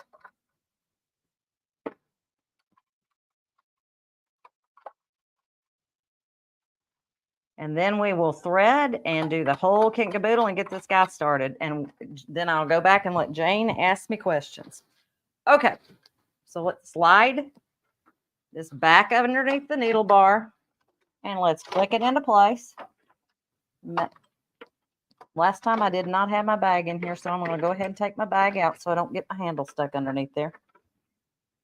There we go. Okay, snap it into place. Slide this up. And I want you all to watch this crosshair cursor. Do you see that crosshair cursor? I'm simply going to put that in the middle of my hoop, and I'm going to put some magnets down. Your magnets are L-shaped for the 5x7, so you don't make a mistake on which one to put where. It will let you, you can see the short, there's a short side and a long side. This is a quick and easy way to hoop a project because you know it's in the center. You can see it with that crosshair.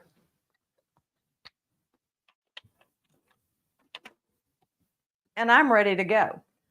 Make sure everything's out of the way, and that's good. So now let's look at the hooping, the threading. real quick, up at the top. So it is a single needle. It looks a little intimidating. It's not at all. I'm going to switch my thread out. The first thing I'm going to do is put this in the staging area because it's a dark green.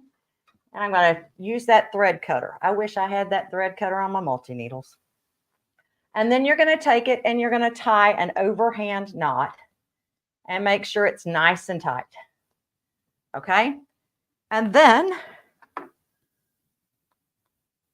let's go down here to our needle. You take it and you pull it out of your needle. And it's going to go through until the knot comes out. Okay, now my knot's out. Now let's back up just a little bit so you can see. You're going to press your needle threader key. And then we're going to go back in here.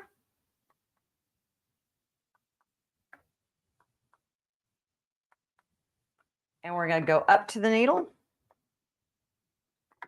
and go under, up, and over. Press the needle threader key and you are rethreaded and ready to go. I have the light on my machine turned off so you all can see. If you happen to be a little bit, I mean, it's got a nice bright light on it, but you can't see my crosshair if I do that. So there is also 2-point positioning on here. So if I'm slightly crooked, which I did this on purpose, yeah, I am slightly crooked, I can come back to my screen and I can say 2-point positioning. So on this one, I would go from the center out because that's where my design is. Touch next. I'm going to go to the right side and we're going to say next. So now I need to take my crosshair and move it to the center with my touchpad here. You have slow speed, medium speed, and really fast speed. When I'm trying to refine something slightly, I'm on slow speed. So now I have that in my center position. Let's look at that for you. So you can see that's down there in that center position now. I touch next on my screen and I'm going to take this point right here and move it up to my line. And to do that, once again, I touch my little touchpad here and move it up. Once it's ready, I touch set and I'm ready to rock and roll, guys. We're going to say lock and go. All right, Jane, while this is embroidering, pop back up here and we'll talk.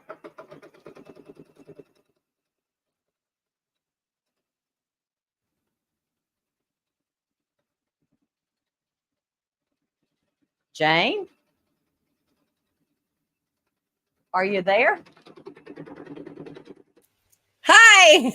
Hi. Oh my gosh. Sorry, everybody just saw me waving my arms like I don't care. Yes, I am here for you. I am here. Yes, thank you guys for bringing me up. Okay. I've taken some notes here. These are the questions that are flying by super fast. Does the hoop fit other machines, brother machines like the PRS 100? The magnetic frame that I have there, no. None of the ones that the PRS 100 has its own set of frames. Right. It will not work on the PRS 100. It does work on the PR 680W and the PR 1055X, as well as some of the previous models. Perfect. I love that. Best stabilizer, in your opinion, for a magnetic hoop? Depends on what you're embroidering. If you are embroidering a stretch, you need a cutaway. If you're embroidering a stable fabric, you want to have a tearaway. So it really depends on what you're embroidering. I agree. Everyone's happy to see with your 5-inch mess up that it happens to everyone, even the experts. Yes, it does. I did not look to see what that final dimension of that design was. When that happened, I was like sitting here and talking to you just out loud. And I'm like, oh, it happens to me all the time. So everybody sort of said, oh, thank God it happens to Cindy too. How large is the footprint of the machine? And I think I could probably find that info, but do you know offhand? Offhand, it's a little bit over 20 inches, I believe. Hold on just a second. I can't. I don't have a ruler. I can probably find it when we get to the selling pay or when we get to the end. Oh, there you are. Hey, let's see. What's the largest hoop size there? 8 by 12. Oh yeah, It 8 by comes with 12. an 8 by 12 and a 4 by 4 hoop. You can use a 5 by 7 with it. It just does not come in the box with it. Perfect. And then they love the 2-point positioning, crosshairs, and thread cutter. Everybody was commenting on how much those features they loved so much. It makes threading it a breeze. And that automatic needle threader on the Brother machines, those things are just the bomb. Yeah, I mean, just so great. Now, I'm looking at all the spec sheets here, and I'll see once we get to my computer, or not my computer, my printer stopped working, so I was like running around trying to get it so I can print it out and look at it. Now it's on my computer. Anyway, what is your like? It's hard to say this because there's so many things. Your favorite thing about this machine, and I know we have to run. 2-point positioning. I love that. And I'm glad you showed at the very, very end. Okay, cool. It's, you know what, 1 minute past our time. And I want everyone, like Blaine said, Miss Rockstar, if you don't buy this today, he doesn't know what's wrong, right? Yep. And I'm sorry for going over. I wouldn't have if I hadn't had my little oopsie. But Oh, you know what? It's all me going over because I'm asking you all the questions. So we're good. Everybody they love seeing you. They love to hear about all this. So thank you so much, Cindy. You are a true rock star. You're the best. It's always amazing to see you. And next time we will update your bio and tell everybody your exact address, actually. oh, please don't do that. Bye-bye. Bye. Okay. Thank you, Cindy. Everyone say thanks to Cindy. She's amazing. Okay. Let's get your hands on this amazing machine. It's the Entrepreneur One PR1X single needle free arm embroidery machine from Brother. You can see the pricing right there. That's the SMP live pricing, $69.99.99. But as you know, it is Hoop Fest. And so we are talking all about more information, a wink, wink, wink, wink. Call for more information. 800-401-8151. Of course, you're getting your single needle versatility. We love that. That crosshair 2-point positioning laser, that huge, generous workspace. You're getting the 8 by 12 embroidery area. Literally fit just about any size project. You get the 495 built-in embroidery designs. Those really fun and cool, funky fonts. 25 regular size fonts, 4 small fonts, 1 super small font, 2 Cylindric fonts, and 1 super cool 3D fonts. And of course, you've got that 7-inch LCD touchscreen, the LED lighting, the bobbin features, on-screen editing, and more and more and more. Again, like Blaine said before we saw the Rockstar Cindy, if this doesn't sell out, there's got to be something wrong because this is a great price for this machine. Call for more info. If this is the time you've been thinking about it, this might be the day. 800-401-8151. Call for info on the Brother PR1X. And I'm going to keep things rolling here with our next session for education. We love to be educated. And I love our next teacher. She and I just saw each other here in Rosemont, Illinois at the H&H America's conference. It was so great to run into Reen Wilcoxon, and she was there, and we talked and we chatted. So I was excited to see her on the schedule this week. Reen is the founder and owner of Embroidery Garden, and she's been selling machine embroidery designs on her website since 2001. And she specializes in the hoop designs, and she loves the challenge of creating them. She's an author. She's written numerous articles and blog posts, and an independent educator. She's appeared on several episodes of It's So Easy TV. She's also a product developer, and she's created Hoop in Press pads, which our friends at SMP are selling. Hoop and Press pads. She can tell you all about them. And she also has a few sewing patterns. So her love of creating goes back to her childhood, like so many of us. It's so great to start everybody young, and we're still doing it today. Put your hands together for Reen Wilcoxon. Hi, Reen. Hi, Jane. How are you? I'm so good. How are you? Doing good. It's a beautiful so nice. day here in Indiana. Going to get in the pool later. Oh, good for you. I wish we could get in the pool. It's a hot one here in Chicago. It was great to see you here in May. Yeah, I was so happy to run into you. I know, and I was so happy. And your husband was with you, right? Yeah. Yeah, he was like carrying the bags and everything like that, taking notes. Reen was walking around, shaking hands, all the things. So today you're going to talk about making patches. That's right. We're going to go over making patches, the supplies we need, how to stitch one out. and how to attach it to something after you Good, made because one. everybody's making patches. It's so on trend. It was on trend like a year and a half ago, and it's like even bigger on trend now. And you literally could start a small business making patches. So for those of us that don't know how to do it, you've got all the secrets, Reen. So I'm going to let you take it away and show us how to make patches. Okay, thanks. So let's talk about patches. So when you think of a patch, you probably think of a circle, a square, maybe an oval or a rectangle with a name in it, like, someone would wear for work on a uniform. And, those are basic patches. And today I'm going to talk about basic patches. We're going to go over what you need to use, the supplies to make a patch. We're going to talk about the steps of stitching a patch. And I'm going to show you how to fuse a patch or sew a patch, whatever you're going to put the patch on. And if I have time, we're going to go into software and I'm going to show you how to easily create a patch. So patches can be any size, 2 inches all the way up to a jacket back size. Patches are really just freestanding appliques. That's all they are. So let's take a look at a few samples. So I've created some samples here. And like I said, we're talking about basic patches. So I have a lot of round ones. I have a few square ones. There are patches that are shaped.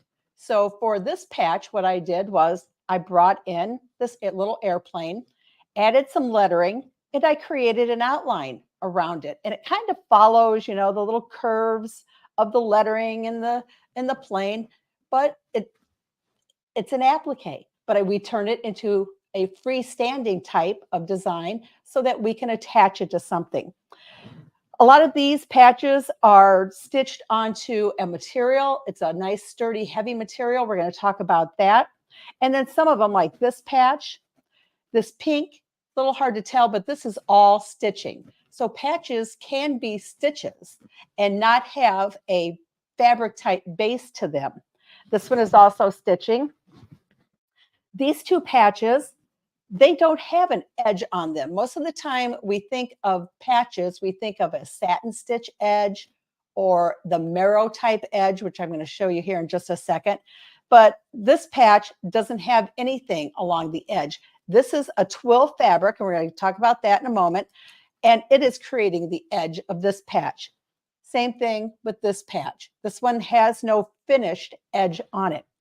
So those finished edges, let me grab a couple here. I'm going to take this one and this one. And I don't know, I don't think you can really see that really well. So let's change the camera.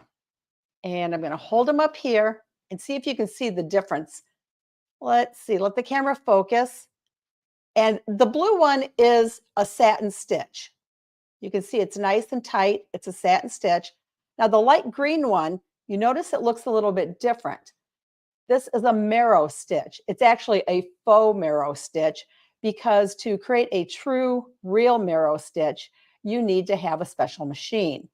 But I created all my patches in Designs and Machine Embroideries Patch and Applique Maker, and they have a marrow stitch feature that it comes so close to the actual real thing. So I'll show you a little bit later some choices that you have for finished edges.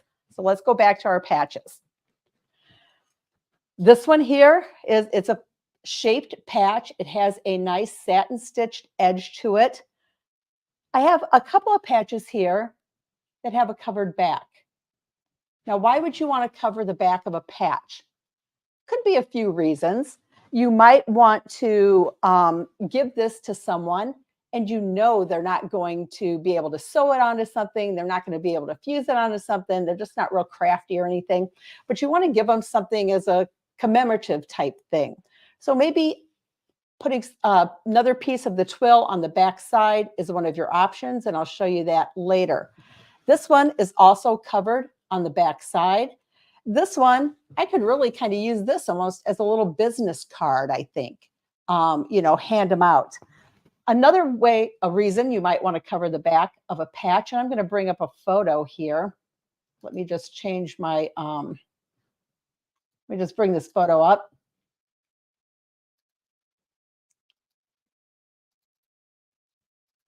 So I don't think you can see that photo. Well, if you cannot see the photo, which I don't think that you can,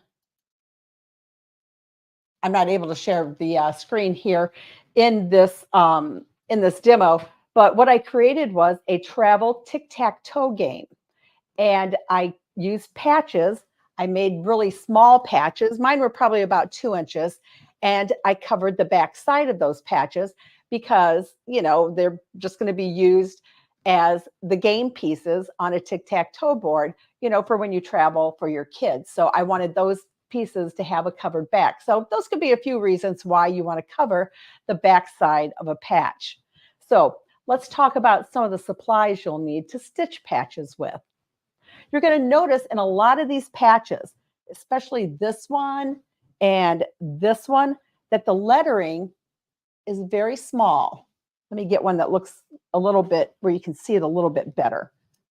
Yeah, that green stands out more on the yellow. The lettering on this patch is probably about, I think it's about 0.28. So some lettering can be very tiny. And we're going to talk about how you can get it so that it looks very legible. I mean, you can read that. You can read that from a distance. And that's what you want your patches to show. You want them to be able to be read. You want the lettering to be nice and clean. And I'm going to show you how you're going to get nice, clean lettering. Patches, you know, you can do anything you want with them. Commemorate, you know, events you've gone to. This one, I've covered the back again, but it's an ornament.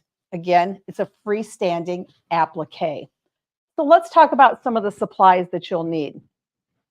Now, I use a lot of dime products when I create my patches.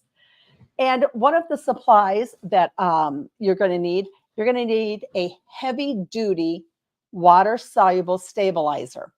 It has to be heavy because patches have a lot of stitches. And when you start stitching the edge on a patch, it's going to start making a lot of perforations into your stabilizer. So it needs to be heavy duty. And, you know, I like to use 2 layers of it. That's just me, because if I'm taking the time to stitch out a patch, I don't want anything happening to it. So I like to use 2 layers of a heavy duty water soluble. And this is from Dime. I also use their twill, their poly patch twill. Now, you can see I've been using quite a bit of this because you see all my edges where I've cut this, but it comes in tons of colors. Everything that I did here, I used the poly patch twill on. There are what they call brights. These are sold in 3 different packages. There are brights, and that's what this package is. You can see the lime green, the orange, the fuchsia, yellow, blue. And then it also comes in a uniform package, which are the more, I'll call them drab or duller type colors, you know, what most uniforms are made out of. And then there's an athletics package too. So you have a lot of different color choices. What is great about this product is a little bit hard to see, but it is a twill on the front. On the back, there is like stabilizer that is bonded to this twill. It's bonded to the back. This cuts great on your cutting machine if you have one. All of the patches here that I created, even these ones without an edge, I used an SVG file. So if you look at some of my patches, let's look at this one, for example. The edges are really nice. I don't have any kind of pokies coming out or anything. Do you have to use a cutter to pre-cut your pieces? No, you don't. You can hand trim them. And I'll go over that a little bit more when we're actually going through and talking about the steps, the stitching of the patches. Another thing I like to use, of course, you know, just regular 40 weight embroidery thread. And I would be using that for parts of the design, you know, like any kind of just the embroidery parts of the design. But when I start doing small lettering, let me grab one of these, just, you know, anything here. If I start doing the small lettering like this, and again, this is very tiny. I think this is probably close to a 1/4 inch. I want to use a thinner thread. And this thread, it's from Dime, Designs and Machine Embroidery, and it's called fine line thread. This thread is 60 weight, so it's thinner. Sometimes I'll use a thinner bobbin thread too. If I'm getting down into this little tiny lettering, I might use a 90 weight bobbin in addition to this thread. And that's what gives your letters that real nice, crisp look that you can read them, you know, from a distance. And that's what you want. Anything else in the design, you know, like the bee on this one, this was just regular embroidery thread. But when I did the letters, I went ahead and I used the thinner thread so that they look really nice and really crisp. Another thing you're going to want to use, if you're using this really thin thread, you're going to want to use a smaller needle. So most of the time you're using a 7511 needle, but when I'm using the fine line thread, which is 60 weight, I'm going to use a smaller needle. You can see this one is a 7012. It's just a Microtech chrome needle. I like to use the Schmetz needles, but you want to use a smaller needle because a smaller needle has a smaller eye. And so when it's stitching, it's going to, you know, make tinier holes than a 7511 needle. It doesn't seem like much of a difference between a 75 and a 7511 or a 7010 needle, but it does make a big difference in how your lettering looks in the end. Let's see what else. So we went over, those are the basic supplies. When I am doing a patch though, I'm going to be using a hoop that pretty much is about the size of my patch. So if I'm stitching this patch, I'm going to stitch it in a 4x4 hoop. I'm not going to go into, you know, a larger hoop. I also probably am not going to load up a hoop with a bunch of patches. And the reason would be because when it does the satin stitch edge, it's putting a lot of perforations in there. And you're not going to want, you know, all those perforations in there. So just keep it in a smaller hoop. Don't load up a big hoop with a lot of different patches in it. So I'm going to move these things off to the side a little bit, and let's go over how we're going to stitch a patch. I've got a little sample here. And so now these are the steps of stitching a patch. Again, I told you it's like an applique. So you're going to have a placement, a tack down, and then a finished edge. So the first step that would stitch is your placement. Now I can use a pre-cut piece, or I could use just a square piece. Doesn't matter. If it's square, of course, you're going to have to cut it. But if it's pre-cut, you won't have to cut it. And, you know, using the pre-cuts too are really going to help you not have those pokies coming out of the edge. And using this is just such great fabric to make patches with. It really is. It's this bonded stabilizer on the back is great. But if you're going to put this down, you know, it's going to kind of slide around. And, you know, if you got to kind of hold it under the needle and this and that, it gets a little bit hard. So what I like to do is use a kid's glue stick. This is just Elmer's School Glue. It's that purple stuff. It dries clear. And I like to put just a little bit on the back side. You know, you don't need a lot, just a little bit. Place it into the placement line and just kind of push it down a little bit. Let it kind of, you know, give it a minute there to kind of get tacky and hold it in place. So now when you go to your machine to actually tack it down, let me see if I can get a little bit better picture of this tack down stitch.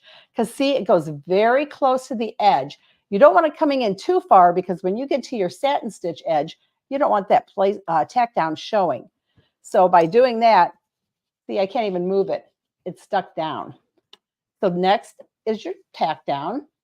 After that, you're going to stitch all the stuff on the inside of your patch, whatever you have. You have lettering, you have little designs, whatever you're going to have. At the point, though, when I'm stitching the lettering, I'm changing my needle, changing my thread to that thinner thread and that thinner needle. After this is done, if I wanted to add a back to it, I would add it now. So at this point, if you wanted to add a back, I'd turn it over. I would have cut 2 pre-cuts or just 2 pieces, 2 squares, put the pre-cut right here. I'd use that glue again to hold it on, or I just put the square back here. The right side is facing out, tape it down, and then go back again and run my tack down stitch. Just reverse the machine to, go back to the tack down stitch. That's only if you wanted to put a backside on your patch. After that, you're going to do your finished edge. Whatever you've designed. This one has, this one has that marrow edge. It's a little bit hard to tell. But then after that stitches, I'll give you another tip too. If you want, you can use a matching bobbin.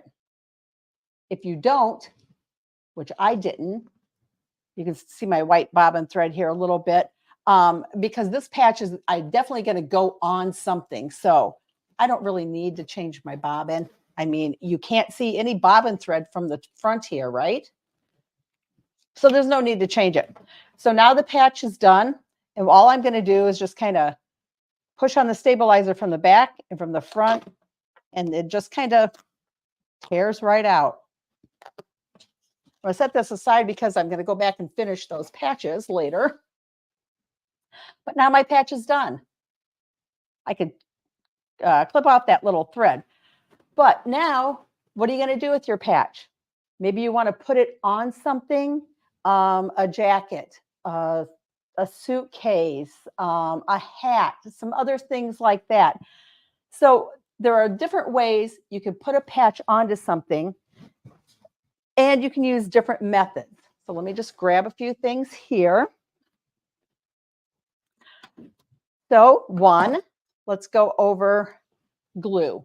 You can glue a patch to something. If you can't sew it on or fuse it on, glue it on. But you're going to need a strong glue, a permanent glue. So I like to use E6000, but if you're going to use this glue, make sure it is in a well-ventilated area, okay? Because it does have a strong odor. And whatever you glue your patch to, you might want to leave it in a well-ventilated area, like overnight or something like that. You can sew a patch on. And let me see if I may have to change the camera. Oh, you can see it there. Okay, so I'm using a zigzag stitch to sew this patch on. I only sewed a little bit so you can see it's not attached here. When you go to sew the patch on, of course, you're going to be using thread that matches. You're actually going to be using your embroidery thread. You can thread your sewing machine with your embroidery thread. It's fine, and just sew with it. What you want to do is you want the zigzag stitch, of course. You want it to loosen it up a little bit so it's not real tight. You don't want to put a satin stitch over a satin stitch. So you want your stitch a little bit loose, but you want the left side to go down exactly on the inner edge of that edge stitch there, your satin stitch. And then you want it to come back down on the right-hand side just next to the edge. You don't want it to come too far over because you don't want to see your stitches going all around the edge. So what I like to do is I don't have any thread in my machine. I figure out where I need my needle to go down on this side.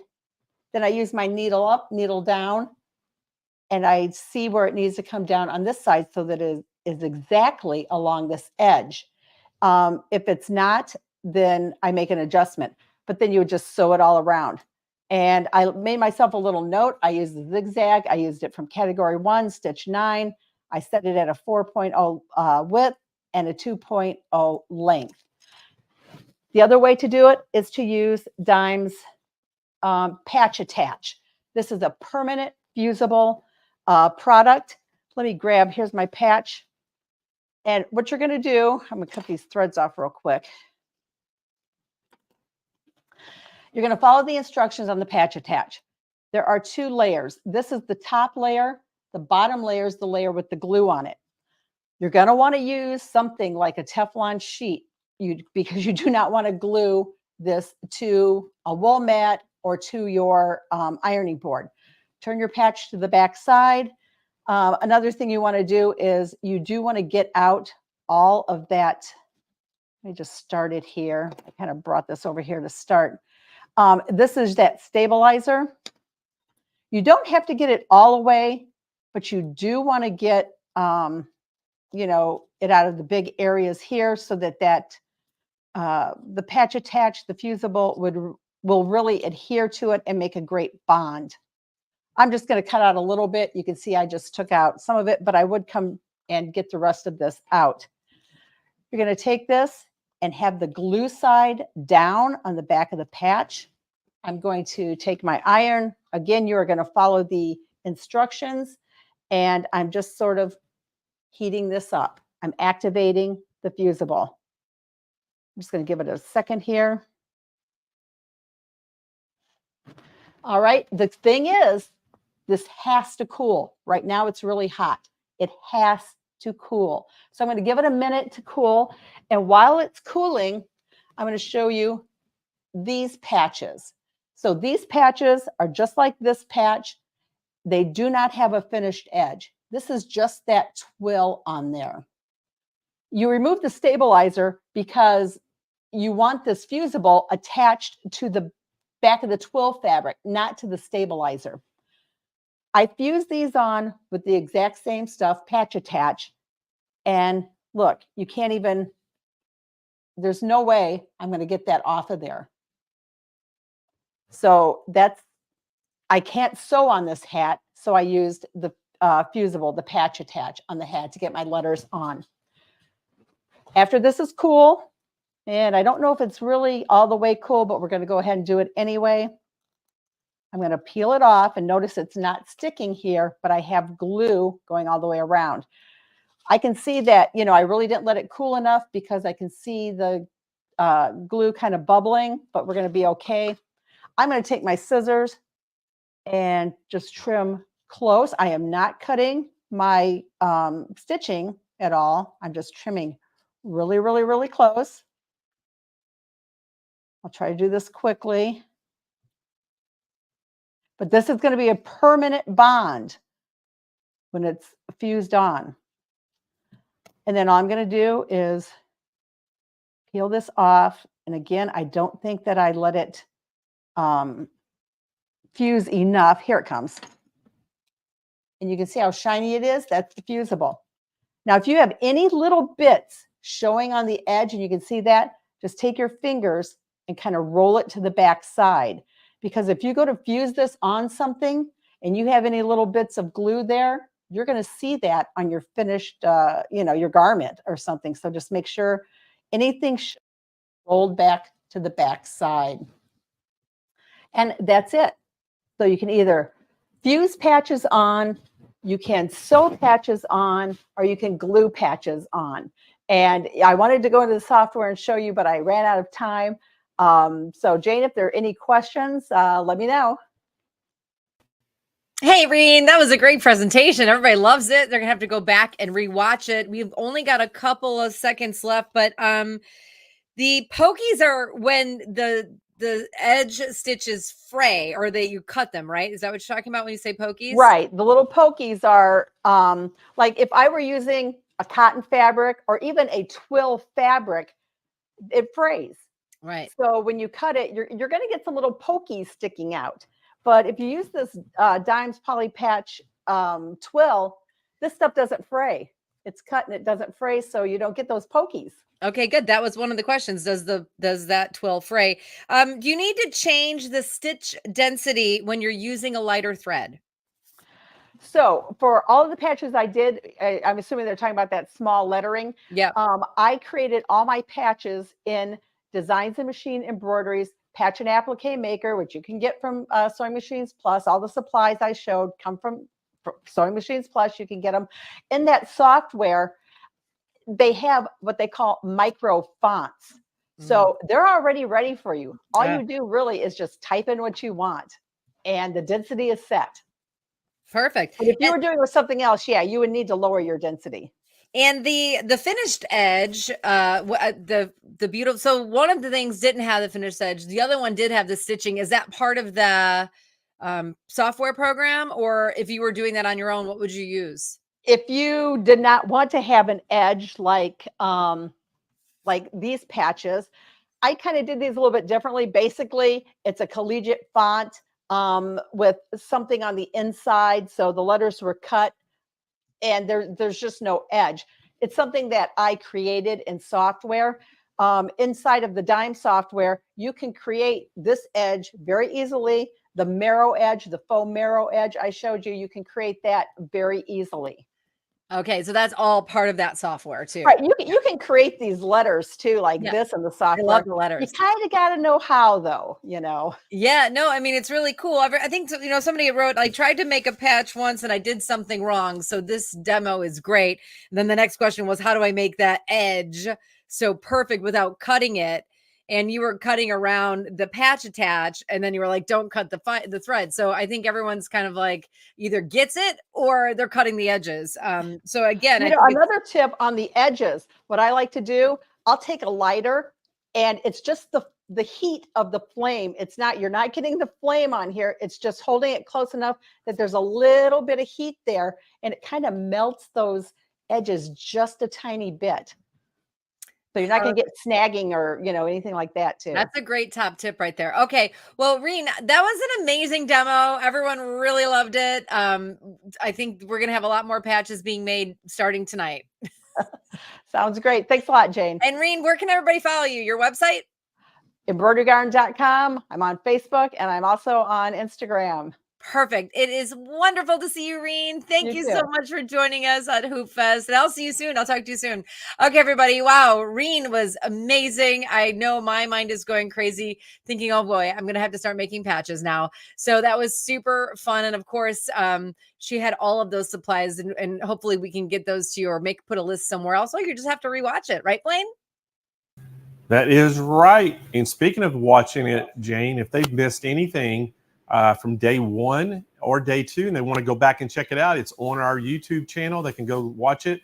And, right now, day one's had over 6,000 people watch.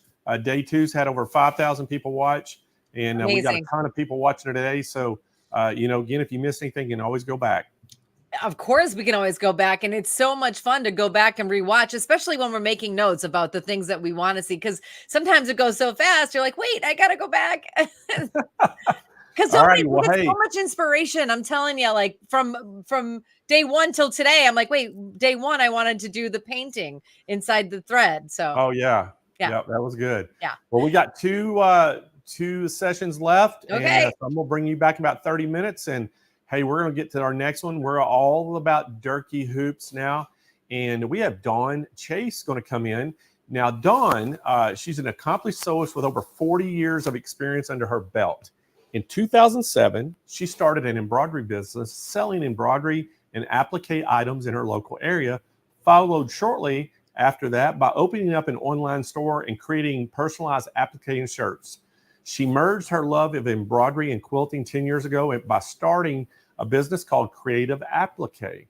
She has since created over 6,000 designs in applique designs and embroidery fonts, and she loves designing in the hoop projects. So y'all, welcome back to the show. A big SMP Nation welcome to Dawn Chase. Hi, Blaine. Hey, Dawn. Good to have you back. Thank you. Thank you for having me back. Well, we're going to let you get going. I know you got to talk a lot about the Dirky hoops, and then I'm going to come back and tell them all the great specials we have. Excellent. Let's get to it.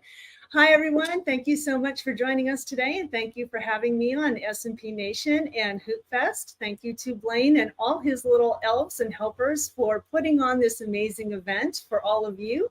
And hopefully you're getting a chance to learn some new things and have an opportunity to win some prizes.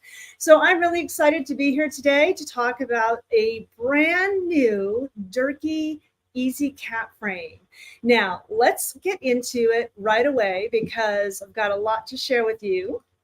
So in a traditional, so today I'm going to be talking with multi-needle machine. And for traditional cap frame system, you may be familiar with something like this, which is the cap hooping station.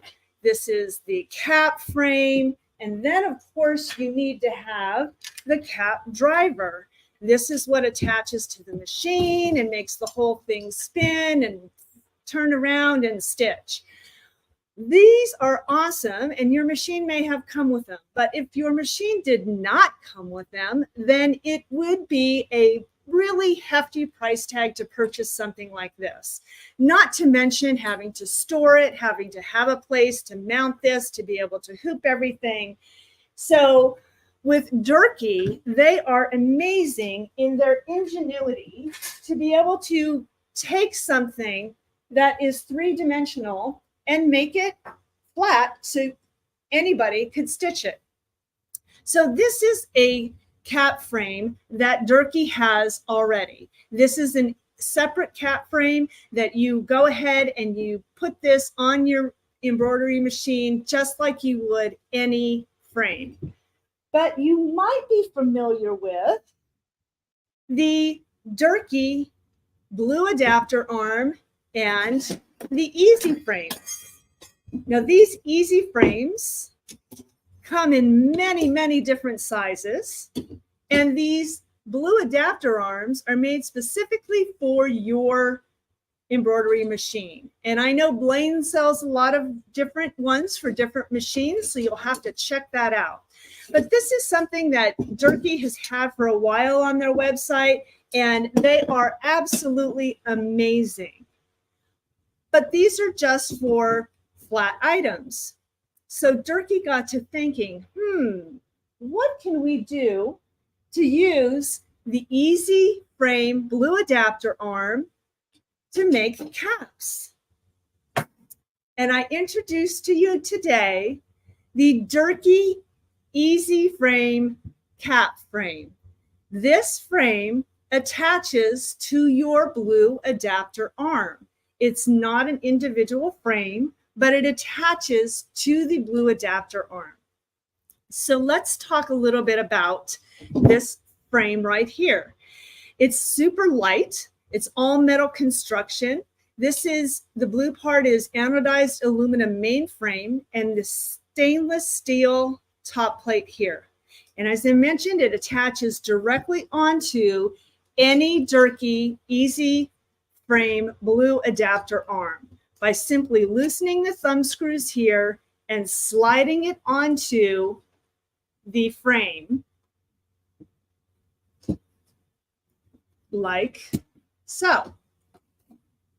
And then this is, as a unit, put onto your embroidery machine.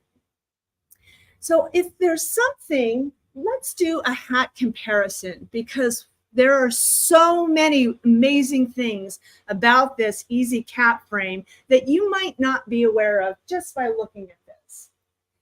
This hat here was stitched on my traditional cap frame. So if you notice something, it's kind of high up on the hat, and it's also very small. It's about 2¼ inches high.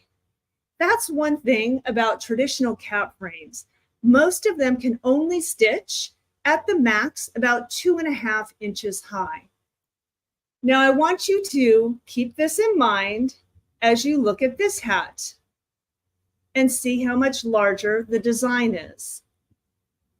And now look at this hat.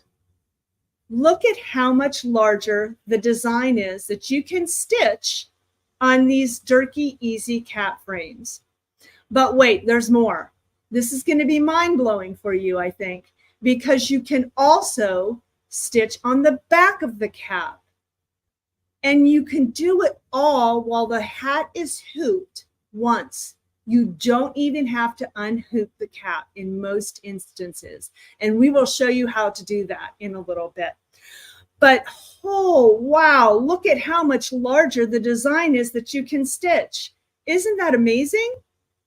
And you can also stitch on the side of the cap using one of the smaller Dirky Easy frames. So you can get all around the hat, the front, the side, and the back by using the Dirky blue adapter arm with the easy frames, and now the Dirky easy cap frame. What do you think about that? I was just amazed when Brent told me about this and shared it with me. I was so excited. So let's talk a little bit about what this frame can actually do. So as we mentioned, you have a larger sewing field. The sewing field on this is 5 inches by 4 inches, which makes it a much larger area. As I mentioned, most traditional cap frames, you can only do sizes that are about 2.5 inches high. The other thing is you can actually take a left or right chest logo design and stitch it on your cap. So if you're stitching something for a business and they have a logo and you had to pay to get that logo digitized, you could only have to pay for one design. Why, you ask? Because when you are sewing on a cap, on a traditional cap frame, the design must be specifically, specially digitized. It has to be digitized so it stitches from the center out, and that goes back to the center and stitches to the other side, and then from the top to the bottom. So it has to be very specifically digitized. Now we know with flats, that's not the case. You do not need to have specially digitized designs for your left and right chest logo. So you could take that logo and stitch it on a cap. What do you think about that? I thought that was amazing. You can also stitch lower down towards the bill here. You can also embroider on the back of the cap, as we mentioned. But I think one of the things that I might really get you with here, that you will really resonate with, is the fact that this is a fraction of the cost. This frame here is a fraction of the cost of the traditional cap system that has 3 pieces. With this one, you just need your blue adapter arm that fits on your multi-needle machine and the Dirky Easy cap frame. All right, so what type of caps can you use with this? Well, if you see in my example here, this is an unstructured cap. So sometimes they call these dad caps. This is just an unstructured one. These work perfect. You can also use a moderately structured cap. This one has a little bit of horsehair or buckram in it. This also can work. But as you get more experienced and you have better understanding of how to use the cap frame, you certainly can stitch structured caps on this. It just takes a little bit of time and practice and experience, just like with all embroidery. So let's see how to attach it. So as I mentioned, we've loosened the thumb screws, and I want to show you how to do this before we put all the stabilizer and the cap on here, so you understand how to do it first. And then when we have all that on, we'll put it on the machine to show you how to do that. But you just simply loosen the thumb screws here and you slide the cap frame on. Now I like to take my thumbs and push away from me and take my middle finger here and pull towards me. So kind of like this, to give a nice, good, solid pressure, pinching together like that, and then simply tighten down the thumb screws like this.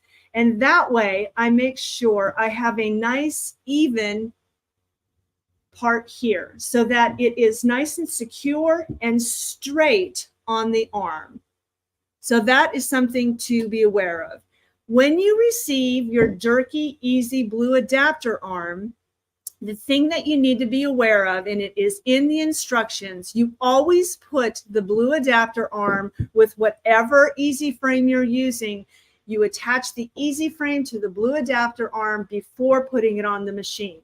This needs to all be loaded onto the machine as one unit, instead of putting the blue adapter arm on the machine and then the cap frame or the easy frame. You put it all on all at once. Okay. And so now let's start by hooping our first hat. So I'm going to set the blue adapter arm out of the way for a moment. And we are going to look at the cap frame for a moment. So if you see here, this little cutout right there is an alignment guide along with this right here. These are alignment guides to show you where to center the hat. And I also have, you can see the lines on the table mat that I'm using here for demonstration as well. So the first thing that we are going to do is we are going to take some adhesive stabilizer, sticky stabilizer, and we're going to remove the paper. And now we're going to turn the hoop over, and we are going to put the stabilizer on the back. So I like to smooth out one edge first and then make it nice and taut and attach the other end just like that. And then I can smooth down the sides just like that. You do not need to put stabilizer in here. These are areas for your fingers and the thumb holes to be able to help get the bill centered or put into the slot under the metal clamp. So you do not need to have stabilizer here, just this area to stick it down. So now we'll turn it over, and I'm going to loosen the thumb screws. Do not, just loosen the thumb screws enough to give yourself some area to put in the bill of the hat. Okay, so it's best to leave the wing nuts on the screws because there's also washers here that we want to make sure that we don't misplace. So now we have our cap, and the first thing we're going to do is open the back. So whether you have a metal buckle like I do, or if you have the Velcro, or you have the plastic snaps, whatever it is, you want to open it. This is going to allow the hat to lay flatter. Okay, so the next thing we're going to do is we're going to turn the hat over. And if you see this right here, this is called the sweatband. We don't want to stitch through this for several reasons. Number one being, if we stitch through this and the cap, it could cause some buckle and some tucks in the cap on the front. So we want to make sure we have that out of the way. But I think another important reason we don't want to stitch over it is because the stitching would then be on the forehead, and we want to make sure that this covers the stitching so it's comfortable to wear. So all I do is unroll the sweatband and I tape it down, and I tape it down really well so that I don't have it in my way when I'm trying to stitch and when I get it onto the stabilizer.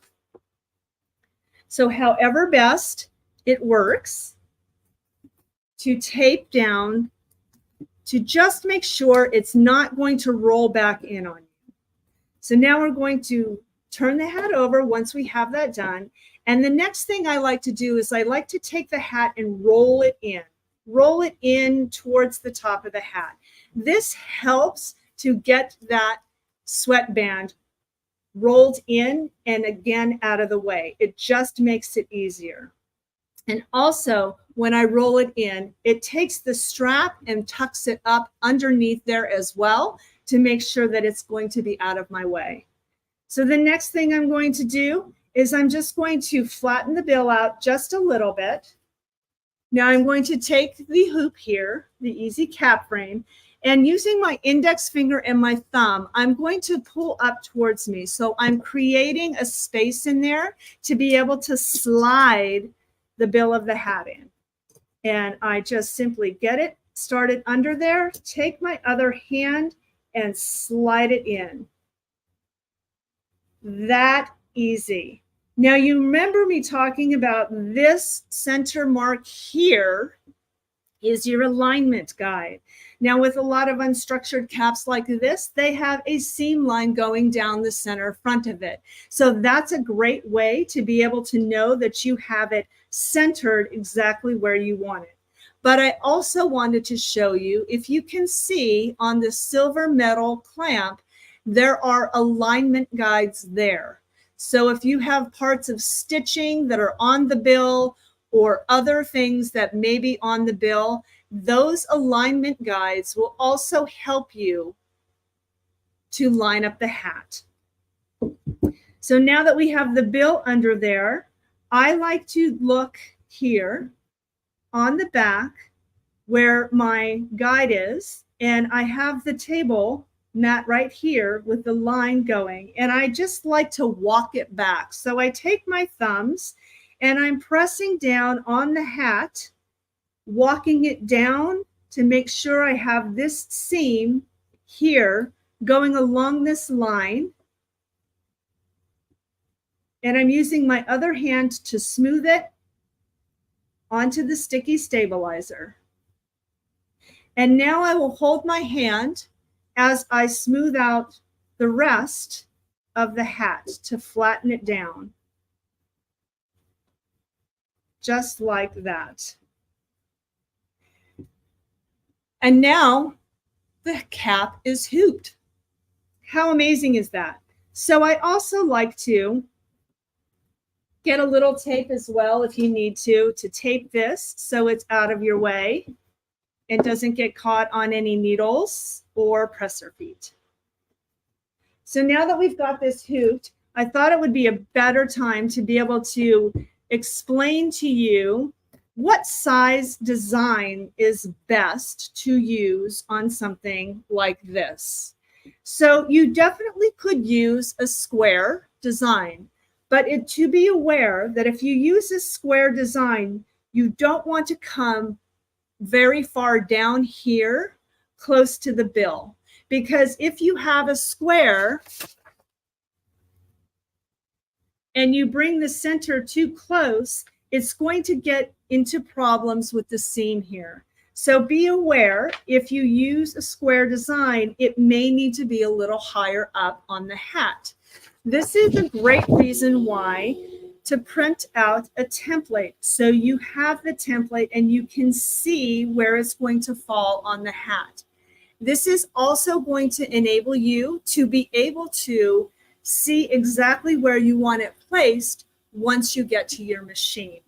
But the guidelines are not to sew above these eyelets. These eyelets aren't just for vent holes. They are also the area of the hat where it starts turning above the top of the head and then becomes the top of the hat.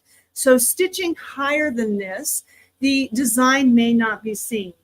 But also another point is some hats, the eyelets are not stitched like this. Some hats, the eyelets are metal.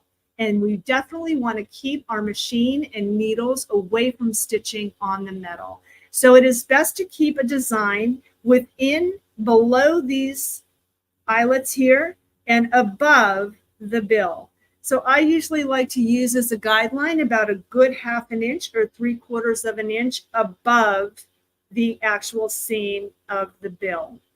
So this design here is 2.5 inches. I probably could have gotten away with about a 2 3/4 inches, or maybe even 3 inches. But be aware that, of course, the taller the design gets, the wider it will get as well, and making sure that you're not going to run into problems, especially in this area. So now that we have that covered, let's go to the machine and look at actually, I need to load the frame onto the arm. All right, I'm getting excited to show you guys how this goes on the machine. All right, so now we have the thumb screws loosened. We're going to put the hat on, the cap frame on.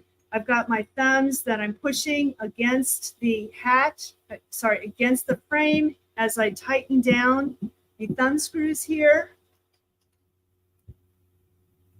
Making sure this is nice and even up here. And you can see that thumb screw is not completely tightened, so tighten them down very well. And now we can go to the machine to load this onto the machine.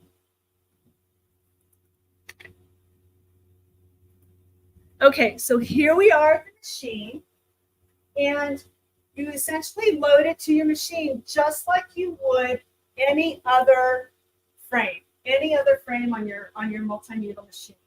So we're just going to clear the presser feet and load it onto the machine, just like that. And there we have it. Okay, so now I've centered it where I think it should be, but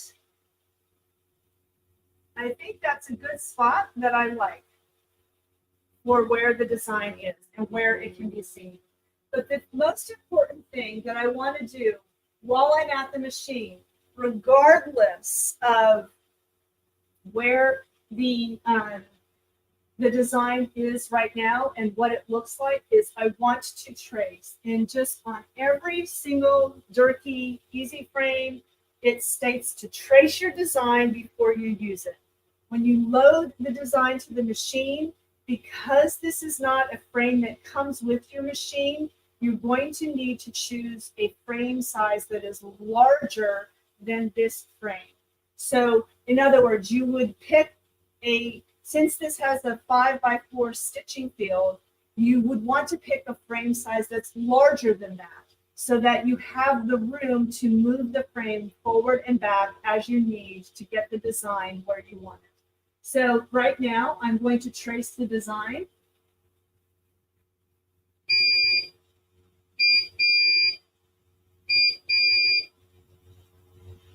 Let me actually choose. I was messing with my settings in my machine. So actually, let me choose a bigger hoop here. There we go. So now it moved it. Okay, so now I'm going to take my template again, and I'm going to move the design back to where I think is a good spot. There we go. Okay.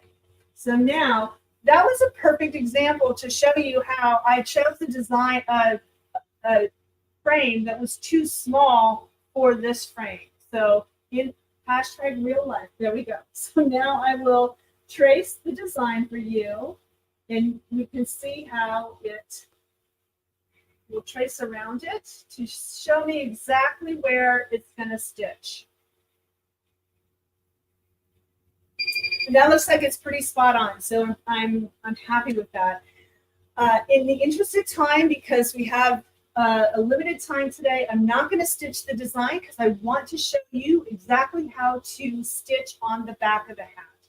So after you've stitched the design, you remove the hoop, the arm, and the frame. Be careful to clear your presser feet. And now going to go back to the table, to the mat. All right, so now we've stitched that. We've got a beautiful design there. We're very happy with that. And now we want to stitch on the back of the hoop. So we do not, I'm going to tell you two different ways on how to do it. The first one is you leave the hat, you leave the cap on the frame. So what you would do is, since this is sticky tearaway, you want to make sure you're using a tearaway stabilizer. With the sticky tearaway, you will pull back and the stitches will pull the stabilizer away. So when you do that, what ends up happening is you end up having a hole in the area of the stabilizer. Having a hole in the stabilizer is not going to be a problem, because what we're going to do is we're going to patch it. So because we need this stabilizer here to stitch the back of the cap, we are going to turn the hoop over, and where you have the hole, you will take another piece of stabilizer and patch that hole. This way you save on stabilizer. So you're not going to remove this entire piece and put another brand new piece. You're going to just patch that hole, and then you will be ready to go with your next stitching the back of it without having to unhoop. So now on the front of the machine, or on the front of the cap, we are going to take the hat and we're going to do the same thing. You can see the line here through my through the stabilizer. I've got my alignment guide, and I'm going to pull the front of the hat towards me, and I'm going to take the back of the cap and I'm going to lay it down on the stabilizer, smoothing out just like we did before for the front. Now, the sweatband is attached here, so you won't be able to roll it out of the way, but most likely you will not be stitching all the way down here. So be aware to not stitch, leave about a good inch or inch and a half on each side so that you can make sure you're clearing that sweatband. So now that this is pressed down, I take a piece of tape and I tape down the strap here, and I also take another piece of tape and I tape down the metal buckle there just so it doesn't come undone. And I would go to the machine and load this on the machine just like I did when I stitched the front. The important thing to remember though when you're stitching this one is that you have to rotate your design 180 degrees. So you will stitch the design upside down so that it goes around the curve of the hat when you're hooping it this way, when you have it, the cap on the frame like this. So if you want to get away with only hooping the cap one time, you can stitch the front and the back at once, but remember to flip the design 180 degrees. So that's the one way to do it. The other way, in case if you have a hat, you already have something stitched on the front and you just want to stitch on the back, the other way to do it is to take the cap with your sticky stabilizer and you're just going to press it down. And I like to take the strap and put it under the clamp here. So if you have, some hats have 2 Velcro straps, some hats have 2 snap straps, and then some may also have, you know, another strap like there. But I will just take the strap and I will put it underneath the metal bracket like this and tighten those down. And then I would tape the metal buckle and then go to the machine, load this to the machine. And then when you load it to the machine like this, you don't need to rotate the design. The design will just be stitched exactly how it loads. And you will also make sure that you trace as well. So I also wanted to let you know that these frames can also stitch many other things, just like all the Dirky Easy frames. You can do corners of napkins on this. You can do cuffs of men's shirts as well as collar points. How about dog collars to stitch a name on a dog collar, or ribbons or shoelaces? So many things you can use this for. It's just not a cap frame. And the beauty of being able to have this metal clamp here to be able to tighten down whatever it is you're stitching on is an extra added security. So I love this cap frame. I hope you guys love it too and are excited about it. I would love to know, you know, what you think about it in the comments, because it is an amazing new cap frame from Dirky. So Blaine, I know he has some deals and some specials for you about this cap frame and all the blue adapter arms as well. We sure do, Dawn. And thank you so much for coming on the show. It's been awesome and great job. So we're going to tell them how they can get it, okay? Thank you so much. All righty. All right, everyone. This is the Dirky. Now, what she was showing today was all that flat hat, but I'm telling you what, they have a full line of stuff, and we have a call-in special on all the Dirky products. So go right now. You can actually go to smplive.tv. Kennedy has a little thumbnail on there. You can click on it. It takes you to the product page. However, you can just go to SewingMachinesPlus.com. In the search bar, type in Dirky. It takes you to the Dirky page. You can look at all the different sets of easy frames that we have. And earlier today, you got to see, you know, that hooping station. They have a hooping station there. They have a ton of different frames.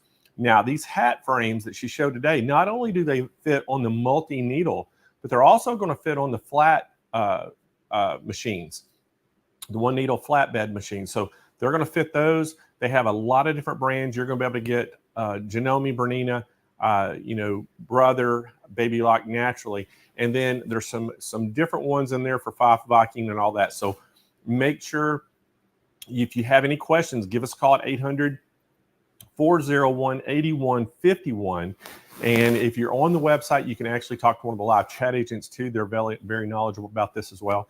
But we have a really good Hoop Fest special on all the Dirky products. You have to call in to get that special. And we have probably one that's going to fit your machine. We're very customizable, a lot of different things you can do, especially in the multi-needles.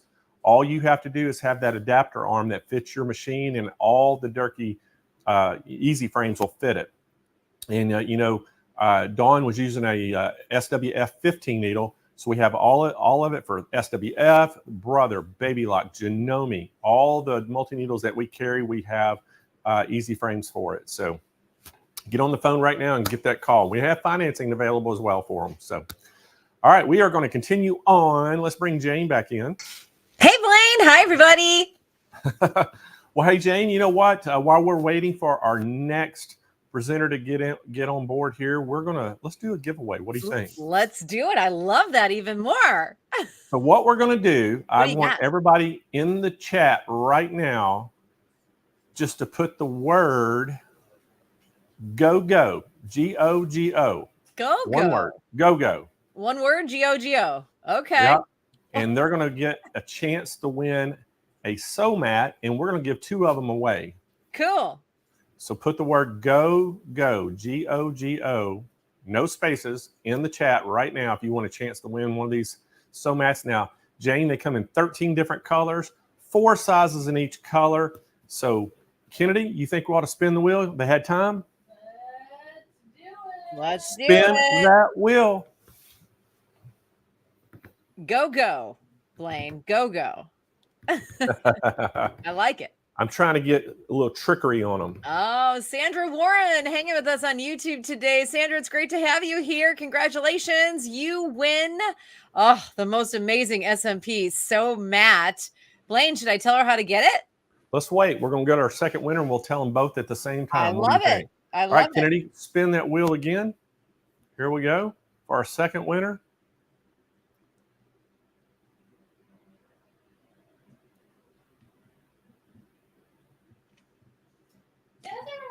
Desiree, watching today from YouTube. She's our winner. So both of y'all, how you going to claim your prize? You go to smplive.tv. You're going to scroll down toward the bottom of the page where it says claim my prize.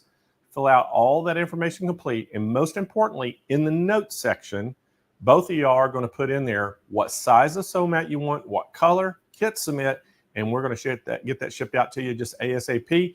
And if you have 30 days to claim that prize, if you don't, Kennedy is going to put it right back into her prize closet. All right, Jane, we have one more presenter for the day. I'm going to let you take it away. I'm so excited for our next guest. Thank you, Blaine. Okay, everybody, this is it. Listen up. This is going to be a good one. We're ending with the best. Let me introduce you to our friend, Trevor Conquergood with Floriani. Now, Trevor of Saskatoon, Canada, is considered one of the true embroidery masters of our time. Just like Walter Floriani Jr., Trevor was born the son of an embroidery master, and his father and family lived embroidery. Forging his own path, Trevor has learned and almost taught every brand embroidery software there is, and even software companies invite him to Europe or Asia to teach educators on maximizing their program's functionality to get the most out of the features and benefits. We're really excited to have him here. So a big warm SMP Nation welcome to Trevor Conquergood. Hey, Trevor, how are you? Hi, Jane. I'm awesome. Thank you so much for having me. That was one big opening. Wow.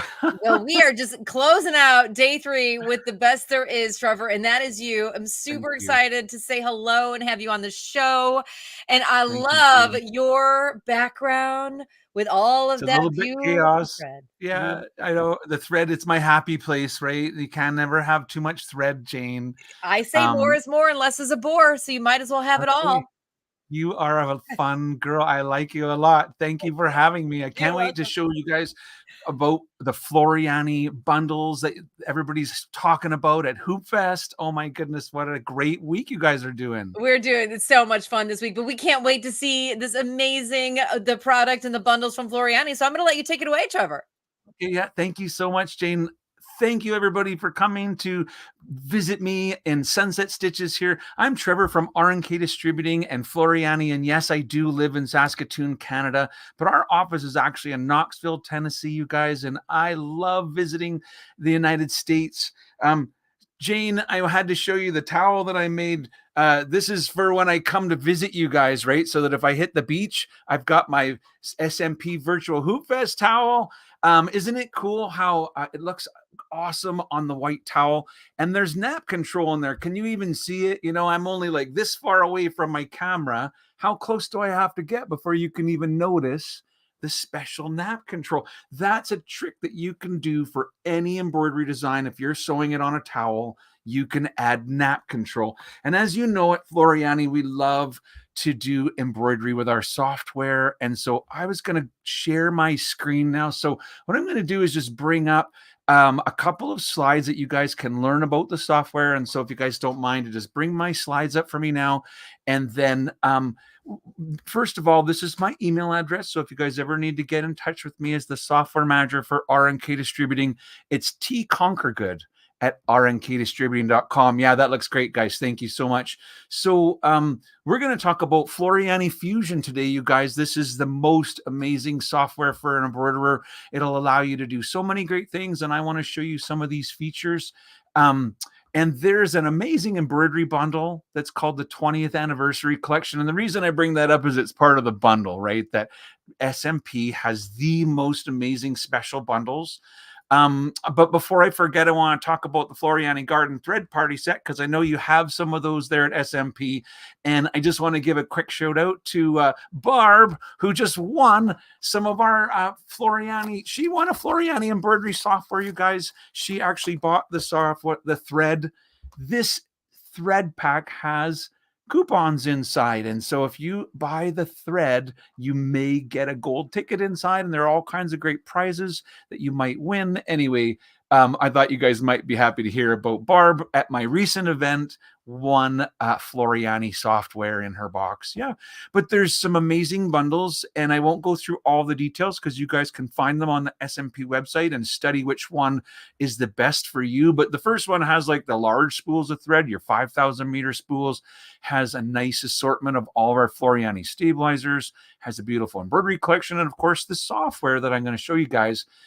There's another set that has the 30 of the 1,000 meter spools. It's got a nice set of stabilizers.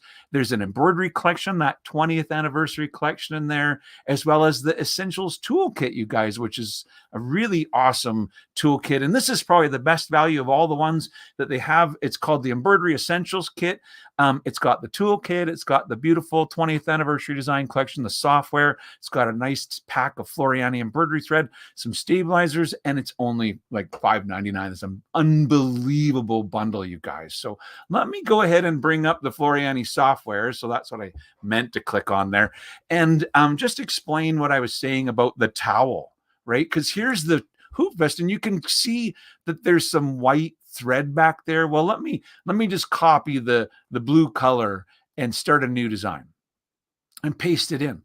So this is what you might have as an embroidery design. You might just have put text from your text tool, but you want to embroider it on a towel, and you want to make sure that the text is not going to sink into the towel. Well, what we do is we select it, and up at the top, there's a little logo, or sorry, a little icon right here. It says nap control. And if I click on that, it allows me to say, how much do I want? Like it says offset. So how far around the embroidery do you want your nap control? And if you set it to 0, it'll be very close. Or if I set it at like 0.1 of an inch, it'll go around just a nice little bit around each word kind of thing. See how it does that? And now when you use your topper, you know how you use a topper on a towel? It's really easy to remove the topper because you're just tearing around the outside of your nap control. So much easier than trying to get all the little topper bits out a little inside of all the little letters like that. And you sew this in a tone on tone color. So you match it, you know, if it's going to be on a white towel, you pick a white embroidery, and, or, you know, if it's a red towel, you do red. I mean, you could do it pink. That wouldn't be wrong, right? We could select that color and you could do it in as a contrasting color on your towel. And then it gives you kind of like a whole nother look to it. So anyway, to me, owning embroidery software is such an integral part of owning an embroidery machine. Probably what I do the most is browse. You know, I own so many designs, and there's a beautiful browser on the side that I can click on any folder of my computer or any folder in my own kind of embroidery libraries. I'll just click on like some designs that I've collected and see how I can see them. And I can just, you know, nice and visually browse through all the designs. And then if I find something I want to open, I just click and drag to open it. And now I can interact with it, add text to it, change its colors. Of course, the Floriani software will do color matching. So if I want, right now it's in the Floriani color palette. But with one click, I could change the design to be any thread brand. And we have all the major thread brands. So here, let's just try, you know, I don't know, Madeira. And it'll instantly convert all these colors into the closest match in Madeira. Now, if I click on this and I make it, let's say, a little bit larger, it'll scale it larger, but it didn't add new stitches. I'll have to give permission. If I want to, you know, you can edit the designs. You don't have to own them already. If you want to, or sorry, if you already own designs, you can make changes to them. And to do that, I would simply right click and ask it to convert this design into outlines. And now when I resize it, watch what happens, Jane. It's going to give me new stitches. So I'll make it smaller, and watch, the stitch count went from 1900 down to 1400. You know, if I make it bigger, it'll add stitches. Yeah. And one of my favorite tools, before I forget to show, is the density optimizer right here. You know, if you've got a design and you stitch it out and you're like, it just feels a little heavy to me, select everything, come to your density optimizer and say how much less you want, you know, satin density, pattern fill density. You can independently, I'll do 80% less on both, but you could do 80 and 90 or whatever settings you want. And when I say, okay, it'll process the stitches, and now we're down and it's only 1500 stitches. So you can see that you can optimize your density for these designs. And that's just the beginning of it, because I love to edit and add text to my designs. And so you've got a great text tool. You've got all kinds of different text tools, horizontal text, circular text, vertical text, monogram tools, even bringing in artwork like true type font artwork can be done. And if I click on circular text, it's just going to put the words my text around our embroidery. And then, of course, you're going to change the text, right? You're going to make it say Jane, and then, you know, click apply. Yeah, and then it's really easy to adjust it. I've got handles to bring it closer or further apart. I've got a different handle to use to make it smaller or bigger. I have individual handles if I want to adjust any of the kind of individual letter spacing. And so essentially, it's very easy to do your own kind of personalization to the designs that you already own, make them, you know, different, your size, add text, all that kind of stuff. But it goes so much beyond that, because we have automatic digitizing. We have, let me start a new workspace and just explain. If I go to my library, these are some of my favorite designs that I teach with. So I've made a folder for it. And inside there, just as an example, there are all kinds of different things. We've got embroidery designs in here. We've got backdrops. For example, this sewing machine is an SVG file. So SVG stands for Scalable Vector Graphic. And what you'll notice is that when I click it, it's going to be all sort of selected as one unit. You know, if I click ungroup, and then I could click just this little silver piece and say, you know what, you're going to be a satin stitch. And I'm just going to click on here, let's turn 3D on, and I can just select any piece and then come down to the bottom and decide what kind of embroidery I want it to be, a run stitch, or do you want to have it be a fill stitch or even an applique stitch? If I make it an applique, the software will put in all the color stops that are needed to actually create the steps of sewing an applique. I can just click the machine and click on fill.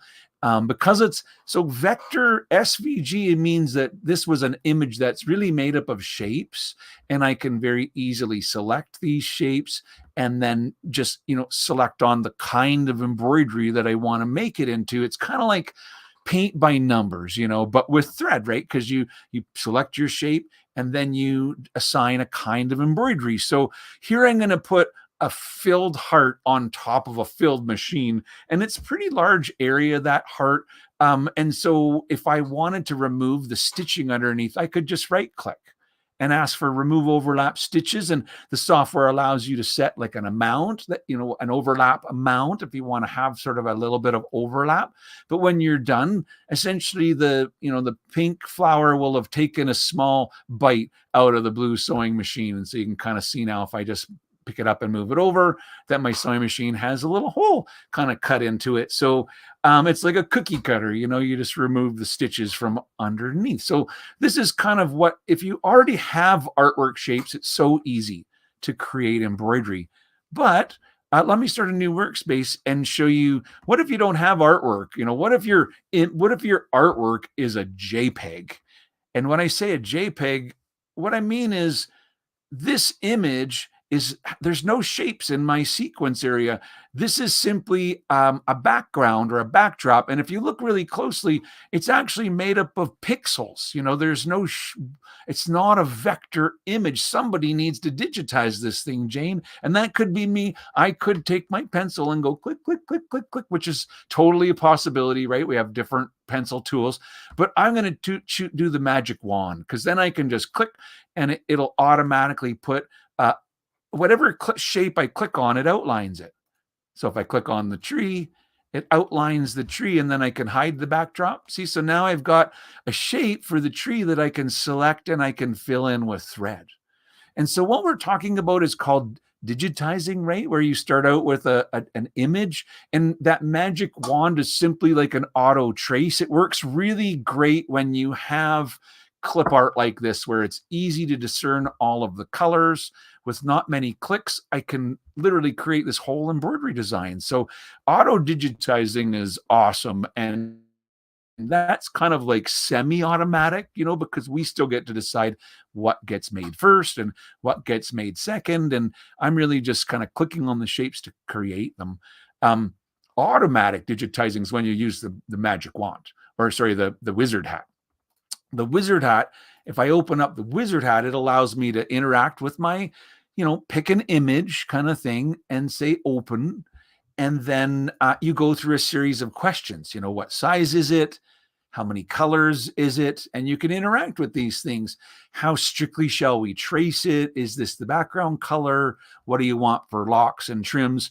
And when you're done, it will auto digitize your, little dragonfly. And so now we could have a dragonfly that, was maybe hanging out on the tree, the Christmas tree. And so really, it's very easy to create your own designs. And I think it's a ton of fun. I know that these kind of segments go by so fast, and I have such a big list of things that I want to show you guys. And so I'm looking at it going, have I covered enough? But what I really didn't talk about that I think is an important part of it is called Save to Sew. And this can be for any embroidery design, whether it's one that you made or whether it's one that you get from your library. But just as an example, if I open up, it doesn't matter, my bunny rabbit, here's the thing, Jane. When we open an embroidery design and when we buy them, and as an embroidery designer that makes embroidery designs, I don't know what you're going to sew it on. And it matters, right? If I knew that you were sewing it on polar fleece, I might have made the design differently. But I don't know. So when I make a design, I always use my most generic settings. And like I'm saying, so there's a tool in the software when you open an embroidery design, you can click on the tool called Save to Sew. And when you use Save to Sew, you're asking the software to help you do two things. Number one, can you improve this embroidery design to make it sew better on the fleece?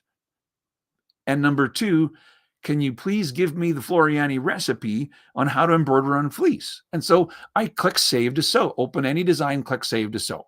And the first question is, what are you sewing it on? Now we have the design open. We know all about the design.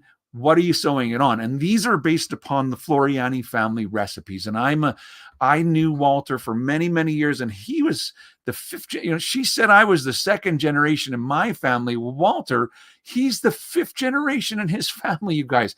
And these are the family recipes for fleece. Now it says fleece I digitized and fleece I didn't digitize. It's like a question. Which one do you want to pick? And I always kind of joke and say, if you don't know the answer to that, you should probably choose I didn't digitize, because if you digitized it, you'll know that you did. But really, the truth is, if you made them yourself, you can choose I digitized. If they're store-bought designs, just choose I didn't digitize. And now that I've told it the fabric, if I want to allow the software to make any design improvements, I have to turn this on. It's like the Walter effect, right? Do you want Walter to tinker with the design? Yes. Check it off. Apply new design densities, apply underlay settings, pull compensation, any of these other settings. So if you want all those things, you just leave it all checked off and you say next. And the design is being analyzed and worked on. And while the design is being kind of worked on, you'll notice that the Save to Sew recipe for sewing on fleece shows up. It says, well, you should use perfect stick tearaway, and then you should stick the item onto the tearaway, and then you should hoop it with some topper on top. And it suggests, a number 11 size embroidery needle. And if you're like, what the heck is perfect stick tearaway? You can click here to watch a YouTube video or click here to get the product info. Just know that you can get it at SMP, and it's one of the best products that we make. Perfect stick tearaway, the special formula that Floriani has in the sticky is the bomb. It will allow you to reposition your stuff on the top. If you stick it down not quite right, you can reposition it, and it'll never make your machine sticky or your needle sticky or your bobbin case or any of that. Okay, so when you're happy with the recipe, you could click print if you wanted to, but if I click finish, it actually asks me to save the design. I don't have to, but it's kind of a reminder. You could have, this is the bunny for fleece, and then this is the bunny for a t-shirt, and they could be totally different. I just want to point out that if I click on print preview right now, that in my printed results will be all of my sewing instructions for the stabilizers. So once you run through Save to Sew, your instructions on how to do that is inserted into your design, printable pages, if you will. And it's also here in your notes area. It's one of the things I love about Floriani is I can make notes to myself. I can literally come in on the design and be, I did this because, and don't forget because. And that's one of the amazing things. So, Jane, I can go on all day about this software. If you buy it, you're going to want to visit the R&K Software Club's website, because that is where all of the training comes from.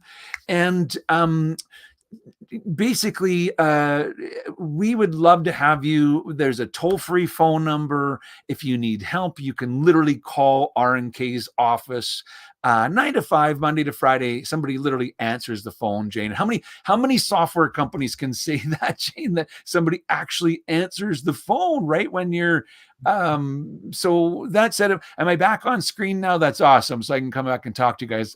Enough. Oh my God. No software companies answer the phone. You get someone right, that's like a person, like an actual human being. Okay, Trevor, dude, this is literally, my mind is blown. You're so good. Why don't we already all have this software is my biggest question, really. Right. So good. And the bundle, because SMP's never had bundles like this before. Like, honestly, Jane, I've never seen the Floriani software combined with the goodies that you've got, like the little scissor kit, the thread, the designs. I didn't get to show the 20th anniversary design collection, but it's 20 design collections all in one. For $5.99, that's incredible. Right. It's so good. Let me ask you a couple questions because I was just trying to take You notes got as it. we're going through. And thank you for saying my name. I was like in class and I had to pay attention. I loved it. Okay. Boy. So the software, are there classes or do you have a tutorial? What's the learning curve? Yes. Like people were like, I'm not IT computer savvy. How could I learn this? I'm not a graphic designer. Thank you for asking. So, we have really a wonderful website. It's searchable. There's all kinds of short videos. If you're like, how does that magic wand tool work? There's a video, 5 minutes long, just on magic wand. I also have a workshop for Fusion, and everybody that gets the software gets to do an actual workshop with me. It's 12 classes. They're all recorded. You can download them. You can ask me questions. So you literally get Trevor as like your embroidery kind of guru when you're a Floriani embroidery software person. Yeah. So learning It's curve really not great. too steep. Like it's Nope. pretty user friendly. People can understand it right away. I think it's as easy as it can be, Jane. It's all done in one window. It's very click and try things it's very intuitive. It's like your graphic software met your embroidery software. It's based on artwork, right? Because it's actually a vector artwork program that has all the thread added in. Right. That's so cool. And the updates to the software. So whenever the updates come, there's no charge for an update to the software. We keep it working with the latest version of Windows. And so it's, it's very easy to learn, Jane. There's no doubt about it. Yeah. Well, good. And they were asking about software updates. And you just answered this, but I'm going to ask it again just to get clear. What computer system does it work on? You said Windows. So does it work? We have some Mac users out there that were asking if it works on a Mac. I'm one of those people. I have it running on my Mac, but the truth is, Jane, it needs Windows to run. It's the program is designed for Windows.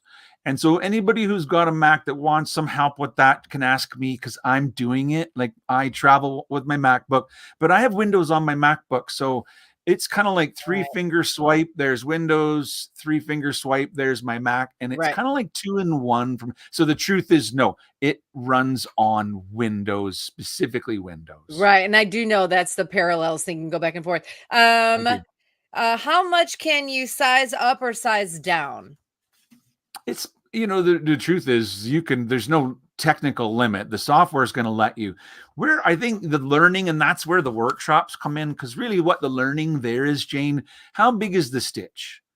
Because the software is going to let me take it from 2 inches to 4 inches. And if it's a satin stitch, it's going to maintain the density. So even when I make it bigger, it'll have the same density that it did smaller. However, the question is, how big can you make it before a satin stitch is no longer appropriate? And when do I need to change this? But then you could get involved and make that change. So if you wanted to go beyond where the satin stitch was no longer good, you would change the satin stitch to a fill stitch, and then you could keep going, right? Even bigger. So there's learning. I won't tell you that you don't need to learn anything, because that's not fair. I will just say that you will be blown away by how much help you get. We have a chat, you can send a ticket in, and usually they're answered within the hour. So there's a ticket system. So if it's after hours, you can't call the toll-free number. You just send a ticket in. It's great. And then you have this whole family of Floriani. What you're finding out is you're joining a family. Kind of like buying a Jeep or something, right? When you're driving in a Jeep and everybody with a Jeep waves at you, kind of thing. Well, Floriani's a family, right? It's a family. And you will find there are a lot of Floriani people everywhere you go. You might be on your summer holiday and you might, meet some new people. So that's like us. We're the SMP Nation family. I have 3 more questions for you that are just popping up as we go. How many, are there different modules in the software, or is it one just big download? It's one download. So basically the Fusion software is something that you will download and install. And you don't need to buy anything more, but there are other programs, Jane. An example of that would be Sketch-a-Stitch, which is a different kind of program where you basically can click and drag, and when you're done, it's like instantly embroidery. And that's like an add-on. If you own Fusion and then you end up buying our Sketch-a-Stitch program, they interlock together, and kind of like the Fusion becomes all one big extra program, right? So Fusion is the Floriani embroidery software that is really perfect for a new embroiderer. It's got all the tools with the auto digitizing, the text, the ability to open and save all the embroidery formats. And then if you want to get into automated quilting, we have Total Quilter. And if you get Total Quilter, then it'll add to your Fusion, and we have a program called FTCU, Jane, and it's got even more embroidery functions. And there's a pathway. If you own Fusion, you can upgrade it to be the FTCU, and you can do that all through the SMP website. All the options are there. Perfect. That was two. You answered two of the questions, the last ones I had, and it was, what's the difference between Fusion and FTCU? You start with Fusion and you can upgrade to FTCU, and we can do that right here in SMP. If you have FTCU, then you don't need to buy Fusion, right? That those functions are part of it. But if you have Fusion, then FTCU would be an option for you in the future. That has a lot of really deluxe options that come in. I think Fusion's a great place to start, Jane. That's where I would start, and join the family, get the recipes, the save to sew, learn to digitize with me. I mean, 40 years of digitizing, I'm happy to help you. You're the coolest of the cool, Trevor. Come on. Who doesn't want to hang with you? I'm just one of the guys that likes to do embroidery, and everybody I know is fun, and you're amazing, Jane. And so is Blaine, by the way. Can I show you something? Yeah. That's cool. Greetings from San Diego. Oh, wow. Yeah, there's probably one hanging in Blaine's office because I mailed it to him. I'm sure there is one in Blaine's office. That's awesome. I made this the last time I was in San Diego. And just a little shout out because I saw that you guys are bringing me back. It's so in the fall. That's amazing. I wonder if Blaine wants to pop on and say hi to you. Thanks. I don't know if come on in. I don't know if the dates are set, but I know that I was told that I'm coming to see you guys. Yes, you are. We're going to have you in person in the Mission Bay store at SMP. Did you say the dates, Blaine? Sorry, I've talked to San Marcos store. I'm sorry. San Marcos, yeah. It's in September anyway. That's what I know. I'll bring my towel so that I can go to the beach. There you go. Yeah, yes, so you must bring towel to get in. See Trevor in person. Just go look at the event page on our website, and you can sign up for that event. And he's going to be out here in September. Amazing, Trevor. You're so cool. Thank you for that great demo. I mean, this is we should all have this. You have 3 amazing bundles, you guys, that I've never seen the Floriani stuff at that price, and SMP made this happen. So thank you so much for hosting us. Good luck with Kathy and Judy and all your vendors this week, you guys. I hope you have a fantastic Hoop Fest. Thanks, Trevor. Good to see you. Wow. Blaine, hey, Trevor, come on. Good to see you. That's the most amazing software ever. It is. So it's pretty awesome what you can do. And it's real intuitive too, Jane. It's not real difficult. There's a little bit of a learning curve, but now most people are pretty tech savvy. I mean, my mom's going to be 90 years old, and she gets on her tablet and emails and she's doing watches our show. And I mean, so everybody's a lot more tech savvy than they used to be years ago. And so most people that are, especially these new computer machines, if they can do those type of things, they can work the software. Well, and it's what's super cool. What I heard and what I like to hear is that there are videos and there are tutorials for the easiest of easy questions, because sometimes you get to a design feature, or a design program, and maybe you didn't study that, right? So this is just something new for you to learn, and there's all these different little icons. You're trying to figure it out, and if there's nowhere to go, it could just add so much time. But what he said to me was key, And why you would want to have this particular software package is that you're changing a vector file, an SVG file, a JPEG, and you're turning that into digitized file that you can use. So you're developing your own and using what they have in and that there's a video to help you if you get stuck. There sure is. And, you know, again, I'm just going to tell everybody out there, hey, if you want to come and see, you know, Trevor in person, you know, just come on out to San Diego, sit in. That's the best way to do it. Hands-on with him. You will get some unbelievable education from Trevor. And he is by far the expert. I mean, he is the best out there.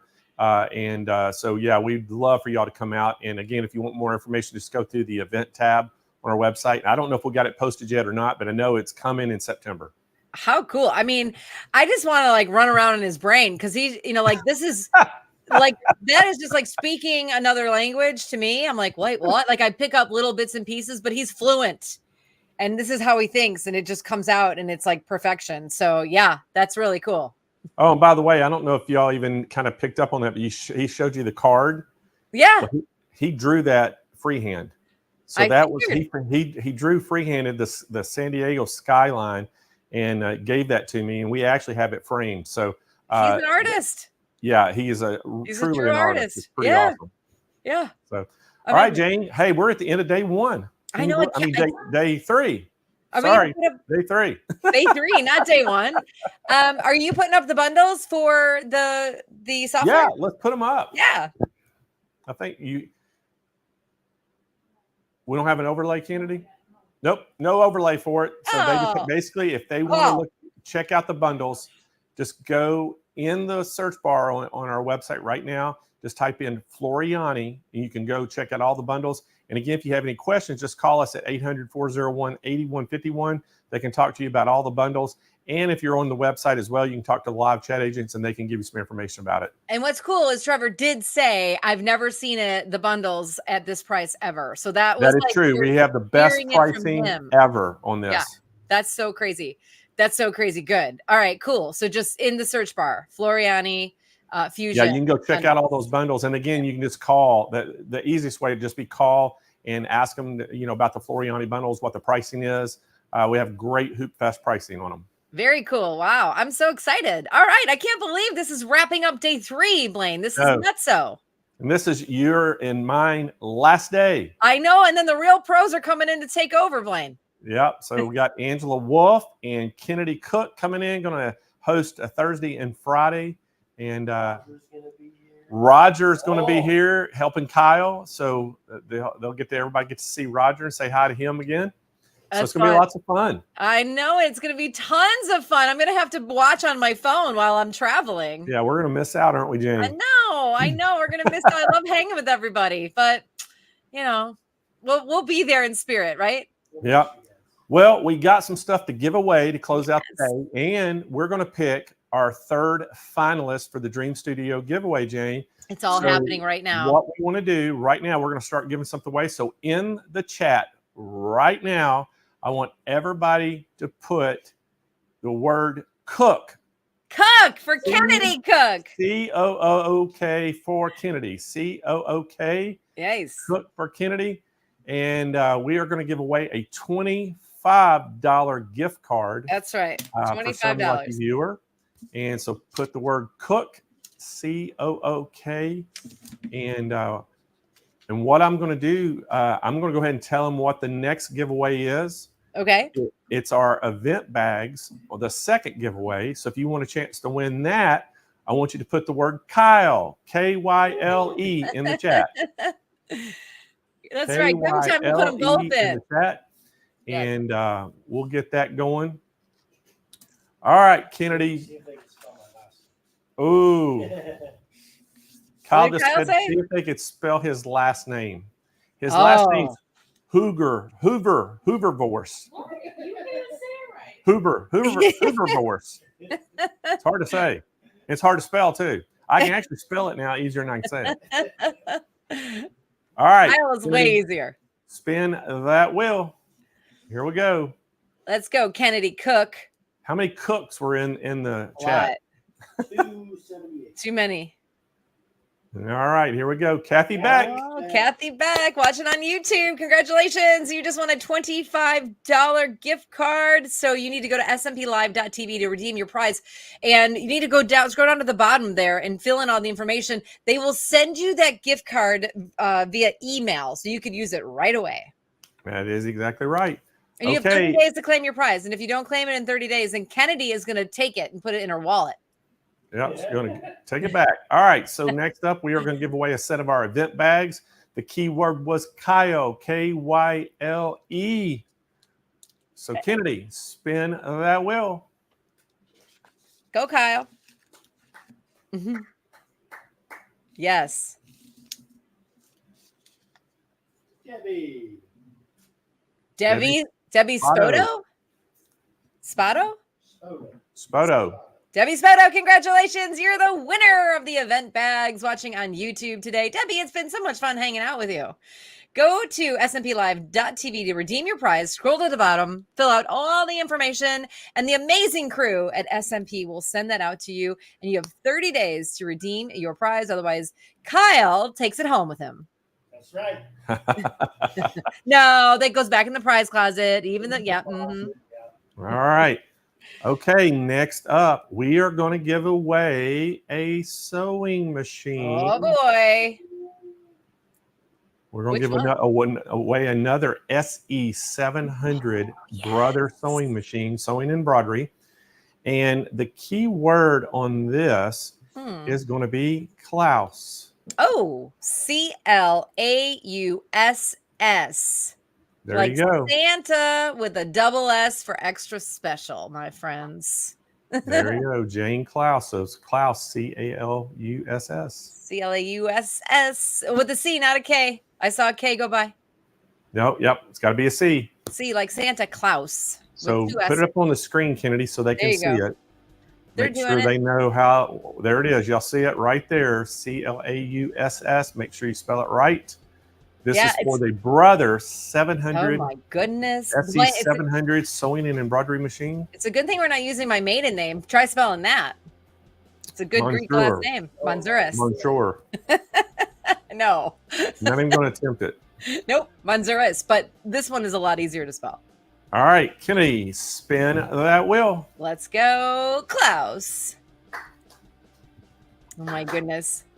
I love that. It's a sewing machine.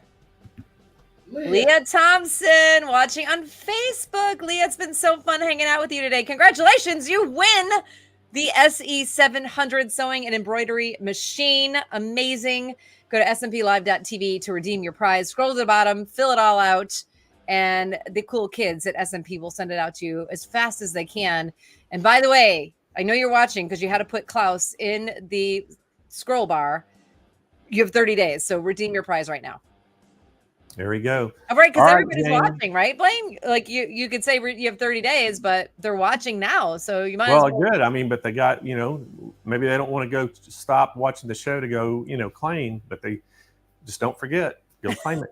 All right, we're going to pick our third finalist, Jane, for the Dream Studio giveaway. Boy. Kennedy, can we show that Dream Studio again? Guys, this is worth $25,000. Look at all that. You got that Janome S9. That's a $5,000 machine. You got the 2-tier Stay Perfect electric lift table. You have that Brother Airflow 3000 serger. You have the brand new, just released SWF 7 needle embroidery machine. You have the Floriani Total Control. You have the Floriani Thread Pack. You have the Brother PrintModa. So look at all that stuff. That's amazing. And what's even more amazing, if you get picked today, if you get in the finals, 4 of them are at least going to win a sewing machine. So you're guaranteed a sewing machine, Jane. So you're a winner already. Exactly. Yep. All right. So day 1's winner was Lisa Taylor. Day 2's winner was Kathy Sherwood. So, Kennedy, you ready to find out who day 3 is? I am. Spin that wheel. Oh, boy. Here we go. Everyone's super nervous. I want to see your faces. I really want to see Friday. I'm going to have to tune in. Joe Allen. So Joe Allen's watching today from Facebook. That is Wolfgeist. Wolfgeist, because I see your snake on the screen. Yeah.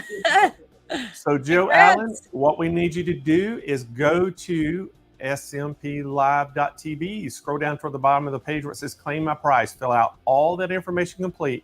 And in the notes section, put I am the finalist from day 3.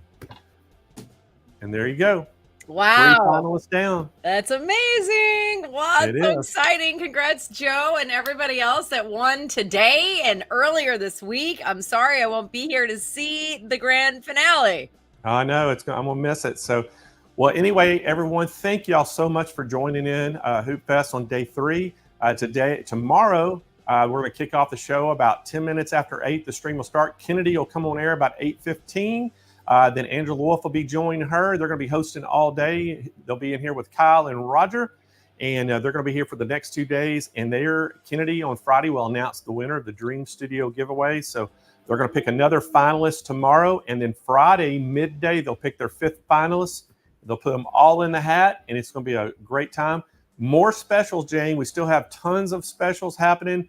Great demonstrations, more educational sessions for the next 2 days. Right. So we're missing a good time. Everybody, we are missing a good time, but you guys are in for a tremendous Thursday and Friday, day 4 and 5 of Hoop Fest, of course, because it's our friend Blaine and Kennedy and Kyle and Angela and everybody at SMP putting this all together for all of us to enjoy. Even me hanging out here hosting with you, Blaine. I always have a wonderful time. And as I say, this is my final goodbye for the week. I love spending these weeks with you guys, the SMP crew, and also the SMP Nation. So thanks for always having me. I love hanging out with everybody. If you want to follow me or be my friend, just go to Jane Klaus, now that we all know how to spell it, JaneKlaus.com, and certainly sign up for my newsletter and see what I'm up to. And also, I would love it.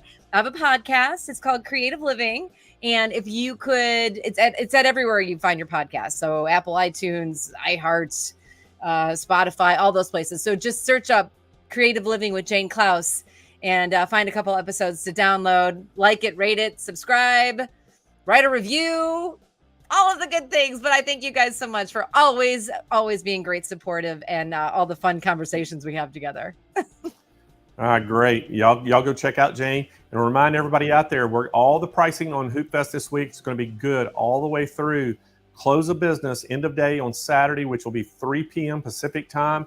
You'll still be able to get all the specials. And so make sure y'all get on the phones. If the phones are busy, keep trying because they'll open up. But we've been extremely busy all these 3 days so far, Jane, and then it'll just keep getting busier. Usually Thursday and Fridays are crazy because everybody's making their final purchases. Yeah. So just keep trying. And Kyle, the next 2 days, will be putting that Google chat link in the chat. And basically, you just click on it. It opens up Google Pages. You put your name, your phone number for a callback, what you're interested in. It updates in the call center real time, and they'll give you a call right back. So Perfect. That's how it works. So great. Don't wait. Get the stuff today. Exactly. All right, Jane. Well, thank you so much for you. Everything you did this 3 days. I want to thank the SMP Nation for tuning in. Thank y'all so much. And I'll be back on air next Thursday. So y'all come and check the show out at 10 a.m. Pacific time, our regular SMP Live. And y'all have a great rest of your night. Great weekend. We'll see y'all later. Bye, everybody.